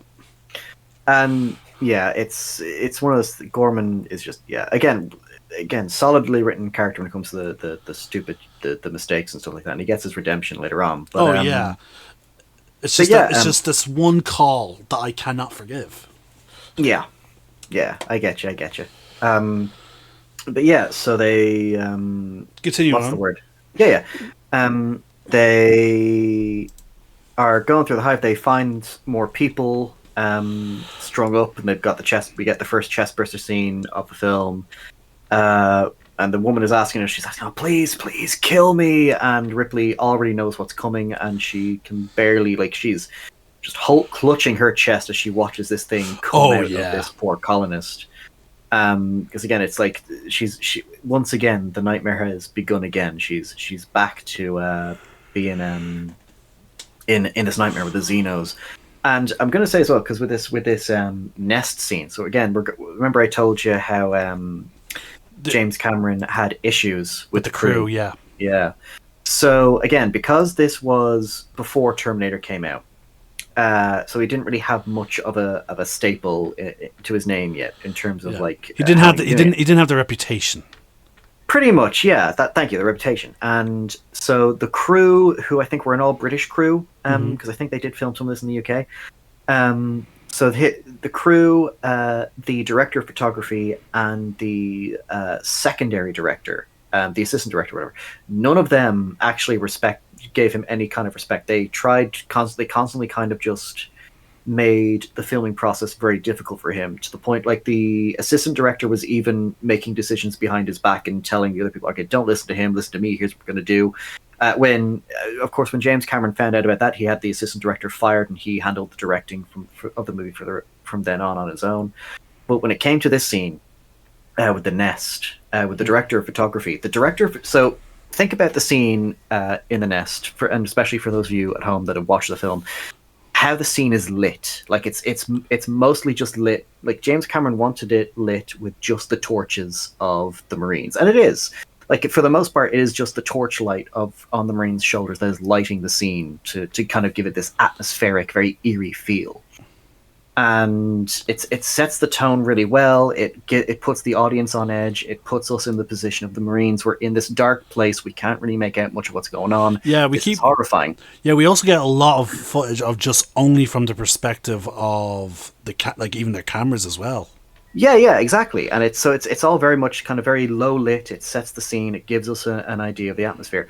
The director of photography wanted to light up the scene with floodlights,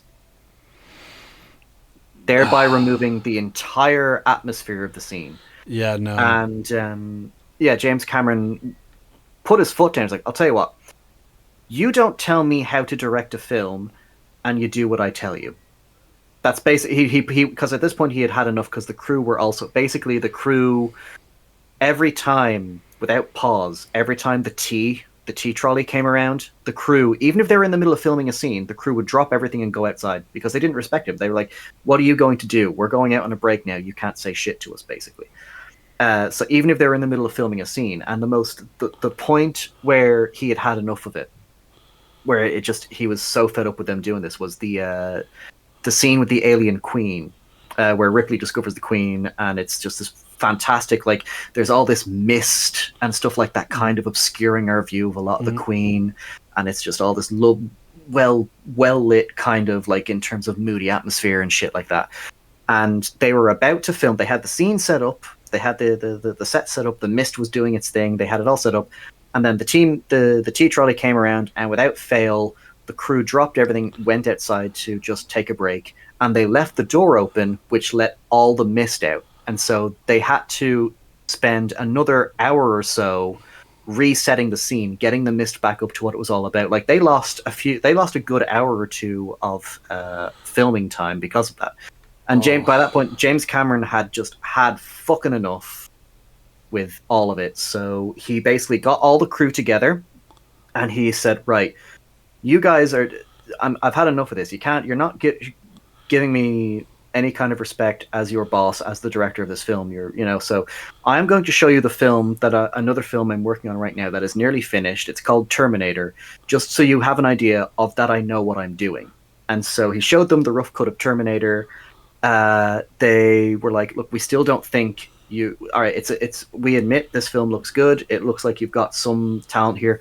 We still don't think you have the chops to really be telling us what to do and stuff like that." But they did, from then on, they did kind of just let him do his own thing. Then there was still some pushback. He still got annoyed by them, but eventually they got the film finished.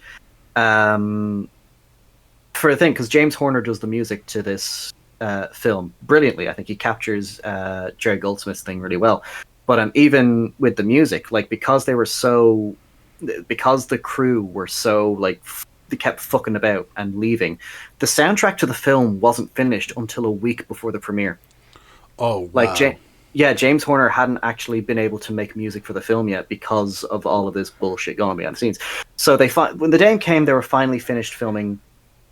And James Cameron got the crew together, and he said, apparently he very honestly said, "This has been one of the worst filming experiences of my career so far, and the only happy thing I'm taking away from this is that I get to leave. You all have to stay here." And then he left. Like, he was just fucking done with them, and I agree. Like, that, just no fucking cop on from any of them, basically. And because of how stressful it was when it came to the soundtrack as well, him and James Horner just had a big falling out, and they didn't work together again until Titanic. But yeah, it was so just such a fucking bullshit thing to go for, especially a young director that wants to kind of get into this stuff. Like, because he apparently loved Alien, so the fact that his experience making a sequel to a film he loved was just muddied by just such a shit experience. I like to think that Ridley Scott contacted him shortly after and gave him, like that. This was a great movie. Hope so. I think Ridley Scott was he quite enjoyed it, actually. Yeah, as far as I'm aware. yeah, sorry, that's just my little thing about again. We've been even in Ludo chat. We were teasing about the whole like info you had about. I kept telling you like, save it. Sorry, yeah, I've been very excited to divulge this because it's, again, when it comes to filmmaking, mostly I do love the writing process and stuff like that because it's just more fun for me to. But I also do love just the behind the scenes stuff, the little extra snippets of information that we might get. And this, particularly with Aliens, there is so much. Again, kind of like Lord of the Rings, there's a lot that happened behind the scenes that's worth talking about because it's just kind of incredible that it happened to begin with. Again, my favorite behind the scenes story being how James Cameron pitched the movie. It's the best pitch story ever.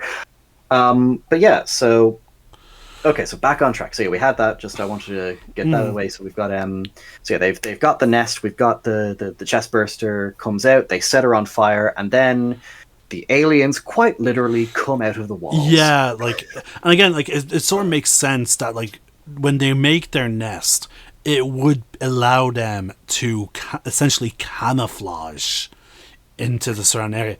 Like we know that the xenomorphs are good at just being perfectly still. Like we saw in the Nostradamus, that one alien drone was able to essentially hide among pipes and whatnot. Like it was. Like, there were moments where I'm like, okay, I can see it now, but, like, because, again, like, I rewatched the movies about once or twice before we do these videos. Twice. I would watch them the day before, and I would watch them again before we get into this call. Yeah.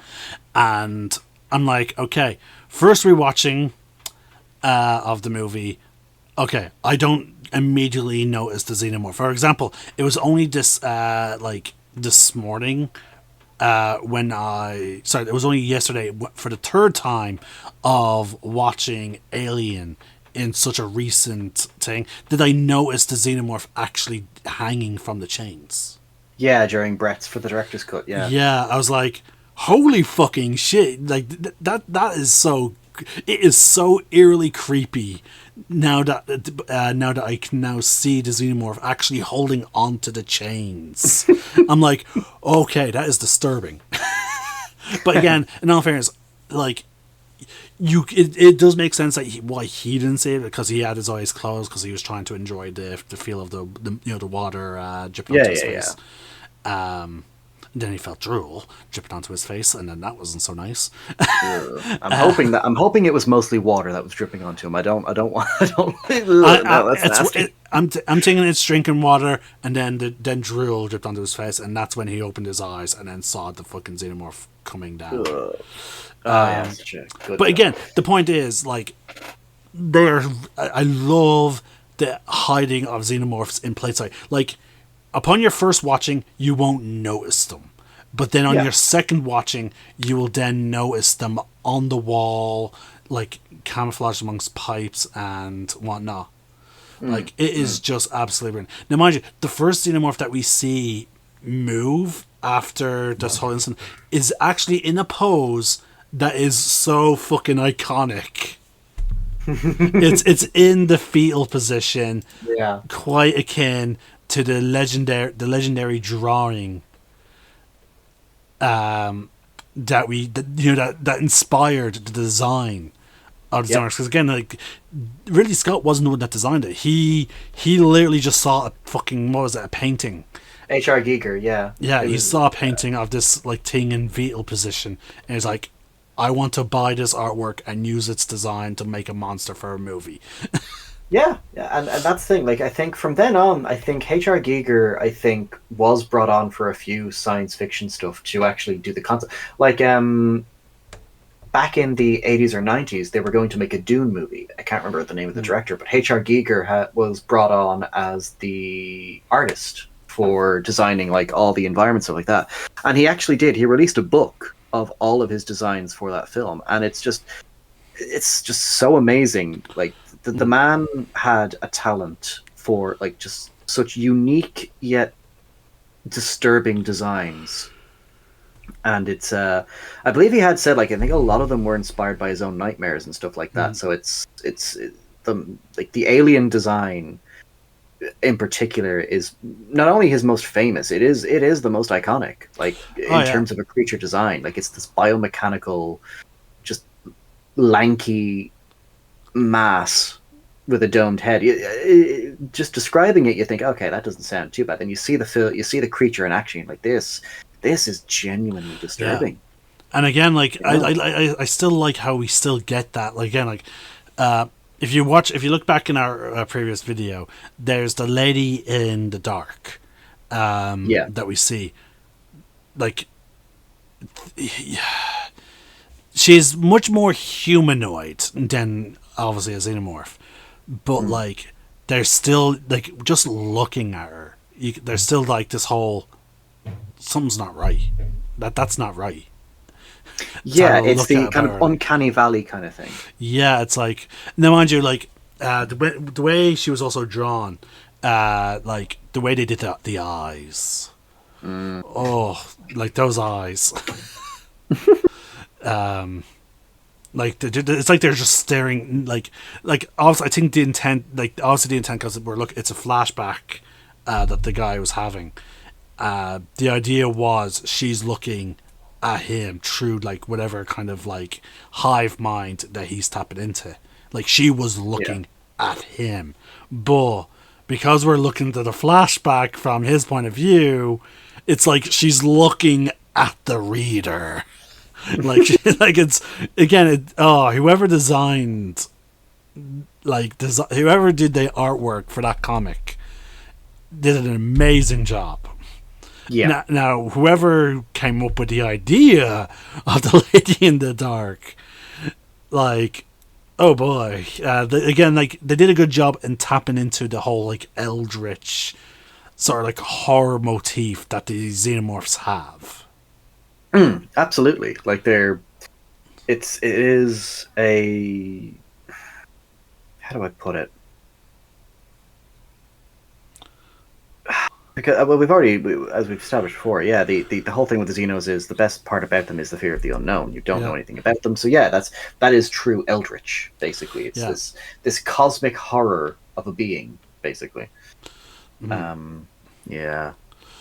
Again, I if we ever do get like a live action Lady in the Dark, like obviously you'd have to get like the top of the top costume and makeup artists to do it, but like in terms of now we talk, I think we talked about this, like if we were to give her like even a single line for like the ending of a movie, like who would you get to do the voice? Helen Mirren. I'm not. I don't think I'm familiar with her. She's a very, very good, very established. Like she's just a very good British actress. What would you have seen her in? Oh God, I can't remember some of her film. You've seen Hobbs and Shaw, right? Yeah. She's Shaw's mom. Oh, her. Okay, yeah.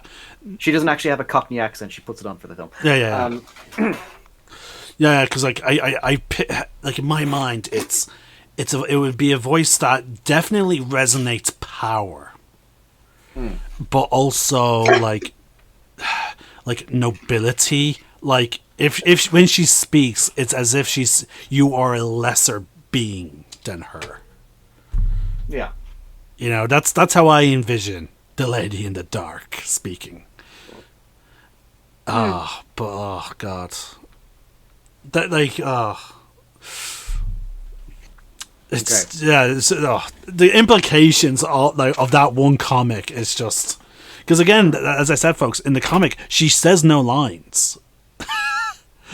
There's no dialogue from her. It's just an image of her surrounded by xenomorphs, face huggers, and what are the snake ones called? Oh, I never looked it up. Sorry. Anyway, the thing from Prometheus. Like she's just surrounded by them. It's a great image. Yeah. Yeah. Again, we have it pop up on both of our videos. Our videos of the first SideChat episode. You'll be able to. You'll see the timestamp anyway. Yeah. But But yeah, so anyway, back to things. So The they're movie, yeah. So they the, shit goes wrong. like horrifically wrong. Yeah. And we get they're all being picked off one by one. The ammo that Gorman so geniusly told them to get rid of Gets set on fire. it got set on fire accidentally after one of the Marines was grabbed by an alien. The guy with the bag falls along with it. The bag explodes, sending everything into fucking anarchy. Oh, which will have implications for later on in the movie. Right, well, actually, it's the dropship that causes that problem. Okay. Yeah. But yeah, no. So the aliens basically the Marines have their shit handed to them basically. Like they're being picked off. By the end of it, it is. By the time only three of them survive. Yeah. Like, and then Ripley, like as Ripley, Burke, and Gorman are watching this massacre take place, Gorman is just he's frozen. He doesn't know what to do. So Ripley takes over. She takes charge. She grabs hold of the steering wheel of the APC, sorry, and she starts driving it. She's fucking flooring it down the walls. Gorman tries to stop her, and Burke just like, you had your chance, fuck off. And we get this great little because again from his playbook, he's like, oh no, they need to come to us and rendezvous. For extraction, whereas she's like, no. Fuck that. They will not get out in time. We are going to them, and it's such a great sequence with, again, because it's finally Ripley doing what she had taken charge in the first film, and now she's very early on. Now she is taking charge and making sure, like, look, I'm getting these people out alive. You are either with me or against me, basically. Yeah. And it's this great sequence. She's plowing. And again, she doesn't really know how to drive it well. She's ramming into the walls because all she cares about is getting to them before they all die. And it's so good. And then by the time she gets to them, it's Hicks, Hudson, Vasquez, and Drake. They're all left. Drake, sadly, he is no longer with us after a xenomorph that was hidden. Yep, is what's attacking from behind, and that. This is, I think, is where it's very tragic. Vasquez, eager to save her friend, shoots the fucking xenomorph and the xenomorph explodes, and the acid blood, like you said earlier, hits Drake right in the face. It's such a painful way to go. Like it's one of, like, it reminds me of the only cool scene from Alien vs Predator Requiem is they're in a gun shop and they see an alien. They all the characters, they all shoot the alien, but unfortunately it dies while it's on top of someone, and the acid blood falls all over their face, and it's just this really gruesome, brutal death. And that's what it reminded me of. It reminded me of Drake's death. It's just no, and so like of course, because he's half his face is melting. Yeah, you see it. Pulls the trigger on the flamethrower and accidentally sets the UPC on fire, the APC on fire. And then Ripley's like, she's like, okay, doors closed, hauling fucking ass. Yeah. They almost get eaten by an alien, but Hicks blows it away. Hudson gets injured with acid blood. Yeah, they're hauling ass. Ripley manages to run one of the aliens over. It's such a great scene. Oh yeah, mind you, unfortunately, it is also counterproductive because like that blood now is going to melt. Basically, the wheels and the other stuff underneath the ship, the vehicle. Which I think that is what happened. Like after she rams out of the door, I think it sounds like some of the bottom has been damaged now. Like she's grinding metal. That's what Hicks says. She's grinding. You're grinding metal at this point. So come on, pull over. Yeah. That entire nest scene as well is just amazing. Because again, it establishes there's more than one alien. They are vicious, and the Marines, who were so overconfident and cocky, is now down to just 3. Yeah, they're all fucked. Oh yeah, during the chase, Gorman gets knocked out. Like some stuff falls from one of the overhead compartments and wallops him on the head. Yeah, and it's just all of them now. They're completely demoralized. Like they don't know what the fuck to do. So they're trying to decide Hudson notices that some of the life signs from their friends are still there. They might be alive. Ripley immediately just says, "You can't. Right now they're being cocooned like the others. There is no chance in hell we can get them out." And then comes up to the discussion like, okay, what should we do? And Ripley has the first common sense line: nuke them from fucking orbit. The only way to be sure. And it's pull a fucking Warhammer 40k. Yeah, like she just again pulls no punches. She Exterminatus. She was the sister of silence, or no, the sister of sister of violence, battle. Sister of battle, yeah. But yeah, she's just like and I just love that all of them, except for Burke, are immediately on board. She's like, "Fucking A, man, yeah, let's do it." Like again, it's very consistent with her character. Like she will not be swayed in any way. Oh yeah, like Valdez, like initially she was like, "Let's go in there and nerve gas them," like because at that point, like because the thing is, once Ripley points out like, yeah, they're going to be cocooned. Like Valdez seeing what happened is just like the soldier in her like is like then immediately takes over. She's like, okay, nerve gassed them. Like she drops the pretense of saving the others, and she's like, just nerve gassed them. Yeah. Like I think at that point Vasquez is like, honestly, if they're going to have those things inside them, they're better off dead. So let's just go with nuke. And then, of course, this is where, as he was saying earlier, Burke's mask just slips completely. He's like, "No, we can't." Not completely, not completely. Well, yeah, he's still trying to be like, "Oh yeah, no, but we can. We're this and that, and He tries to take the moral high ground as well. He does. Like we can't. It's just like, go on, finish the line. This is a new species. I don't think you or I have any right to arbitrarily wipe them off out of existence. And Ripley's just like, watch us. Well, Vasquez says watch us, but Ripley's like, yeah, no, we can. Absolutely. Yeah, like, oh my fucking God. And I love how he's like, well, he tries to pull fucking rank. But then she's like, well, actually, this is a military operation. Yeah, Corporal Hicks is the one in charge now. And Hicks very begrudgingly agrees, like, yeah, that's true. And then he's like, the corporal? He's like, oh, fuck yeah, she's right. And then he's like, Ripley, he can't make a decision like that. He's just a grunt. And I notice when he says that, if you look at both Vasquez and Hudson, they actually just start glaring daggers at him. Oh, yeah. When he says that, like, it's such a nice little chit. Like, they're like, he just insulted our friend and our new commanding officer. Can we kill him? And then, she was about to kill Gorman, when she was unconscious. Okay, now here's the scene that I say is again, okay, the Lady in the Dark was not created around the time of this movie was filmed, but I'm just going to say this scene supports the evidence of her from the comic.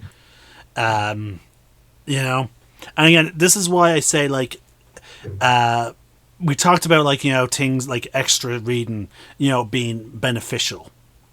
Like, that reading that comic with all the other movies in mind, like, not only helps make things like reading the comic after these movies and then rewatching the movies. Oh my fucking God. It's kind of like a new kind of, okay, so this is kind of context for this, but yeah, but it does also up the fear factor. yeah, because, like, again, this dropship is at the Connolly. I know for a fact I'm mispronouncing it, but fuck it. So it takes off. One of the co-pilot runs in, sees something slimy on the rail guard, and he then, because again, we know that they are a fair distance away from it, because, like, even though that ship is flying, it's still a fair bit out. Yeah. And the co-pilot doesn't show up. The pilot's like, okay, hey, where are you? She hears the door open and it's like, oh, finally. She looks over, sees the drone, and then the drone kills her. Like, it eats her face. Yeah. Why the fuck? Like, if there's not a greater intelligence playing a fucking RTS right now with these colonial marines. Oh, it is though, because yeah, Because that is the type of tactic that, like, anyone who's played like some decent RTS games would realize. Keep one drone like keep something nearby.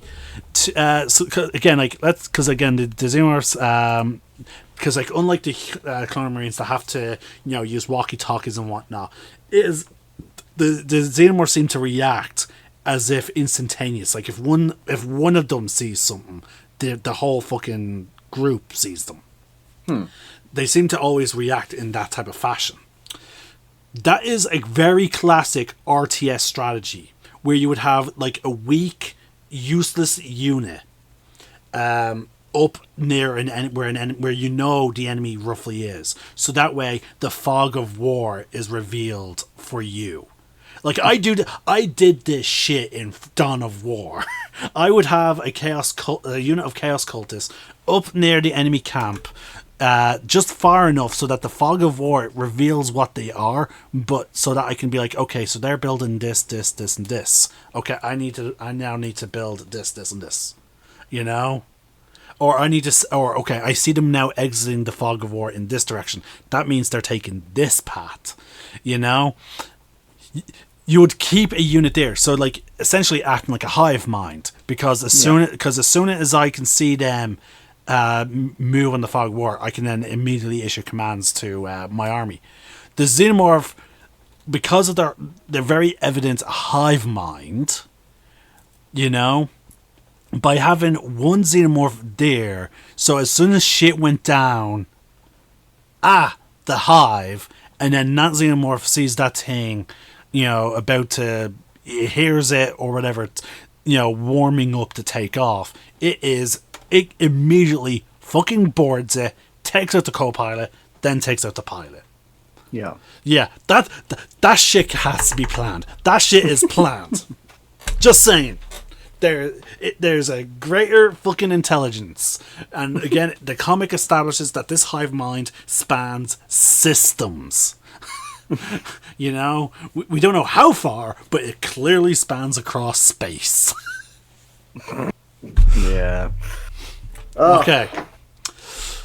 But yeah, the plane crashes. Yeah, it crashes. To be more specific, it crashes into the atmospheric processor, or at least one of the entrances to it. Causes this big explosion.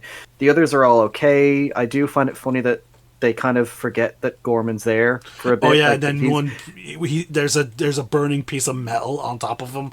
And they have to take it off. Yeah. He's just lying there on the gurney because. And then here's the famous line: "Game over, man! Game over! Game over!" Yeah. Hudson is just at this point. He is gone. Is the overconfident kind of private that was all about? Oh yeah, we've got so many fucking weapons. We're gonna kick so much ass. And now here he is, just we're fucked, man. What the fuck are we gonna do? And Hicks has to be just rein him in. Just, are you finished? Are you done? Good. And we get not much else can be said about the scene, but we get we get another iconic line. The one that you like to say. Oh yeah, it's Newt, where Ripley's just like, oh, I'm sorry we couldn't get you out, and Newt is just thinking, look, we have to get inside. It'll be dark soon, and they mostly come at night. Mostly, I love that line. So it's just the delivery. It's so fun. But yeah, it's one of those things where that's it. They're fucked now. So they go back to the colony. They manage to salvage some of the equipment. They get the turrets, the automatic turrets. They get a few pulse rifles, a flamethrower, and a tracking device. Yeah. And they basically, Hicks has basically just summed it up as we don't have a lot of good stuff. The only good news is we have the turrets. Everything else is kind of there, but our situation could be better. Yeah, then Ripley asks, like, how long till they send rescue? It's like 17 days or something like that. Yeah. Well, actually, so that is 17 days where if they don't report back. So plus fucking travel time. Yeah, because it takes 2 weeks to get a message back to Earth and 2 weeks to get a message back to LP-426. So that's why I think that's why they give them 17 days, because like also they're like, okay, well, whatever trouble they're in, it'll take 2 weeks for them to send a message back. So if we don't hear from them, like for 17 days, then that is 2 days over. sorry, 3 days over the expected travel time of a message. So I'm assuming so, yeah. Yeah, so they're like, okay, well, so that suggests that colonial marines communicate at least every 17 days, so that way if there is a problem, like if there's even a small, if there's at least a day, they don't want to send the cavalry in. If it then turns out like, oh yeah, something happened, so we're a day late in our, message, like our report in, like, so, yeah. But then that's when Hudson loses his shit. He's like, they took us out in like less than a day, and then Ripley's like, well, this little girl survived longer than that. See, again, the whole 17-day bit also struck me as a bit weird, because now, again, given the size of the ship that they were on, maybe there is another squad of colonial marines on the ship. It's just that, like, maybe... Honestly, because again... 17 days is weird. Well, I think they account, because they're accounting for not only the distance the distance it takes for the messages to get there, but I think the distance traveled. So you think 2 weeks for the message for them to wait for, obviously, a message to get to them. And that will never come. And then 14, 17 days. So 3. Then 3 days to get there. No, not 3 days to get there. I think it's... I don't really know what... I don't know. I'm just going to say it's... See, that's why I'm like... Because like the way she phrases it, how many days until they send someone, right? That's when he says something. Actually, I have the thing right up in front of me. I'm going to actually unmute it and hear the exact line. Because the delivery suggests to me that also, I love how Valdez knows, and she even gives like a look to Higgins. She's like, you gotta tell her. You.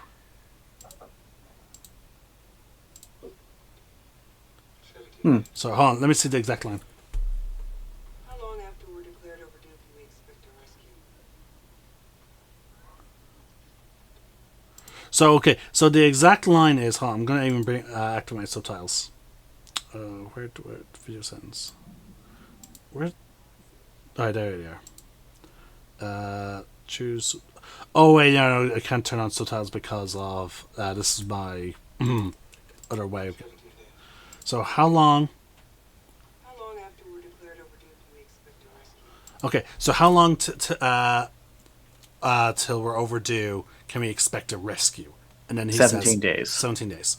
So the way that is, because again, like it takes, the only way they can be called overdue is due to no communication. So that means bare minimum 2 weeks. So that would suggest then to me the 2 weeks, because again, like why would they be put into hypersleep if it's a 3-day journey? You know what I mean? And well, no, I think from that alone, it'll take 17 days to expect a rescue. I'm assuming it means it'll take 17 days to get for them to get to Earth to LV-426. Right. So that means they need to survive then again about a month then. Yeah. So yeah. Because again, like, because the way, because again, it's just really weird, the whole phrasing of that line, because it's not making it clear that, like, oh, do we have to survive 17 days, or do we have to survive, a different amount of days? So no, I think it's they have to. I think once they're declared logged overdue. in as overdue, once they're declared overdue, it'll take 17 days for a rescue to come. Okay, so yeah, about a month, because again, 2 weeks for a message. Because again, assuming they like the colonial marines will give them the 2 weeks to report in. Yeah, obviously. So 17 plus 14, yeah, we're looking at a month. Now, mind you, as stated, Newt survived by herself for longer than that. And then Hudson's just like, put her in charge. yeah, and she, without missing a beat, Newt just gives a salute. I love, again, Newt's a great character, and again, the actress, because as I said earlier, this was her first and only movie. I think after this, she stopped. She didn't act in any more films, and I think she became a teacher. Amazing. But yeah, no, for her first and only movie. I think she does a good job. Yeah. Like, she's, again, it's one of those rare cases where the child actor is actually really good.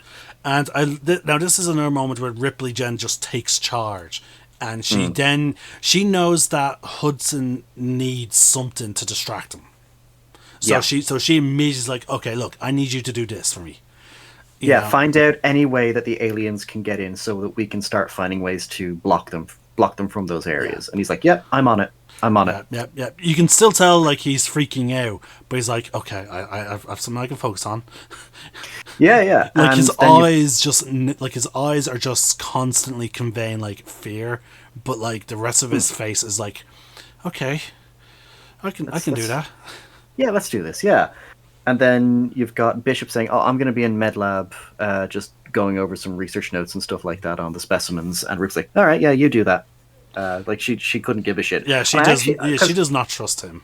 I will say, because I forgot to mention, I forgot they kind of wanted Bishop to be a red herring in this film, because before the nest scene, I just realized the Spunkmeyer, that's the guy, the name of the guy that was also on the dropship that got killed as well. He brings some stuff into Bishop very early on, and Bishop just kind of gives him a look and doesn't answer him at all right away. Just like, he's like, yeah, Bishop, do you need anything else? And he's like, no, I'm fine, thank you. I was like, oh, that's a nice little pet you've got there, Bishop. Magnificent, isn't it? Like, he's basically, they wanted to give off some Ash vibes, I think, a little bit, and then it's revealed that no, actually, Bishop's the good guy. It's Burke that's the asshole. Yeah, the human is the asshole this time around. Yeah, and it is true. Bishop was genuinely telling the truth. He will never harm or by some kind of action allow another human being to be harmed. It's great. But which is funny, because around the same time that this movie came out, wasn't it RoboCop also coming out around the same time? 1986, I think so. Yeah, but see, because, like, you would think Weyland-Yutani, a company that makes no, they didn't make the androids, didn't they? Not. That's the company Seegson. No. Weyland-Yutani made the Bishop, Ash, Andy, and David Andrews. Seegson only made the Working Joes. Okay. So you would think that then Weyland-Yutani would have had some kind of code programmed into then someone like Bishop, so that way, by saying this command code, it can override his command of, like, you know, not allowing harm to a human. Like, you know, prioritize the company type thing. Because, like, that's what happens in RoboCop. Like, you know, they have that whole secret order, like, oh, yeah, like, follow... that the bad guy put into him, yeah. Yeah. Like, you'll think, like, Weyland-Yutani, a company that's all about, like, you know, their own self-interests, would be like, okay, yeah, we can't risk our androids, you know, countermining what we want. So... Let's program this little hidden directive. Now, I think we sort of see that. Actually, sorry, let's rewind. We actually sort of see that in Romulus.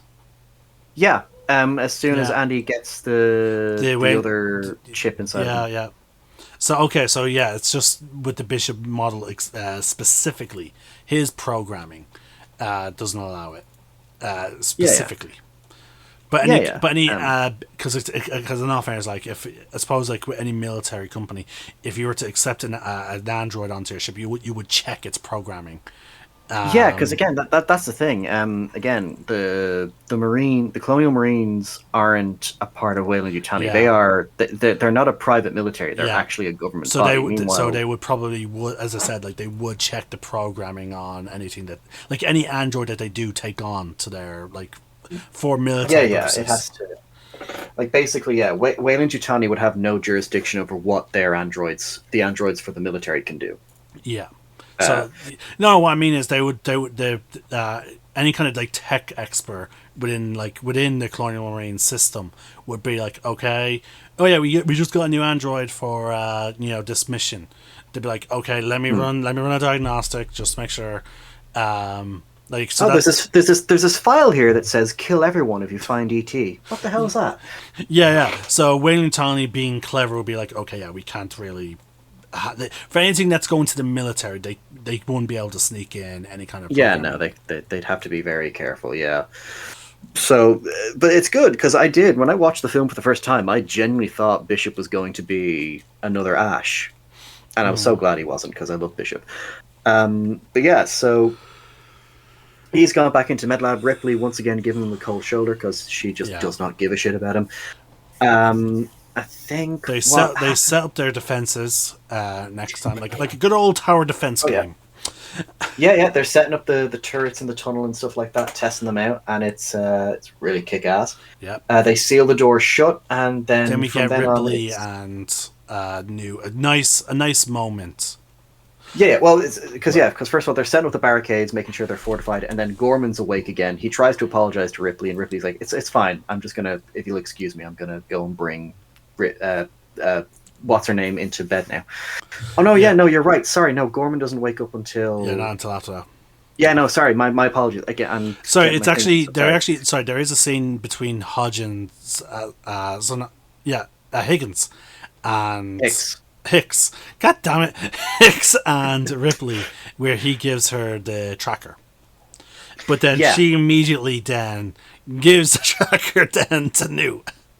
Yeah, which I like. I'm okay with that because honestly, you'd want to keep Newt safe more than anything. Yeah, and I love how she's having this very like obviously motherly instinct of like talking about Newt's little doll head as if it's alive. But then Newt is the one that's like, she doesn't have nightmares, she's just a piece of plastic.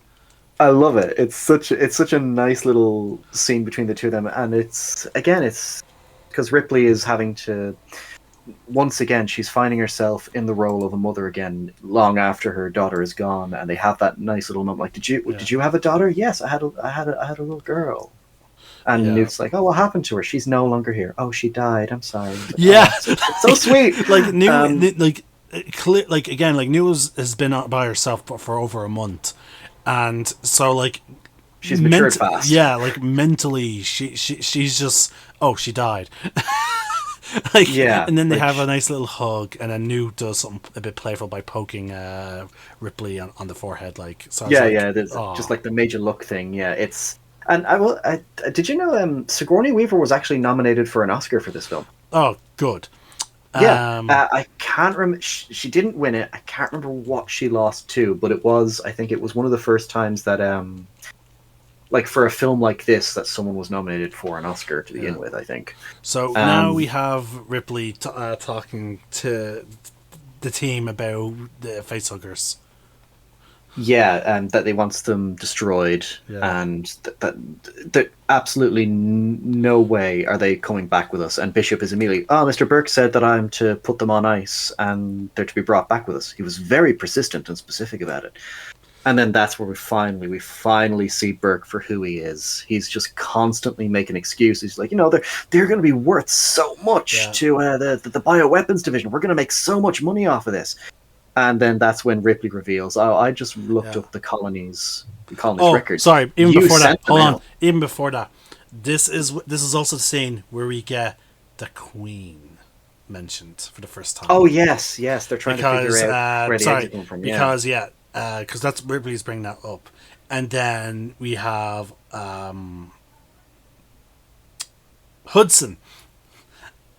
Blanking on people's names. I'm second guessing their names now. He's like, an ants. The big mama. She's huge, and then Vala's like, these aren't ants. Ants don't have hives. He's like, you know what I mean. It's like the big mama that runs the whole show, and Bishop's being like, yes, the Queen. Yeah, and it is. It's kind of the first time that they're hypothesizing, okay, what is it that is fueling these things? Where are these things coming from? What is probably controlling them? And yeah, it's all just theory at this point. Like, they don't confirm. It's just basically foreshadowing. There is a queen. And then yeah, Ripley's just like, yeah, no, destroy the eggs. I want these facehuggers destroyed. And then that's where you get the whole thing with Burke. Yeah. And he's just like, oh yeah, no, they're great to the bioweapons division. We'll make a lot of money out of it. And then Ripley's just like, you won't be able to get something like that through quarantine. He's like, oh well, how are they going to know about it? You know?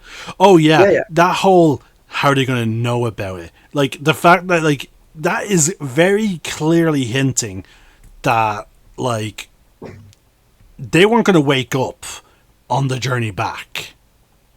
Yeah, he had a plan, and it was Ripley being like, yeah, I'm going to tell them everything. I've read the reports. You sent them to that ship. This whole thing happened because you sent them out there. And he's trying to make excuses like, what if it turns out you were crazy and I was wrong and I took a gamble? It was a bad call, I admit, and that's what sets Ripley off. Like, it was a bad call. People are dead, and it's your fault. You're going to be nailed to the wall for this one. You know, you're not going to be able to sleep your way out of it. You know, and that's it. Burke is just like, okay, I think no more Mr. Nice Guy. I'm going to do whatever I can to get what I want, basically. Yeah. Which we see what he does later on. Oh yeah. Then he's a bastard. Oh yeah. The immediate follow-up scene then is the turrets doing their job. Yeah, the aliens in the tunnel. Yeah. And we get, I think what I love about the scene is it does establish just how many of them there are, because but I think these turrets have like 500 rounds each between them. Yeah. Like the aliens, like even then they run out of ammo immediately after killing who knows how many of them, and it's just it's a great tense scene because the counter's going down. You're hearing the aliens screeching as they're in the tunnel. We don't really see them. We just get an idea that there's a lot of them, which I found out. I think when it came to the alien puppets and the costumes, I think altogether they had maybe like 5 or 6 costumes altogether. So fair play to them. They utilized them really well. Oh, yeah. By making it seem like there was more than just a small amount of aliens. And then they had the puppetry as well, which is on point for this film as well. But then after the scene, we then have the whole now they can't wait for rescue scene. Yeah, because a big rotten cherry on this bullshit cake. Oh, the drop ship caused so much damage to the terraformer. The terraformer, that it basically, I think Bishop says it like ruptured some of the cooling units or something like that. And it's caused the whole thing to go into an overload. So what I love about this scene as well is all Bishop says is we have another problem on our hands. And it just cuts to them at the window. Ripley's like, it's very beautiful. Out the window, you see the terraformer. You see it's like this beautiful blue backlight that's going on with it. And she's like, oh, what are we looking for, Bishop? It's beautiful, but what are we looking for? And then you just see this vent go up. And again, a testament to like no exposition to explain to the audience what it is. All we see is, okay, look, Bishop just says, there, it's the emergency venting. Hudson's just like, oh, that's fucking great. That's just he immediately brilliant. Like it sort of speaks to it speaks to like their like, even though he's a private, like he is not an idiot. Yeah, but that's what I mean. Like they convey everything the audience needs to know without going into exposition. It's just Hudson's reaction and then Hicks just going, how long till it blows? You know, that's it. We don't need an explanation of, oh, well, you see, what this emergency venting means is it means that this happens and then this happens and then we're going to go boom. It's literally just a handful of reactions and one line of dialogue tells us all we need to know. This thing is going to blow up and we're fucked. Yeah, and he's like, how long do we have? And there's like 4 hours. So they need, first it needs to survive for a month. Now they need to find a way to get off the planet before they all go kaboom. In 4 hours. Oh my god. And then, that's... Again, Hudson has another fucking... what's it? hysteria moment where Ripley's just like, well, we have to get the other ship from the Sulaco. Someone has to go out to the satellites and connect to the Sulaco, pilot it remotely. And Hudson's like, oh yeah, with those things running around, you can count me out. And he's like, yeah, I guess we'll just count you out of everything, won't we? And then it's a fucking great little bit of dialogue. But this is where I think Ripley's opinion of Bishop immediately changes, because Bishop's like, I'll go. You know, I'm the only one qualified to do it. Hudson basically just like, being a cowardly dick. He's like, Bishop should do it. Because in his mind, send the non-living person. Yeah, even Vasquez kind of gives him a look like, I'm getting really fed up with your shit right now, Hudson. What the fuck? And then, we get that nice little line from Bishop, like, I'd rather not. Because the whole artificial person comment, it does suggest that, like, the AI for these androids is advanced enough that there is some level of, like, try and be nice to them, don't just view them as like tools. Yeah, like, they're clearly meant to be like a kind of, it's like a semi-workforce, but they clearly do have sentience. They have their own emotions and feelings on a matter, and clearly fear, because like with the way he's like, I don't want to go out there. Yeah, I may be synthetic, but I'm not stupid. Yeah. And again, like, there in the comics, there's actually even like a whole like little underground railroad thing going on with synths. Oh, really? Yeah, there is for example, in the comic that I was telling you about, with that introduced to Lady in the Dark, there's even a whole situation where he's confronted with basically a resistance, a synth that is basically trying to resist against the company. They're trying to. Like, again, it's a whole thing, like, and I'm like, wow. Again, like, the comics are well worth the read. Clearly, I just need to get the fucking money so I can start buying them and reading them. Get the omnibuses and stuff like that. But yeah, like, it's just this whole thing. I wasn't aware of that, actually. That's kind of cool. Then we get obviously the same way, the second turret scene. Yes, we're getting into what's the word? Oh no! No, not yet. No, you are right. Yeah, it is that. Sorry, I'm getting my things mixed up. It's what time is it? It's fucking 7:00. Holy shit! Yeah, we're hitting 4 hours. Yeah, we're almost there again. But yeah, so the turret scene, as you said, it's going down. But then this it stops. Time, just before the last turret runs out of ammo. Yeah. And Hicks is just like, oh, next time they'll just walk up and knock, and we're thinking, they don't know that, and because they think they're safe, they think they've managed to lock down everything. Yeah, and again, just like with the tunnel scene, it's just such a great tense scene because all you can see is just the smoke from the gun barrels, the screeching of the aliens. Again, utilizing what little they have to make it seem like there's more aliens than they actually had in terms of props. Like when you watch this movie, like you feel like there is an army of Xenos coming for them. Mm-hmm. Like it's so well done. It's so well acted. Like, hold on, just to try and remind myself, the population was 158. So they're fighting against 158 Xenos. That was the population listed on Hadley's Hope. Oh, okay. Yeah, because we actually do get the population listed. Like they have one of those American sign things. Oh yeah. So it was it was 158. Oh, I didn't notice that part. Okay, cool. Okay, so yeah, roughly 158 minus Xenos. X. Minus the amount they already killed, yeah. So yeah, it's just a handful of Marines, a child, and a disgraced warrant officer going up against an army of aliens. It's great. So yeah, we have that scene. Not really much to say beyond. It's just a nice deleted scene they added back in for the theatrical release, for the director's cut. Sorry. And so for after that, then is the Gorman scene. Wakes up.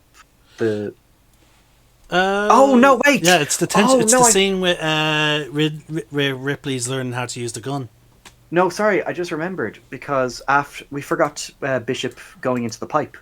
Well, yeah, but Like, I don't know. Fair enough. Yeah, after like that scene, it's literally him just crawling through. Like, I'm looking at it now. We see him crawling, stopping for a moment as if to catch his breath, and then crawling on. No, I mean like when he's actually like when they're setting it up and cutting it out for him, like he's going over how long it'll take for them to go. Basically, they'll be cutting it close. Basically, by the time he's done, but I do love there's a part in that scene where he's getting into the pipe. Vasquez hands him a pistol and he just looks like, ugh, and he hands it over to Ripley. Apparently, Ant Henriksen, he ad-libbed that. He just thought Bishop won't like guns. Why the hell would he need one? So he just gave it back. Like the look of confusion on Ripley's face was apparent is genuine. She's like, oh, okay, you don't want this. Okay. But yeah, no, I just wanted to mention that. I thought it was cool. Okay. But yeah, so we've got so Gorman. We've got Ripley learning how to use the pulse rifle. Yeah. And then after that is when he wakes up. Yeah, and I just like to say I love the pulse rifle. I think mind you, you do have a specific complaint when it comes to video games and the pulse rifle. Yeah, I do. Okay, so and it's in. I've noticed the only games where they get it right is the Aliens versus Predator games. So the pulse rifle canonically has 99 rounds in each, in terms of each gun. Like they've got the 98 inside the clip and then the one in the chamber. Mm-hmm. And for some reason, for Aliens Colonial Marines and Aliens Fireteam Elite, and I'm assuming Dark Descent, for some reason, the pulse rifles all have either 50 or 60. And I'm just like, look, if you want to be movie accurate, you will give them 99. The Aliens versus Predator games does it, so why can't we have it in this game as well? Now, mind you, though, at least in, as far as I'm aware, in Aliens Fireteam Elite, they have, multiple magazines. So, that number is flexible depending on what magazine you have, depending on what you're prioritizing. Are you prioritizing reload speed or whatever? So, again, it's just different type of magazines for the job. Fair enough, I guess. But no, yeah, I do love the design of the pulse rifle. It's like one of my favorite science fiction weapons, just because of the sound it makes, how it sounds when it's firing. It's such a unique and satisfying sound. But also because it's a working prop, it actually fired blanks. It was really cool. Just basically a combination of a shotgun and a machine gun. Just had a baby and then put a grenade inside it. It's beautiful. Right. Well, we get that nice moment between Hicks and Ripley during that scene where she's like, "Look, I don't want to end up like the others. You'll take care of it." And he's like, "If that time comes, I will do us both." Basically. Yeah. And then he's like, "That's the grenade launcher. You don't want to mess with that." And she's like, "Don't stop now." Sure. To be honest with you, if they were to end the Alien franchise, just after Aliens, and then move on to comics, sort of like the Buffy type thing. I wouldn't be surprised if then Ripley actually then joined the Colonial Marines as a Xeno, leading a Xeno task force. I wish they had gone that route. Or they could have done that with New. Yes, because I think that's what Neil Blomkamp wanted to do with his Alien 5 script, because it was his Alien 5 was going to ignore 3 and Resurrection and just pick up directly from Aliens. That would have been so cool, actually. Just Newt kind of from the experience would be like, okay, they're still out there. More people will go through what I went through. It's time to, Oh yeah, do some bug hunting. Oh yeah, because fucking Butch and if we rewind the clock back to modern times, that's what fucking Butch is doing in terms of the Predators. He's been collecting information on the Predators and whatnot. You have to in order to hear a story, you have to find collectibles on the maps and whatnot. But he's been recording himself. He's been taught he's Predators have been coming here and killing us. I'm gonna try and I'm gonna try prepare for when they so that way if I can kill more of them. Now apparently he's living a bit longer, or like some stuff's going on because of, like, his exposure to their blood, like, and whatnot, and also like due to the blast, like the particular radiation of their bomb, like. But like you can collect notes, like audible like files. I'm so glad that they're done in audio, so that way more and more people will be more likely to listen to them. Because like now mind you, again, I'm the type of person that like just loves that like nit and gritty lore. Like again, I'm the type of person who listened and read all the codex entries for Mass Effect.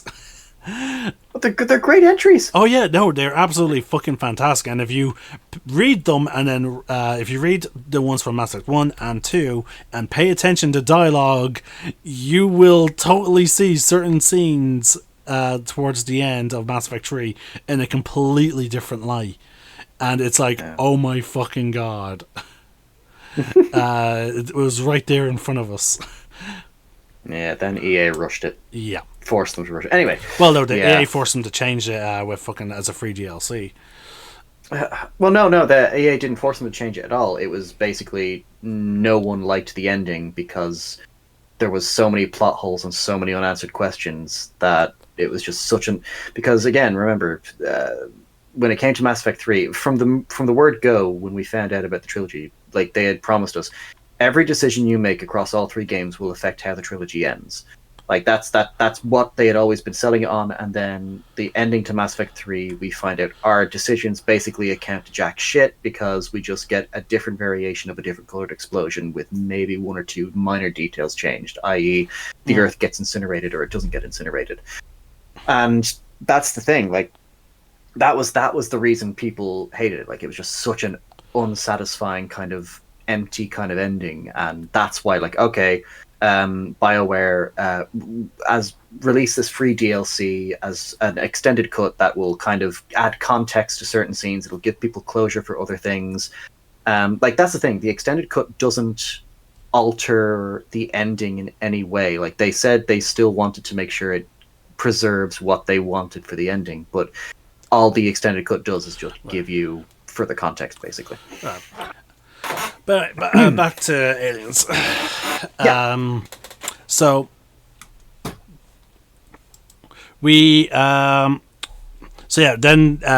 fucking the lieutenant wakes up, but like he's pretty much like, you're in charge, just tell me what to do.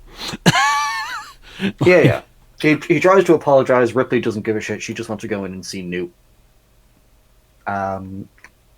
She finds out Newt's sleeping under the bed because that's the only way. Like, imagine a child being only able to sleep comfortably if they're underneath the bed where they feel like they're hidden.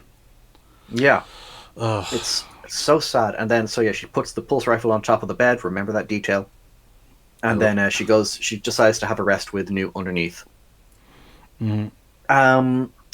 There's a brief moment where we see Bishop arrive at the antenna. He's just getting everything set up to get the evac ship out there.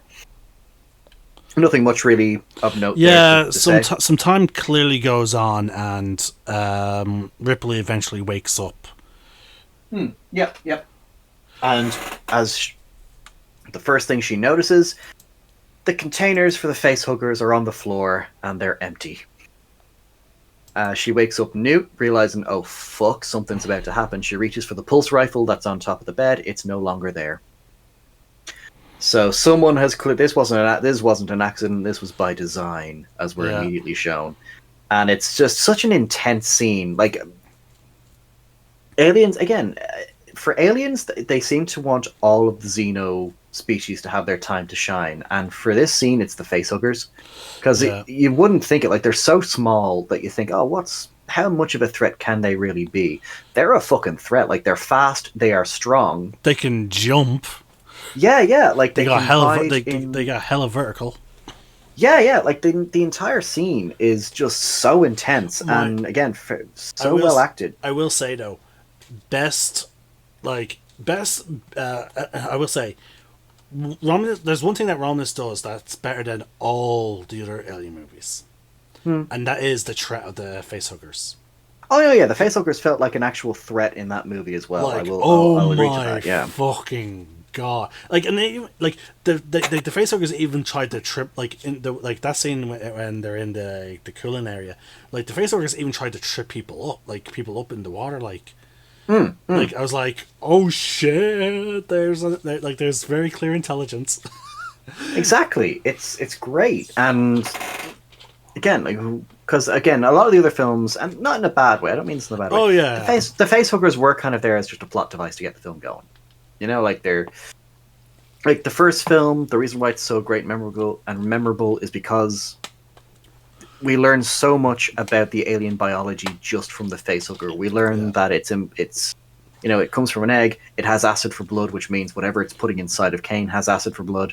You know, that kind of stuff. Like it's also they can survive in pretty much any kind of environment. Exactly, and it feeds the host oxygen. If you try to remove it, it will just break the person's neck. You know, that kind of thing. Yeah. So yeah, there's so much great things you can do with a facehugger in an alien movie, and it's again, Aliens proves it because it's like so intense, and it's because with an alien you have a chance of just avoiding its like swiping at you and stuff like that, and just run. With a facehugger, as soon as it latches onto you, you're fucked. Yeah, like right there, kind of like thing, you like know? also they are intelligent. Like even in Aliens, it does show also they're intelligent because like they are hiding. They're like okay, we failed. Like the one that they think there's only one, but once the one is caught, it immediately goes to hide. Yeah, it's waiting for the opportune moment to strike again, and then we get this thing where Ripley's trying to open the door. She sees that her pulse rifle's on the table outside of the lab. She tries to get the attention of Hicks from the video camera, and then we cut to the other side of the camera and we see that the screen's being turned off, and who's turning it off? Fucking Burke. Yeah. The prick is just like, oh, you bastard. Like, this is what his plan is now. He's just going to let them get impregnated and stuff like that. And it's like, oh, he just walks away without a care in the world. He's a prick, sorry. Have you ever seen Free Willy? Yeah. Yeah, you know that scene where Free Willy's crying, and for some reason they just have this guy smiling evilly and sinisterly as he eats some popcorn, watching the whale crying. Yeah. That's Burke. Yeah. Burke is just that slimy fucking prick. But then we cut back to Ripley trying to smash on the glass, realizes she can't. So she's like, okay, clearly they can't see us, or at least something's distracting them from seeing us. So she immediately is like, okay, Newt, stay back to the wall. And she's immediately takes out a lighter and sets off the fire extinguishers. Fucking genius idea. Yeah. Immediately just utilizing the environment, and it's so good. And immediately that alerts everyone else. They go in. Ripley almost gets face hooked. The thing is like strangling the shit out of her. I think at that point, the face was like, oh shit. That whoever this entity is clearly doing something that's alerting others. Yeah. So it's immediately just like, okay, I'm a face hug you now. I'm a impregnate you, and I don't know why it sounds like that. Fuck it. Then we get the reveal of a second one behind New, and New is like following Mama Ripley is immediately pushing the thing against it, trapping its tail. Yeah. But I love the tension though, because you constantly see the tail, more and more of the tail getting free. It looks like it's either ripping off or it's basically slowly but surely coming out, because it's strong despite its small size. It is fucking strong. And then the others arrive. They save the day. Ripley informs them that it was Burke. Yeah. And then we get Ripley basically. Mind you, I like there is a red herring moment I want to bring up, because you think the lieutenant is going to side with. There's a moment where you might think that the lieutenant and Burke are going to be on the same side, because before Ripley goes into New, the lieutenant is coming out and Burke is behind him, leaning against the door frame.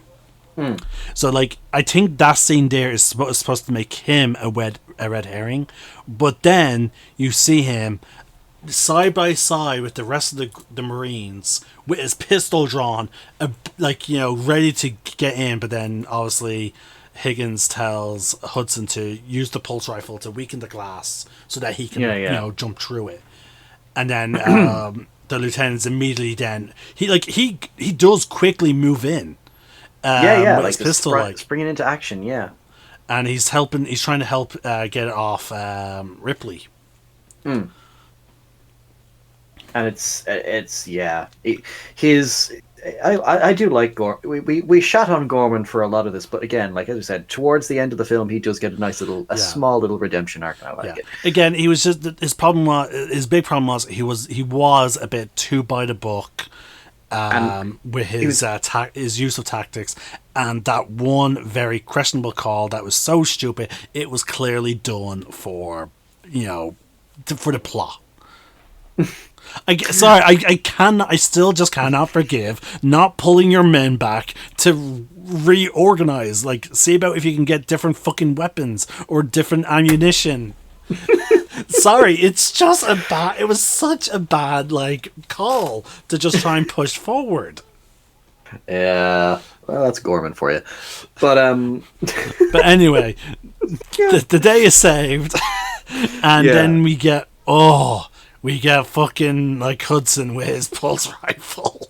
Yeah, he is right up in Burke's face, like, let me pull the trigger. Yeah, he's itching to, like, because this man is just, he's dangerous. I say we grease this rat fuck son of a bitch right now. Keep in mind, these guns shoot explosive bullets. Like, he's risking, like, damaging his gun or himself. But it's as if the idea of shooting you in the head with this gun that will explode. That will make me very happy seeing your brain splay out right now. Even if it costs me my gun or my hands. Pretty much, it's so good, and it's like the truth has come out now, and we've got Ripley basically deducing what his plan was. Oh yeah. But I do love how fucking Burke tries to gaslight her. Yeah, it's like, it's really pathetic. It's sad that you're all like in a joint delusion right now. The whole, it's sad, like, oh my god. Like, he's just, Burke, your grave has already been dug. There's an alien waiting down there for you. What the fuck? Sorry. Oh my god. You know the whole it's sad thing? Who else do we know in modern time that uses it's sad while trying to gaslight people? Oh, God. Almost any CEO. I'm thinking of one CEO in particular, but we'll move on. Yeah. I'll just say this: Cheeto dust, and see if you figure it out. Anyway. Okay. Moving on. Okay. But yeah, she deduces the whole thing. She tries to gaslight her. Yeah, and it's she's going over the plan, like, oh yeah, no one would know about the embryos we were holding, and he's like, but we'd all know. And, well, yeah, he'd have to. The only way the story could work is if he sabotaged a bunch of coolers on the way back, namely yours. And again, that way he could jettison the bodies and make up any story he wanted. And again, Hudson just like, fuck, you're dead. You're dog. Yeah, you're dog meat, pal. Yeah, he's just like, oh, I'm gonna kill you. Oh, and then the lights come. And again, it just screams the fucking, like, for the most part, Xenomorphs act for the most part when we see them, they act like dumb animals. You know, like, they just act like animals. But then there are one or two fucking moments where there's clear fucking higher intelligence going on, and and again, I stand by it. The dropship scene, and then this scene fucking speaks to it. Yeah, just they cut the power. How could they cut the power, man? They're animals. Yeah, clearly fucking not. Or at least they're animals being directed by something. A lady maybe in the dark, who knows? Sorry, I'm going to be bringing this up whenever some high fucking intelligence shit comes up. I think we're going to have to start a Lady in the Dark tally now, aren't we? Oh yeah, like fucking Cinema Sins. just DC Comics, ding. Fuck's sake. But yeah, no, we've got, the lights go out. Before that, we got a great line from Ripley, which is, I don't know which species is worse, Burke. You don't see them fucking each other over for a goddamn percentage. And then the motion trackers start going off. Oh, yeah. And it's so good, and everyone's not listening to taking Hudson seriously. They're just like, no, you're just reading me, dumbass. And she's like, no, seriously, there's movement all over the place. And it's a great tense scene, and they're like, they find out they're being surrounded. They have to come back into the op center. They're sealing the door, and all this time, like, Hudson is just giving like the distance, how far away they are, 5 meters, and it gets you start to realize something is wrong when he says, "Oh, they're 5 meters away, man," and Ripley's like, "That can't be. That's inside the room." Yeah. It's reading right, man. And Hicks is like, you're not reading it right. Like, they're just so tense, and like, you've got the light, and it's just the beeping going on. And Ripley is trying to figure it out. Like, oh, we missed something. We missed something. They must have found a way in. We didn't catch. And it's then just looking up at the ceiling. Yeah, and Higgins like, but what? We looked at the blueprints. And I look and also Newt is just like, Ripley, like, Newt is just like, let's go. Yeah, we've been here too long. We've been here for 5 minutes too long. But and then Ripley realizes, oh shit, they might be up in the ceiling, and we've again just that great thing. It's just Hicks. It's the torchlight is lighting up. You've got no music. You've just got the beeping of the and he goes the tracker. Up, and he's like, he goes up to peak. Yeah, and it's just a few seconds of just a bunch of aliens crawling through the fucking ceiling, and it's just the action begins. Then it's just it's just the Marines versus the aliens, and it's just this fantastic scene. Like they're just blowing shit up. The aliens are jumping out of everywhere. They're coming out of the ceiling. They're coming out of the floor. It's just this fantastic thing. Burke immediately just fucking chicken shits out of there and locks them in. Yeah. And again, if you didn't hate Burke before, you better hate him now. Even his own mother cheered. But see, I will say, what I am curious about is how the fuck did they miss that? Like the ceilings. I maybe it was because Ripley does say something that in the blueprints that wasn't in the blueprints. Maybe because. It's very clear that they were basing a lot of their information on the blue because they clearly didn't know all the details about the Hadley sub colony. They just knew what they had from the blueprints. So, and that's all they went by. So I'm assuming that's kind of the case here. Like they probably didn't realize that there was a crawl space in the ceiling. Crawl spaces, yeah. Like they knew about the vents, obviously, but it's kind of one of those things where like we've sealed off everything we can. Like I'm surprised that they found a way in. It's one of those things where it's just something they missed. Like in the heat of the moment, it's just a detail they missed. But then we have again, as you said, they get locked in, and then Hudson, he's just like fuck.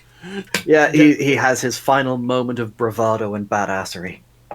Yeah, and then because like from this point on, like up until that point, like they were all coming from the ceiling, but then you have the first one coming up from the floorboard, grabbing hold of him. Yeah, and it drags him down, and Hudson, he's clearly he doesn't want to be taken away. Like Hicks is trying to get him, and it just sadly Hudson. That's the end of Hudson. He gets taken away either to be killed or to be impregnated. We don't know. Yeah. And then it's sad. We have Valdez cutting through the door. Oh no, it was Higgins that cuts through that door. And then she cuts. Yes, it was. Yeah. She seals that door they just went through. And Higgins is unsealing the locked door because Burke's been locking the doors as he's been going. Then he gets the xenomorph. Oh, it's so satisfying. I just like to think that he just actually you know what? No, I want him cocooned. Ooh, I'm glad you brought that up. There is a deleted scene where when Ripley's going off to find Newt, it's before they find the Queen. Once she finds Newt, they're roaming around the slowly exploding what's it called, terraformer. Mm-hmm. She comes across Burke, and he's already been face hugged. And she's like, "Oh, I can feel it inside me, Ripley. Please kill me, please." And she gives him a grenade to kill himself, basically. And then that's it. That's the last we see of Burke. Burke kills himself after being cocooned, basically. In terms of the deleted scenes. Okay. Because I want him to suffer. Oh yeah, no doubt he did. Because I think by the time Ripley found him, I think it was ready to come out. So yeah, it was eating his insides before he blew himself up. But I think that scene was cool. I think not Ridley Scott, fucking James Cameron. I didn't see it, said, yeah. I think James Cameron had said he just wanted. I think they wanted to leave the fate of Burke more so up to the audience's imagination, because they'll probably come up with a far worse fate for him than we could. We have the now escaping through the vents. Yes, the vent scene, which again, this is where Newt comes in handy, because she knows the vents like the back of her hand. Again, it's been established that she's like, her and the kids before the aliens came and used them to play games and stuff like that. Yeah. And she was the best at it. She knew all the nooks and crannies, so she was helping lead them as a way to escape. All the while, the fucking aliens they're just coming, and Vasquez is taking point. She's behind them, shooting everything. Point is front. Point, yeah. Sorry, she's taking up the rear. And she, unfortunately, her foot gets acid. Yeah, gets acid melted. Oh, I love Vasquez. Vasquez is another badass. And she ran out of bullets. Yeah, this is the redeeming moment of the lieutenant. He goes back for her. Yep. And then he sees that, like, a xenomorph came upon me. Now, the lieutenant looks like he can't shoot for shit, because he's shot multiple bullets and none of them seem to hit the xenomorph. Yeah, I think he tried. It's definitely clear he killed that one he was shooting at. Yeah, but it took the entire magazine. Yeah, military experience he clearly has not. But then he takes out a grenade. Yes, and we get a nice little redeeming moment. We got Vasquez saying, "You always were an asshole, Gorman," and as soon as she sees the grenade, both of them, like, he pushes it down. She grabs hold. She takes his hand. They're basically almost hugging each other in their final moments, kind of thing. Like, okay, we're not dying alone. We have each other here, kind of thing. And it is a nice little moment, and it's now again. Now this explosion unfortunately causes New to become separated from the two final survivors. Yep. We got Ripley and Hicks are the only ones left, along with Newt. And the shockwave does it, sends Newt falling down an air shaft, basically. Yeah. So they now, luckily enough, they have a tracker. So they immediately begin just focusing on following her. Yes, and all we have is the beeping of the tracker all the while Newt is. Well, it also tells we get good close up at some points, and apparently it does tell you how far it is. Oh no, that's what I mean. So yeah, it's so good. Yeah, so they're just running, and Newt is in some kind of sewer system that was clearly being built. Mm-hmm. They locate her, but unfortunately they can't remove the grate, so they have to cut it. But as soon as they start cutting it, what happens? Oh, the aliens are starting to follow. Yep. We get the tracking device. Ripley is just basically reminding Hicks, look, we don't have time. They're almost on us. We need to get into Newt now. And unfortunately, before they can get to Newt, an alien, in probably one of my favorite shots of the movie, just an alien just pops up out of the water behind Newt and just fucking grabs her. Well, it doesn't even pop out. It actually slowly rises from the water.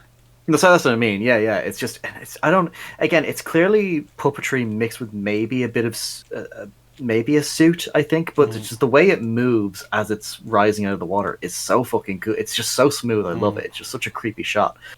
So the aliens now have Newt. Ripley is, I would say, a little distraught. Yeah, maybe. Just a little. She's goddamn hysterical. Oh yeah, and again, like it's clear that the xenomorphs are like these drones. Again, there's a reason why they're called fucking drones. Are clearly prioritizing like orders that they got from their queen, and so like they're not out to kill when they can help it. No, they're clearly the priority for them is clearly build the hive. Yeah. So Higgins is pretty much like, oh, we gotta go. Yeah. Okay, I believe you. She's alive. We will get her, but we have to leave. Yeah. Now, a part of me feels like he's just telling her what she needs to hear to keep her moving. Yeah. Like I would say maybe a little bit, yeah. Because, like, the thing is, he's aware of the timer on the fucking thing. Now, this is... We're now at a scene where that removes Higgins from the rest of the movie, essentially. Yeah. They're getting into the lift in what can only be described as a slight comedy section. The lift door doesn't close. Yeah. Like, I know it's supposed to be a tense scene, but it kind of reminded me of, like, a comedy where, like, they press the button, nothing happens. Like, okay, press it again. And then it closes. As the door closes, a Xeno pops out. In the panic, Hicks pulls the trigger to shoot at it, and the acid sprays all over him. Or at the very least, partially on him. Yeah, through his armor, yeah. But luckily enough, we did get a line from Bishop that the acid, when exposed to oxygen, rapidly basically starts losing its acidic ability. Yeah. So, like, luckily enough, his armor exposed it to enough air, just enough, so that, like, it does give him severe burns on his flesh, but it keeps him alive. He's alive, but he is pretty much out for the remainder of the movie. Yeah, he can't, because it's clear that the damage may have fucked up his nerves a little bit, because he's limping and stuff like that by as Ripley's dragging him out. And I do love Bishop's like reaction when she asks him, how much time have we got? 20 minutes. And she's like, we're not leaving. He's just like, we're not? Yeah, he's so confused. And then we have an amazing jury rigging scene. Yes, like Ripley just... Like, she is jury rigging to, a fucking new weapon. And we see Higgins giving himself, some painkillers via injection. Yeah, like he's mending himself. He's keep an eye on Ripley. Yeah, because the thing is, ready. They never gave him his we know he's the third highest rank in the platoon, but like as far as I'm aware, we weren't really given his position in the platoon. But I do believe it is established through a few scenes that he is clearly the platoon's medic. Because like every time we see someone getting any kind of medical care, he's the one doing it. He is actually, yeah, and he has like a little heart on his armor as well, his chest plate. Ah. That. Oh, wait, hold on. We're at the scene. We're at the scene. Okay, hold on. So, hold on. Where's my phone? I need my timer.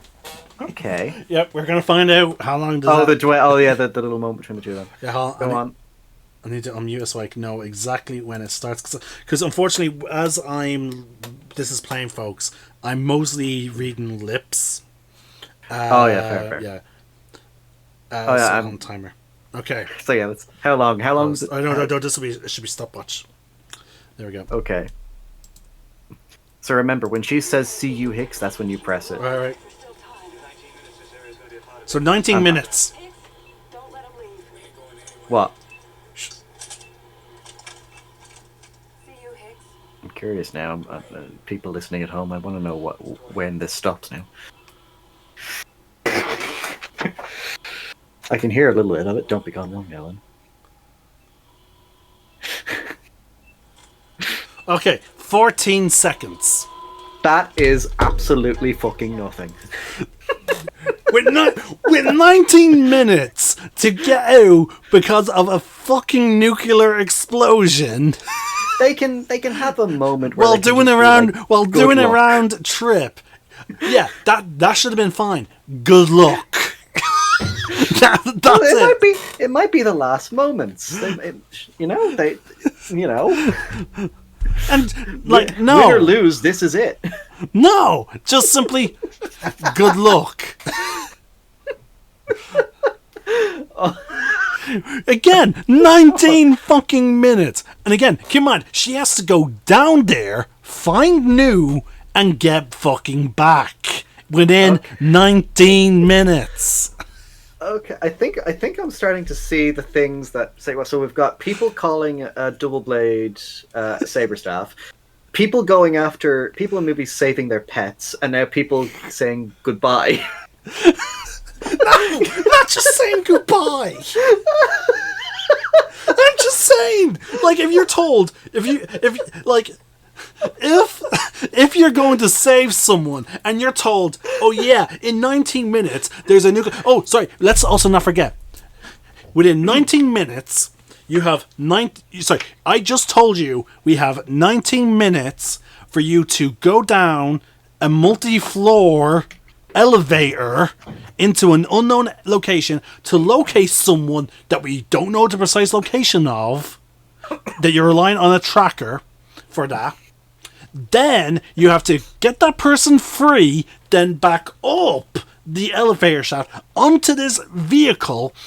Then we have to fly off into a safe enough distance within 19 minutes of a nuclear explosion. No.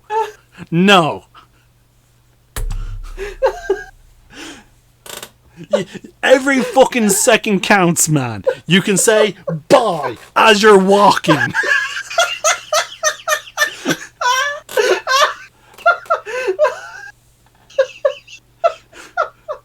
I'm just saying bye and go. Or good luck and go. Don't just stand. I wouldn't be just standing there like, why now of the fucking exchange of names? You have 90 minutes to do all the shit I just said, and it's like, oh yeah, my first name's this, by the way. No! You say good luck or see ya. Like, see you in a bit. Like, you try and say something encouraging, but no, have a moment where you're looking at each other. Okay. Just no. I respectfully disagree.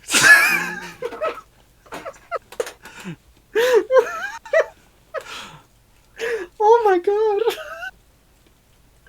Oh. Okay. Oh, my glasses. So she goes into the elevator. Yeah. Oh, hold on. Now, I will say this. Good on the movie, because at the moment she's in the elevator, there's 23 minutes left of the movie.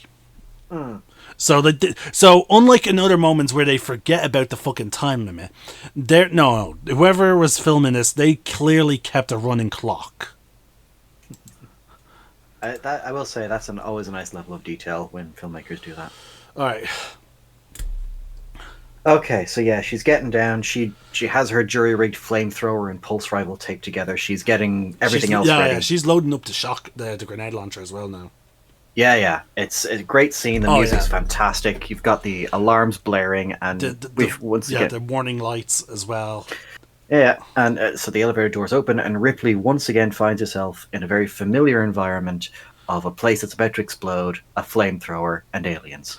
Okay, sorry. I just want to point out, there are at least 10 fucking floors. Yeah. Okay? God damn. Yeah, you know what? You're right. 10 floors in 19 seconds. Oh, they should have been, they should have been here. They should have been like Hiroshima. Ugh. Dear God. Oh my God, that was like double blade levels of like. All right, so yeah, she ignites the flamethrower. I mean, that's true. Yeah. She's traveling through the place. She's setting off flares so she won't forget her location, which is really good, clever move to have a character do. She eventually finds that the tracker eventually leads her to the watch. She thinks that's it. She thinks it's over. Newt's gone. Like, because all she finds is the watch. It's no longer attached to Newt. And then thankfully we find that Newt has been cocooned and she's not been face hugged yet. Oh yeah. Now again, I like the level of paranoia Ripley has. She is randomly letting that flamethrower go. Yeah. She's not taking any chances. She's just firing it down every hallway she turns into. Which, to be fair, when you're dealing with aliens, good move. Oh yeah, like look at how awesome we get fucking jumped on by like xenomorph prowlers. Yeah, like that's why we always throw the grenades in the game. Or I wouldn't play my fucking recon class. Oh god, it's such a good class.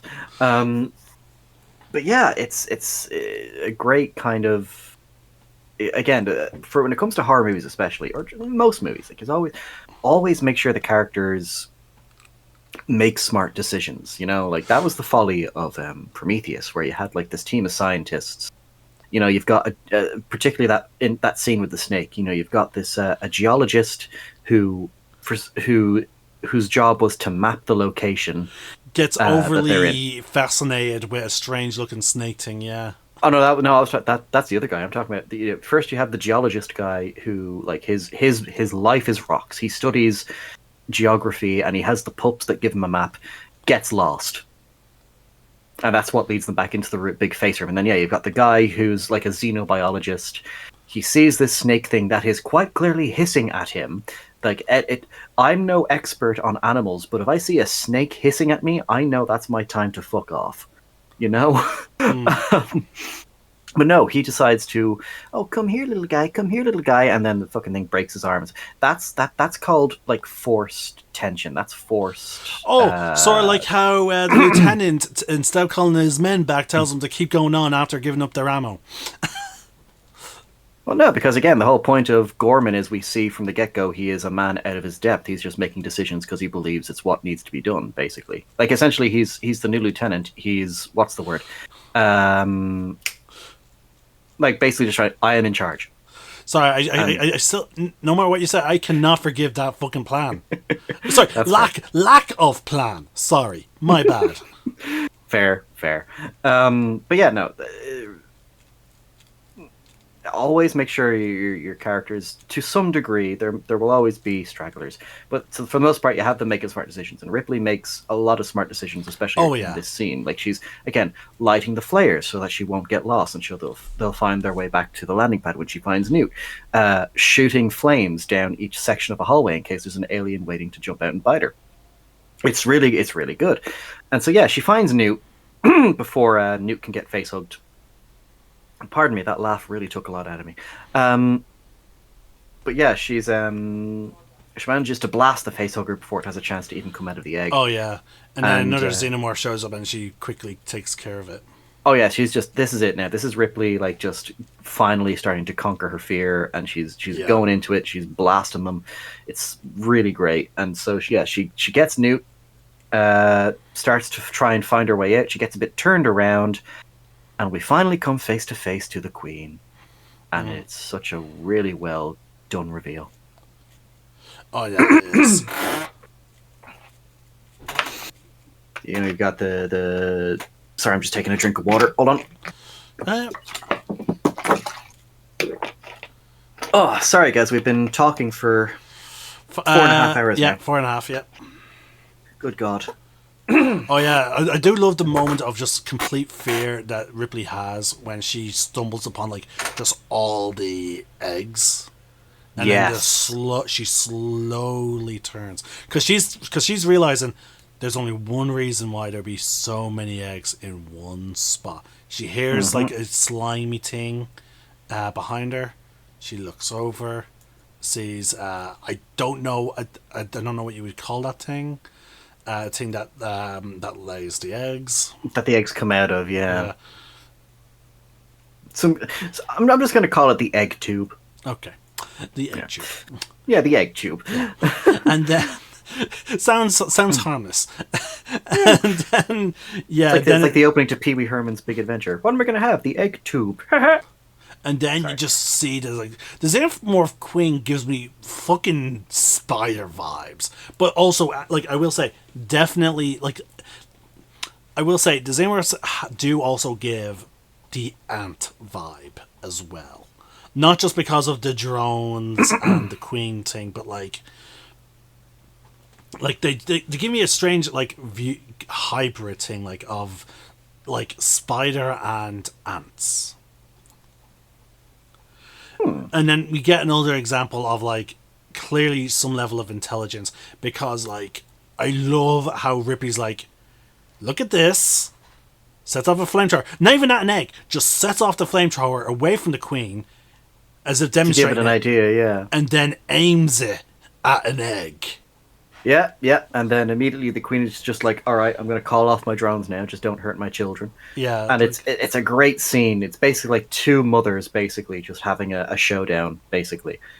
And it's it's great, because then as they're backing away, as Newt and Ripley are backing away, one of the eggs opens up, and Ripley just makes this face that I like towards the Queen, and I love it, because it essentially just looks like, bitch, really? And then just starts blasting. Like, she's just like, oh no, you didn't. And just starts firing at all the eggs.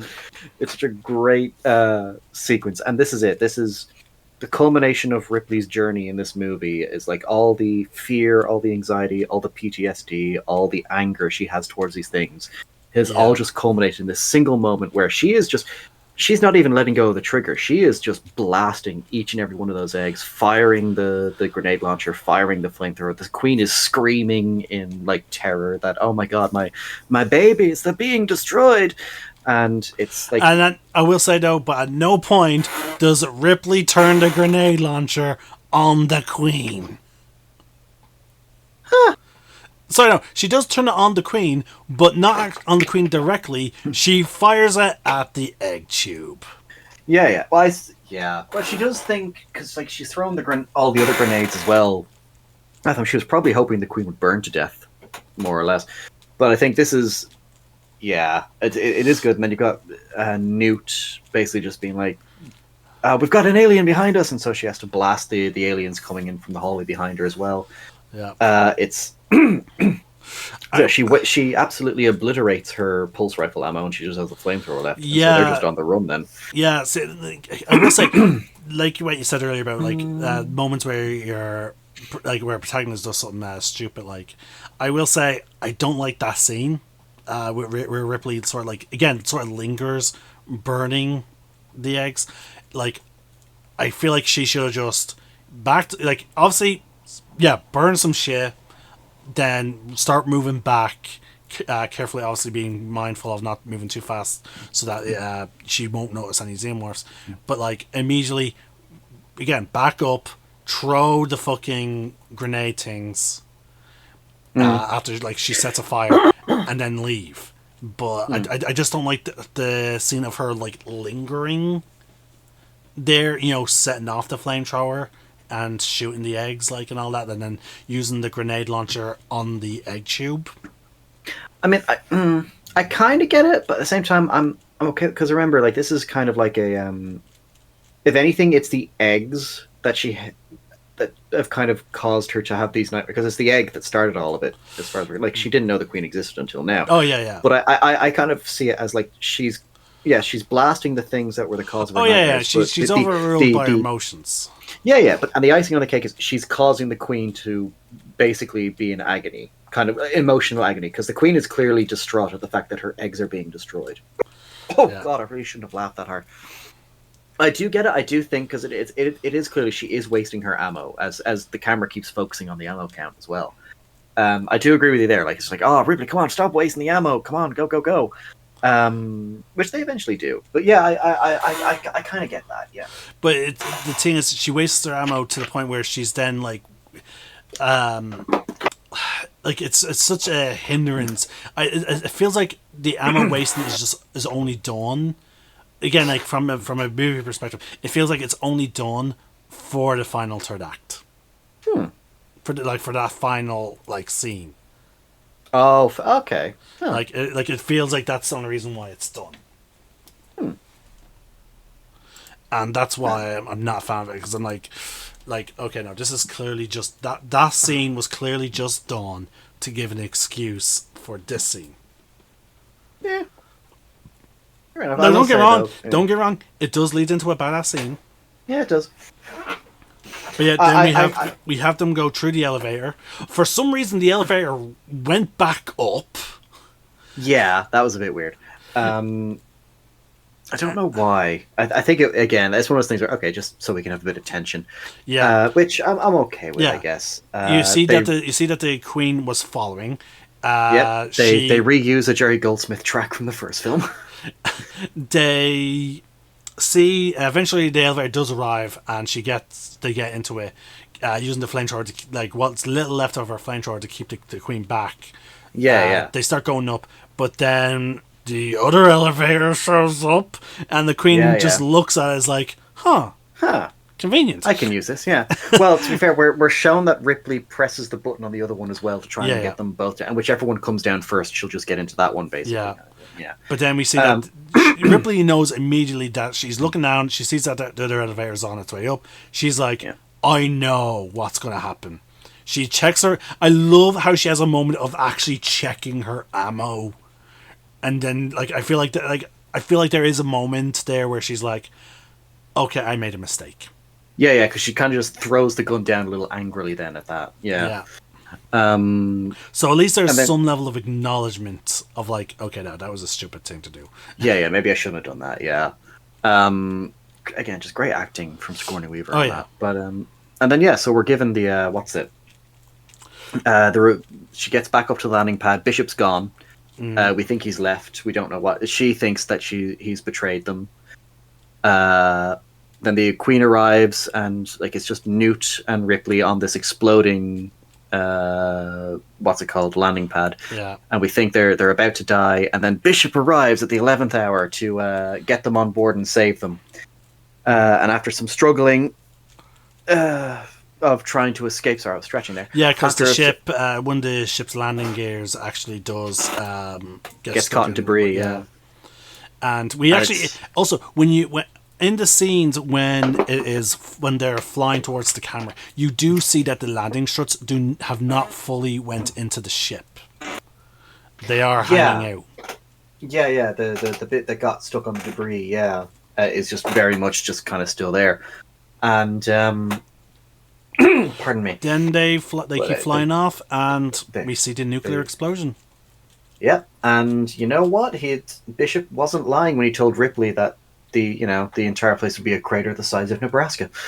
Yep, it is a truly spectacular explosion.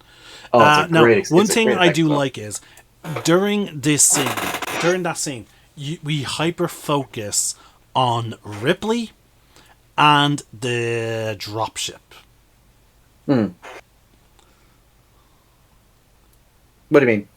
Oh yeah, it's really it's really close up. We see there's absolutely no scenes of the Queen once the dropship arrives. Yeah, actually, yeah. It's just in the elevator and probably just watching everything. Well, it was exiting the elevator when the ship arrived.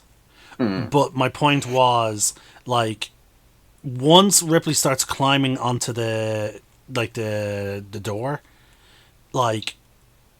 we are only focused on her, and then every other scene of her is her in the interior, and then we're looking at Bishop, and then we're looking at the landing strut being caught in the debris. Yeah. It's kind of I think it's because the characters are kind of forgetting everything because of all the commotion. Yeah. So I think they clearly, the movie. Sorry, it's James Cameron clearly wants the audience to forget as well in all the commotion. So it's, it's kind of it puts us on the same level. Yeah, and the landing. I didn't realize that. Yeah, and the landing because I have seen people complain about the Queen showing back up, being on the dropship. However, the landing strut the Queen was hiding in was the rear. And the landing strut that we were focused on when they got stuck by the debris was one of the front two. So we're completely not looking at the rear of the ship. Yeah, and unfortunately, the way some vehicles are is that like the landing struts are not individual. Like if it's all one mechanism of them being retracted in and out. So if we see the front one have like the debris caught in it, and so it can't retract in. So if they can't retract, it's basically all of them are not retracting. Yeah. And then then we see also because their first big hint that something's wrong is when Bishop and Ripley are having a nice heart to heart, but then Bishop notices a drop of acid. Yeah, and then we get probably one of the most gnarliest takedowns from an alien where it stabs him in the chest from the rear with its tail, then lifts him up on the tail, still impaled, then grabs him with its two claws and then rips him in twine. It's just a fantastic takedown from an alien. Oh yeah, film. It is true. They went again. I love how they gave it was already established an alien. Like when it comes to the androids, because they use the Y liquid. I love how brutal they get with the androids. In terms of deaths, because they can get away with it. Yeah, they can get away with it. It's like the anime. Like with anime, animes do it all the time. Like for example, Dragon Ball Z Kai. My brother asked why is he's spitting up spit, like a whole bunch of spit. I had to explain to him, oh no, that's not spit. That's supposed to be blood. And he's like, what? And I was like, yeah, my madam chimed in. She's like, oh, so they get around the censorship by making the blood more clear. So you think it's just spit that instead of being internal bleeding from the punch. And I'm like, wow, you nailed it. I was like, wow, I wasn't expecting a person who'd never seen me watch anime before truly get why they do the censor. And also. While in the same breath, also explaining why they're spitting up blood because of the internal bleeding.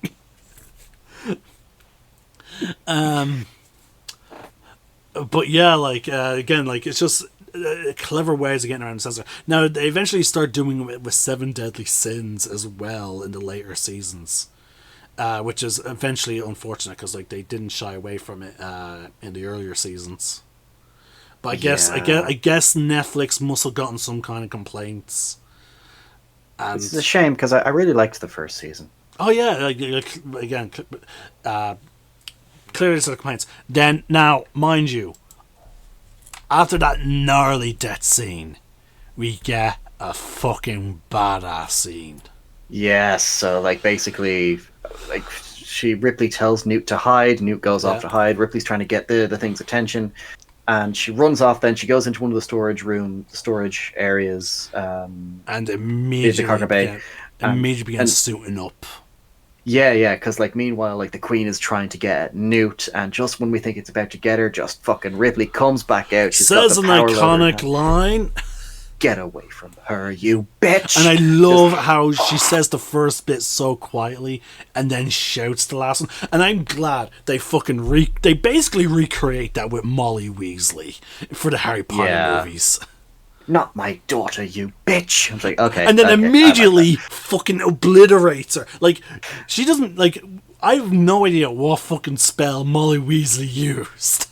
Yeah, it just kind of shriveled up Bellatrix and then she exploded. Yeah, no, Bellatrix freezes up, cracks, start appearing on her body, and then blows up. Forget Avada Kedavra. What the fuck was that? Now, don't mess with a mother and her children. Now, mind you, though, the Super Coen Brothers theorized the spell that might have been used was Reducto. It's not Reducto. It was some kind of explosive spell that we see Ginny actually use a couple of times. Oh, is it the one she used when they were in the Ministry? Yeah, and when they're in the DA, you see her use it, and it just atomizes the target dummy. Yes, I remember that. Okay, yeah. So a lot of people are like, maybe it was that spell. Yes, and this is why Ginny is a badass. Oh yeah, no, and again, like it's just a shame that how they did her and Harry's relationship dirty in the movies. Oh god, yeah. It's so awkward. Oh. Anyway, even the actors agree. Yeah. Anyway, yeah. So we get this badass fight scene of Ripley and the Queen, like it's such an iconic. I remember before I saw Aliens, I remember my dad built this up to me. Just like, oh yeah, Aliens was such an iconic film, and like this, the main character just ends up having a fight with this big alien in a robot. And I was like, in a robot? What? And this is like me. But this is like me when I was like 12 or something like that, like 11 or 12 before I ever even saw the first film. And so when it finally came to Aliens, and I was like, oh my god, this is so epic. This is amazing. Now, mind you, because of the limitation, because they're both, it's basically two puppets. Like a good bit, like there is moments in the fight where they're just like looking at each other, just moving around. Yeah, well, like again, it's sort of like when when two people are in guard, like form two guards, and we're just shifting left and right or down and then up. Like we're just like, okay, where's my opening? Exactly. And I will say something I love, particularly when it comes to the power loader itself, is it's clearly like a puppet and stuff like that. Yeah. But they make sure it feels like it has weight to it. Like every swing she directs towards the Queen, like you feel like it's about to break some bones. Oh yeah, like a couple of the solid hits she gets on the Queen goes flying. Yeah, it's so good, and again, like kind of Ripley utilizing everything she knows. Like once the Queen gets within like inner jaw distance, like she has the Queen caught in like the clenches, and then she actually activates the blowtorch on the thing to start scaring the alien. Yeah, she's like, "Don't you fucking use that on me! I will burn this little mouth off you." Yeah, and then it's so good. Oh yeah, and then she sets up the whole, venting it out the airlock. Yeah, like it worked the first time. If it ain't broke, don't fix it. Oh yeah, mind you, this time she nearly gets pulled out with it. Yes, I do love that though, because like she has the Queen where she wants it. She's about to drop it, and as it's falling, the Queen grabs the fucking power loader and brings her down. Because it has so many extra arms. The Queen does. Oh yeah, I think she got like 4 arms altogether. It's like the large ones and the little T-Rex ones on her chest. It's funny, but I think it's like 2 or 3 people piloting that thing as well, if I remember. But then we have a great moment of Bishop just being like, oh, "Don't worry, kid, I got you." Oh yeah, after Ripley opens up the airlock and stuff like that. Yeah, I find it funny that it's just a legless Bishop just sliding across the fucking floor. Oh yeah. Oh, it's so good. And again, like he goes through the effort of making sure to grab Newt, Newt, before she goes flying out as well, yeah. And then we have this great final moment, like Ripley's climbed up the ladder, the Queen has grabbed her leg, and Ripley showcasing like all that upper arm strength. Yeah, she fully loops her arm in, and so it's like she's creating a moment where her arm has to first dislocate from the shoulder socket, and then like tear in order for her to like let go. Oh god, it's so and then she manages anyway. The alien manages to let go. It's vented out into space, and then we have a final great moment where she's trying to climb the ladder, and she eventually seals the airlock, and it's just the James Horner music is flaring and flaring, and they survive, and it's so good. And of course, she got a great moment where she's checking on Newt. Ripley is, and then Newt just goes, "Mommy," and just goes to hug her. It's like, don't break my heart. Then we get a nice scene where she's at the putting Bishop into a stasis thing, because she's like, "Look, I don't want you to break." Like, I wouldn't be surprised if they did make it back to her. Like, if she wouldn't just be like, "Hey, I'm taking this guy," and then trying to find a way to repair his legs or get new legs, like have him be like not butler, basically like a nurse droid or something, like help him look after New. But then Higgins is obviously in his stasis. Because he had to be. I think Bishop was saying that they had to keep him sedated, because the pain was getting too much for him. Yeah.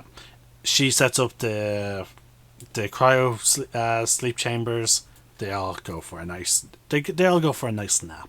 Yeah. And then it was a happy ending. Nothing else bad ever happened after that. Shut the fuck up. Because like there's because like I'm trying to remember the opening scene of the next movie, and I'm just a part of me's like, hold on, something's not adding up real quick here. But again, I cannot recall it, and I'm not going to say anything until I see the third movie, just so that I'm, because I don't want to be, fucking wrong. But anyway, yeah, but that's the end though, folks. Yeah, that is Aliens. Yeah, 5 hours. Fuck's like nearly 5 hours talking about this movie, which I don't find that bad. No. Like, but for all intents and purposes, this is basically a podcast with hopefully some entertaining gameplay action behind us, as a backdrop. So we've always said that these videos are going to take however long it's going to take, which is why we settled on it on a bi-weekly release date.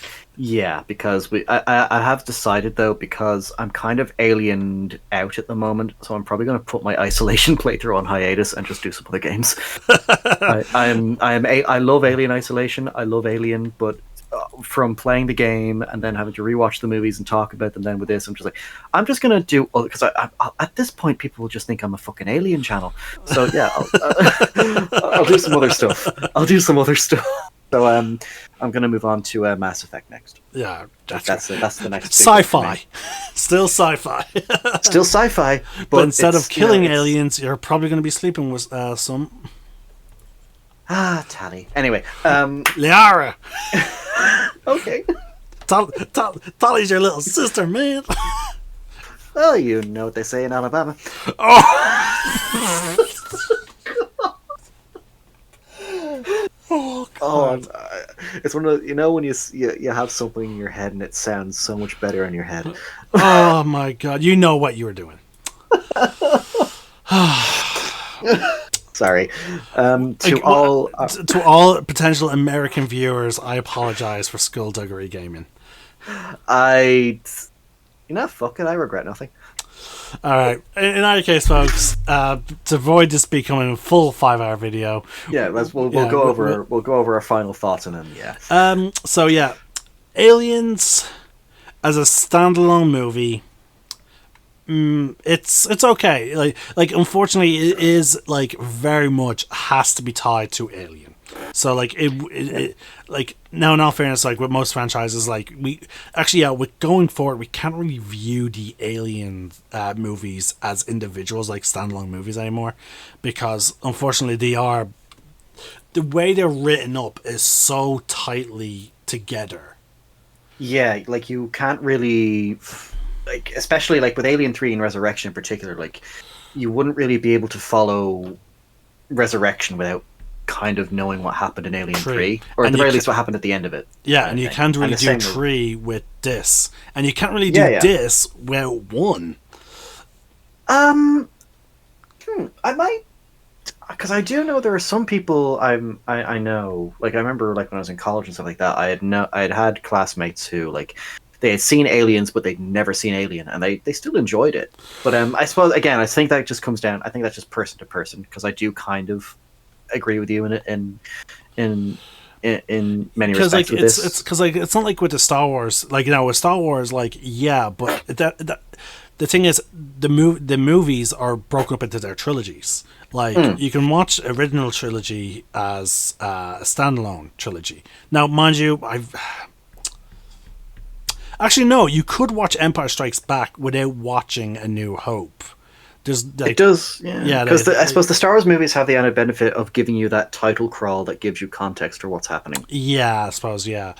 But also, like the fact that like generally there's always time, like a year or two time skip in between each movie. You don't really need to. Well, with the exception of the sequel trilogy. With the sequel trilogy, you do have to watch the others in order to understand what's going on, even with the title card sequence, because like they pretty much happen one after the other, like maybe with a month or two in a difference. I think the only one that has a very long time span between is between Last it- Jedi and Rise of Skywalker. Yeah, because we'll get into it. Especially, oh god, we will get into it. Anyway, But our point is like the Alien movies really do have to be watched together. Now, with that being said, the Prometheus and Covenant, no. No. You don't need to watch them. And you can, theoretically, you could skip Romulus even. Now, Romulus is a pre-sequel because it's a sequel to Alien, but it's also a prequel to, Aliens. yeah, and nothing in that movie really does affect what happens in Aliens or any film that comes after it in regards to timeline. Like it is kind of just it's its own thing kind of thing. Yeah, that movie can stand alone. It does need Alien to go off of, and it just adds extra to the things. But like the whole franchise as a whole, you do really pretty much do need to watch like the movies. Like obviously don't do them all in one day, but you would probably need to take a week to watch them in their proper order, to get their full enjoyment. Yeah. And again, that's not a bad thing. That's not like a knock on their quality. No, it just means that like the story is so like, despite the fact that Alien was set up. Now, Alien can do this because again, it was originally intended to be a standalone. But like, once you start getting into Aliens, you can clearly tell that there's such a nice path going forward. Now, I need to try and remember the opening sequence to Alien 3. Because I'm trying to remember. I feel like there's something there that I want to talk about, but I don't want to say anything unless I'm correct. Oh, I remember everything with Alien 3, sadly. But no, I don't. That besides from that bit, let's just move on to the next topics. The acting is fucking fantastic from everyone. Yeah, once again, just like with Alien, they got a good cast, and even the actors with just minor parts in terms of like the cannon fodder Marines, basically. Even some of them have some good personality. Oh, like fucking Apom, it's just the fact that he always again the whole cigar thing. Yeah, there's clearly effort was clearly put into the character, which is something James Cameron, especially back then, was really good at. He was good with the characters, good with the dialogue and stuff like that.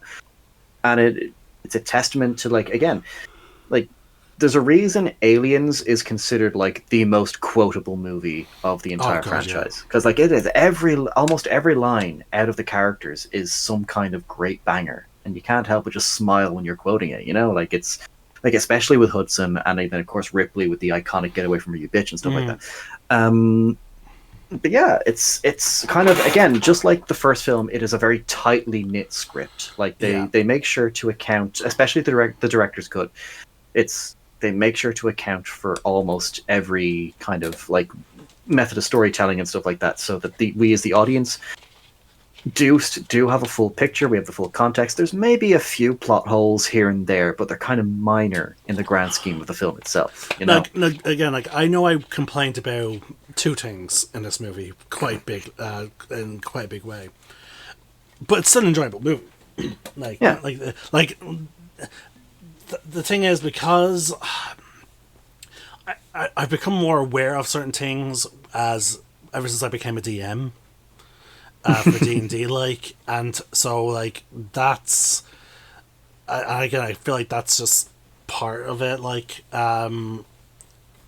because I've through D&D I've learned to become a better storyteller, and whatnot. So that's why a part of me is wait, hold on the fuck up. Because I end up getting asked these questions by my own players. Why wouldn't this happen? Especially I will say, especially when what? Especially when they bring up things about because sometimes after a whole thing happens, I would sometimes reveal behind the scenes oh yeah, here's what I had planned and all that, Oh yeah. Then that's when sometimes they would ask questions But I would say, in terms when it comes to asking a question like that with the movie, sometimes the answer will just be okay because the script demands it, and that's not always a good thing. Sometimes it's kind of, look, this has to happen so the plot can move forward. There's a line from, I believe, Peter Pan, where before Wendy flies off with Peter, the narrator, who is clearly meant to be older Wendy, like the scene is just she's about to take Peter's hand. The parents are running towards the bedroom.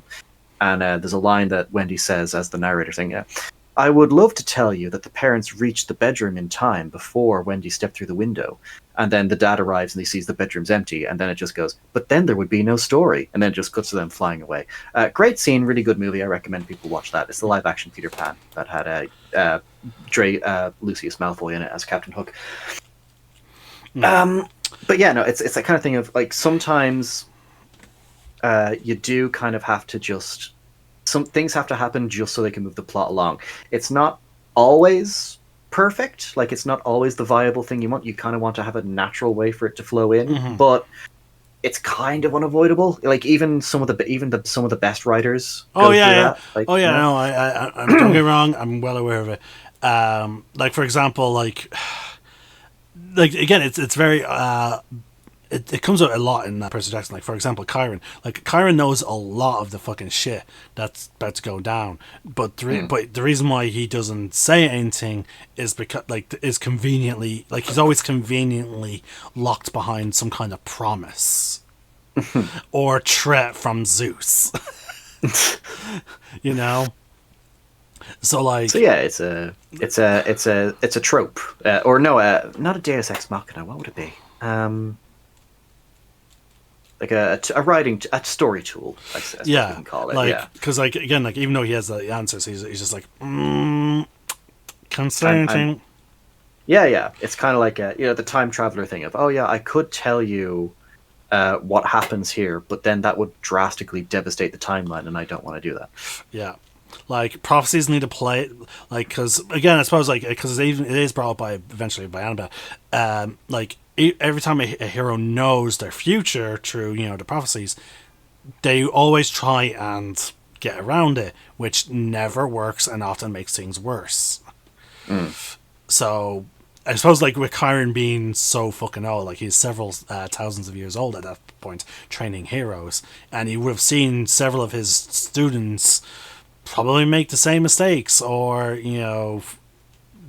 terrible things happen to him. Like for example, Achilles, thinking, seeing how his invulnerability led to such and such. So he's probably just like, I really should. I really want to warn Percy about this, but if I tell him about the prophecy now, something worse can fucking happen. So the track record of this has shown that shit will get worse. Yeah, so I better to keep my mouth shut. Yeah. Or in the case of the whole Roman demigods, it's like, no, I was sworn by Zeus that I had to keep my mouth shut. And so I will keep my mouth shut because I swore on the river Styx, which is apparently a binding contract in the Percy Jackson verse. Because if you break that oath, bad shit happens. But yeah, no. So I completely understand. But back to the positive things about this movie, like fucking lighting, costume design. We already talked about the acting, the music. The soundtrack again. James Horner, fantastic. Again, just like Jerry Goldsmith, James Horner is another kind of veteran when it comes to. He's done. Let's see, he did two Star Trek movies from the original series cast. He actually did the soundtrack to the first Andrew Garfield Spider-Man movie. That was one of his. Jumanji. God, he's got some fantastic movies under his belt when it comes to soundtracks. His work is on Spotify. Give it a listen. He does some great stuff. Oh yeah. But yeah, and again, I think what I love about James Horner's music in this is he captures a lot of what Jerry Goldsmith did in the first film, even taking a few of the similar notes from that soundtrack, like especially in the start of the film. There's similar violin executions and stuff like that. It's just really well done. It's good. But yeah, like the costumes, and like I love how each colonial marine has their like a unique personality on display of their armor. And then like again, like it's just as I said, like the design, the puppeteering design, like the puppet design is just again fantastic. From the, as you said, the power loader, the alien queen, and the aliens themselves. Like it's again like. For the faults that I again I've been vocal about for this movie, like there's also just way so much positive about it. Oh yeah, absolutely, and I think that's always a good way to weigh in a movie where like when the positives outweigh the negatives, unless like the negatives are like genuinely damaging, like script destroying, damaging, or like lore destroying. Like that's where like you're in the territory of okay, maybe we should have rethought this script kind of thing. Oh yeah, because the script was also fine. Yeah, like it was grand. Like I said. The only in terms of script wise, there was only one big thing that I had issue with. Two things I had issue with was the whole goodbye thing. Shut up, and then there was the whole like again the lack of the lack of common sense of calling back your men to like re-equip, and make a different plan going into the hive, but like. But again, like they're swept away for the whole goodbye thing. That was to add a bit more tension for the escape, and also to just again tug on the heartstrings for any of the, because again like action movies always had to have that type of scene for the stereotypical female audience members who are there with their boyfriends or husbands. It was put there for anyone who wanted a little bit of romance. Yeah, that was kind of a lot of 80s movies, especially they have to have the romance back then. Again, I personally, I kind of don't, because again, they don't really take it any further than just a few passing glances and a smile, which I'm okay with, but like, they didn't go over the top with it. Oh yeah, no, they didn't. No. Again, I was fine with a good bit of it. Again, it was just that final bit where she's going into the plant to save New. That's where I was like, okay, no. Anyway, so but again, the whole thing with the lack of the plan, not calling back his men, that was done obviously for plot convenience, because like they need a way to thin the herd, so to speak. Of the Marines. Yeah, again, this is where I think this was the one where the Alien movies had that trope of we have cannon fodder now, so we can just get the actual characters that we want to care about in there. Oh yeah, because like the Alien movies tend to focus heavily on a very small group of characters, which again, in my opinion, really helps it in terms of, because like the character interactions then are more meaningful. They tend like within the first hour. There's going to be several deaths, which will then just allow for the camera and the story to focus on the characters that remain, which establishes character connections between those characters a lot better. It better establishes the relationships, and it also allows the characters' individual personalities to shine more. Exactly. Because like if we had all those colonial marines around, Hudson probably would not have had as many dialogue. Some of his lines will probably be taken by someone else. So again, it's nice to thin the herd a little bit. And at least this way, it gives us the excuse to have some really nice, brutal action scenes. With the xenomorphs being actually dangerous. Yeah, and again, in this situation, it also helps establish their threat. If they were, if like, for example, like if an outbreak was to happen on Earth, it like quickly establishes like the threat level of a xenomorph outbreak. Yeah. But again, like as I said, like everything else about the movie was fantastic, and again, besides for my own personal gripes, which can be explained away for good storytelling in some cases. Like it's perfectly fine. It's a great movie, and it's a great franchise. And a part of me, a part of me is wondering, like, just considering the reputation of the next movie, how much footage are we actually going to have? I'm curious about that. Oh, trust me, because I've come to learn over the years that, because again, I'm going to give you guys a spoiler ahead. I'm not a big fan of Alien 3 or even Resurrection. I will actually, no, you know what? When it comes to Alien 3, it's a guilty pleasure. Like, there are aspects of that movie I enjoy, particularly when it comes to the cast and the soundtrack and the end of the movie. But overall, there's just a lot of that movie I have so many thoughts on. Oh, you're gonna be ranting. You're gonna get in your soapbox. I'm probably gonna just tear this movie, the third one, a bit of an asshole. Yeah. Okay. Wait until we get to Last Jedi. I have not just that. I would say I have issues with a lot of films. I'm being perfectly honest with you. But yeah, it's when it comes to Aliens, though. Honestly, most of my thoughts mirror yours. Like, it's again, Aliens. They're great movies. Whenever a sequel comes out, no sequel is ever going to be good as the first two. I think in this franchise, it's one of those things where Romulus got close. Romulus, I found to be okay. I put it above Alien 3 in terms of like my enjoyment, because there was a lot more to enjoy for me in Romulus than there was for the other one. Like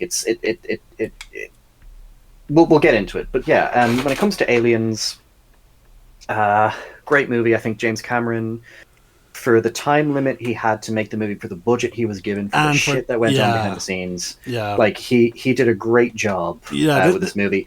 Sigourney Weaver, because like top notch. Yeah, because I see a lot of like for example, generally if there's a lot of issue behind the scenes, like the movie overall will suffer, and because like we seen it with the sequel series. Sequel trilogy of Star Wars. Like there was a lot of drama between the person who was in charge of Disney at the time, and some of the actors, and even some issues with the directors. Yeah, like they went through directors like fucking Skittles. Yeah, there's a reason why. And then there's even drama between the directors of two different movies, because one director decided, like, I'm going to do this, but then the other director was like, I had a 3-movie plan, so I'm going to go back to that, but first I have to course correct your mistakes. Then there's also again, there's the whole issue with Skeleton Crew, and then let's look at also then there's the whole issue with Acolyte. Yeah, well, with respect, I don't want to watch Acolyte. Yeah, neither do I. Anyway, folks, I'm the Celtic Nerd. I've been SkullDuggery. We are signing out. One name, one sky.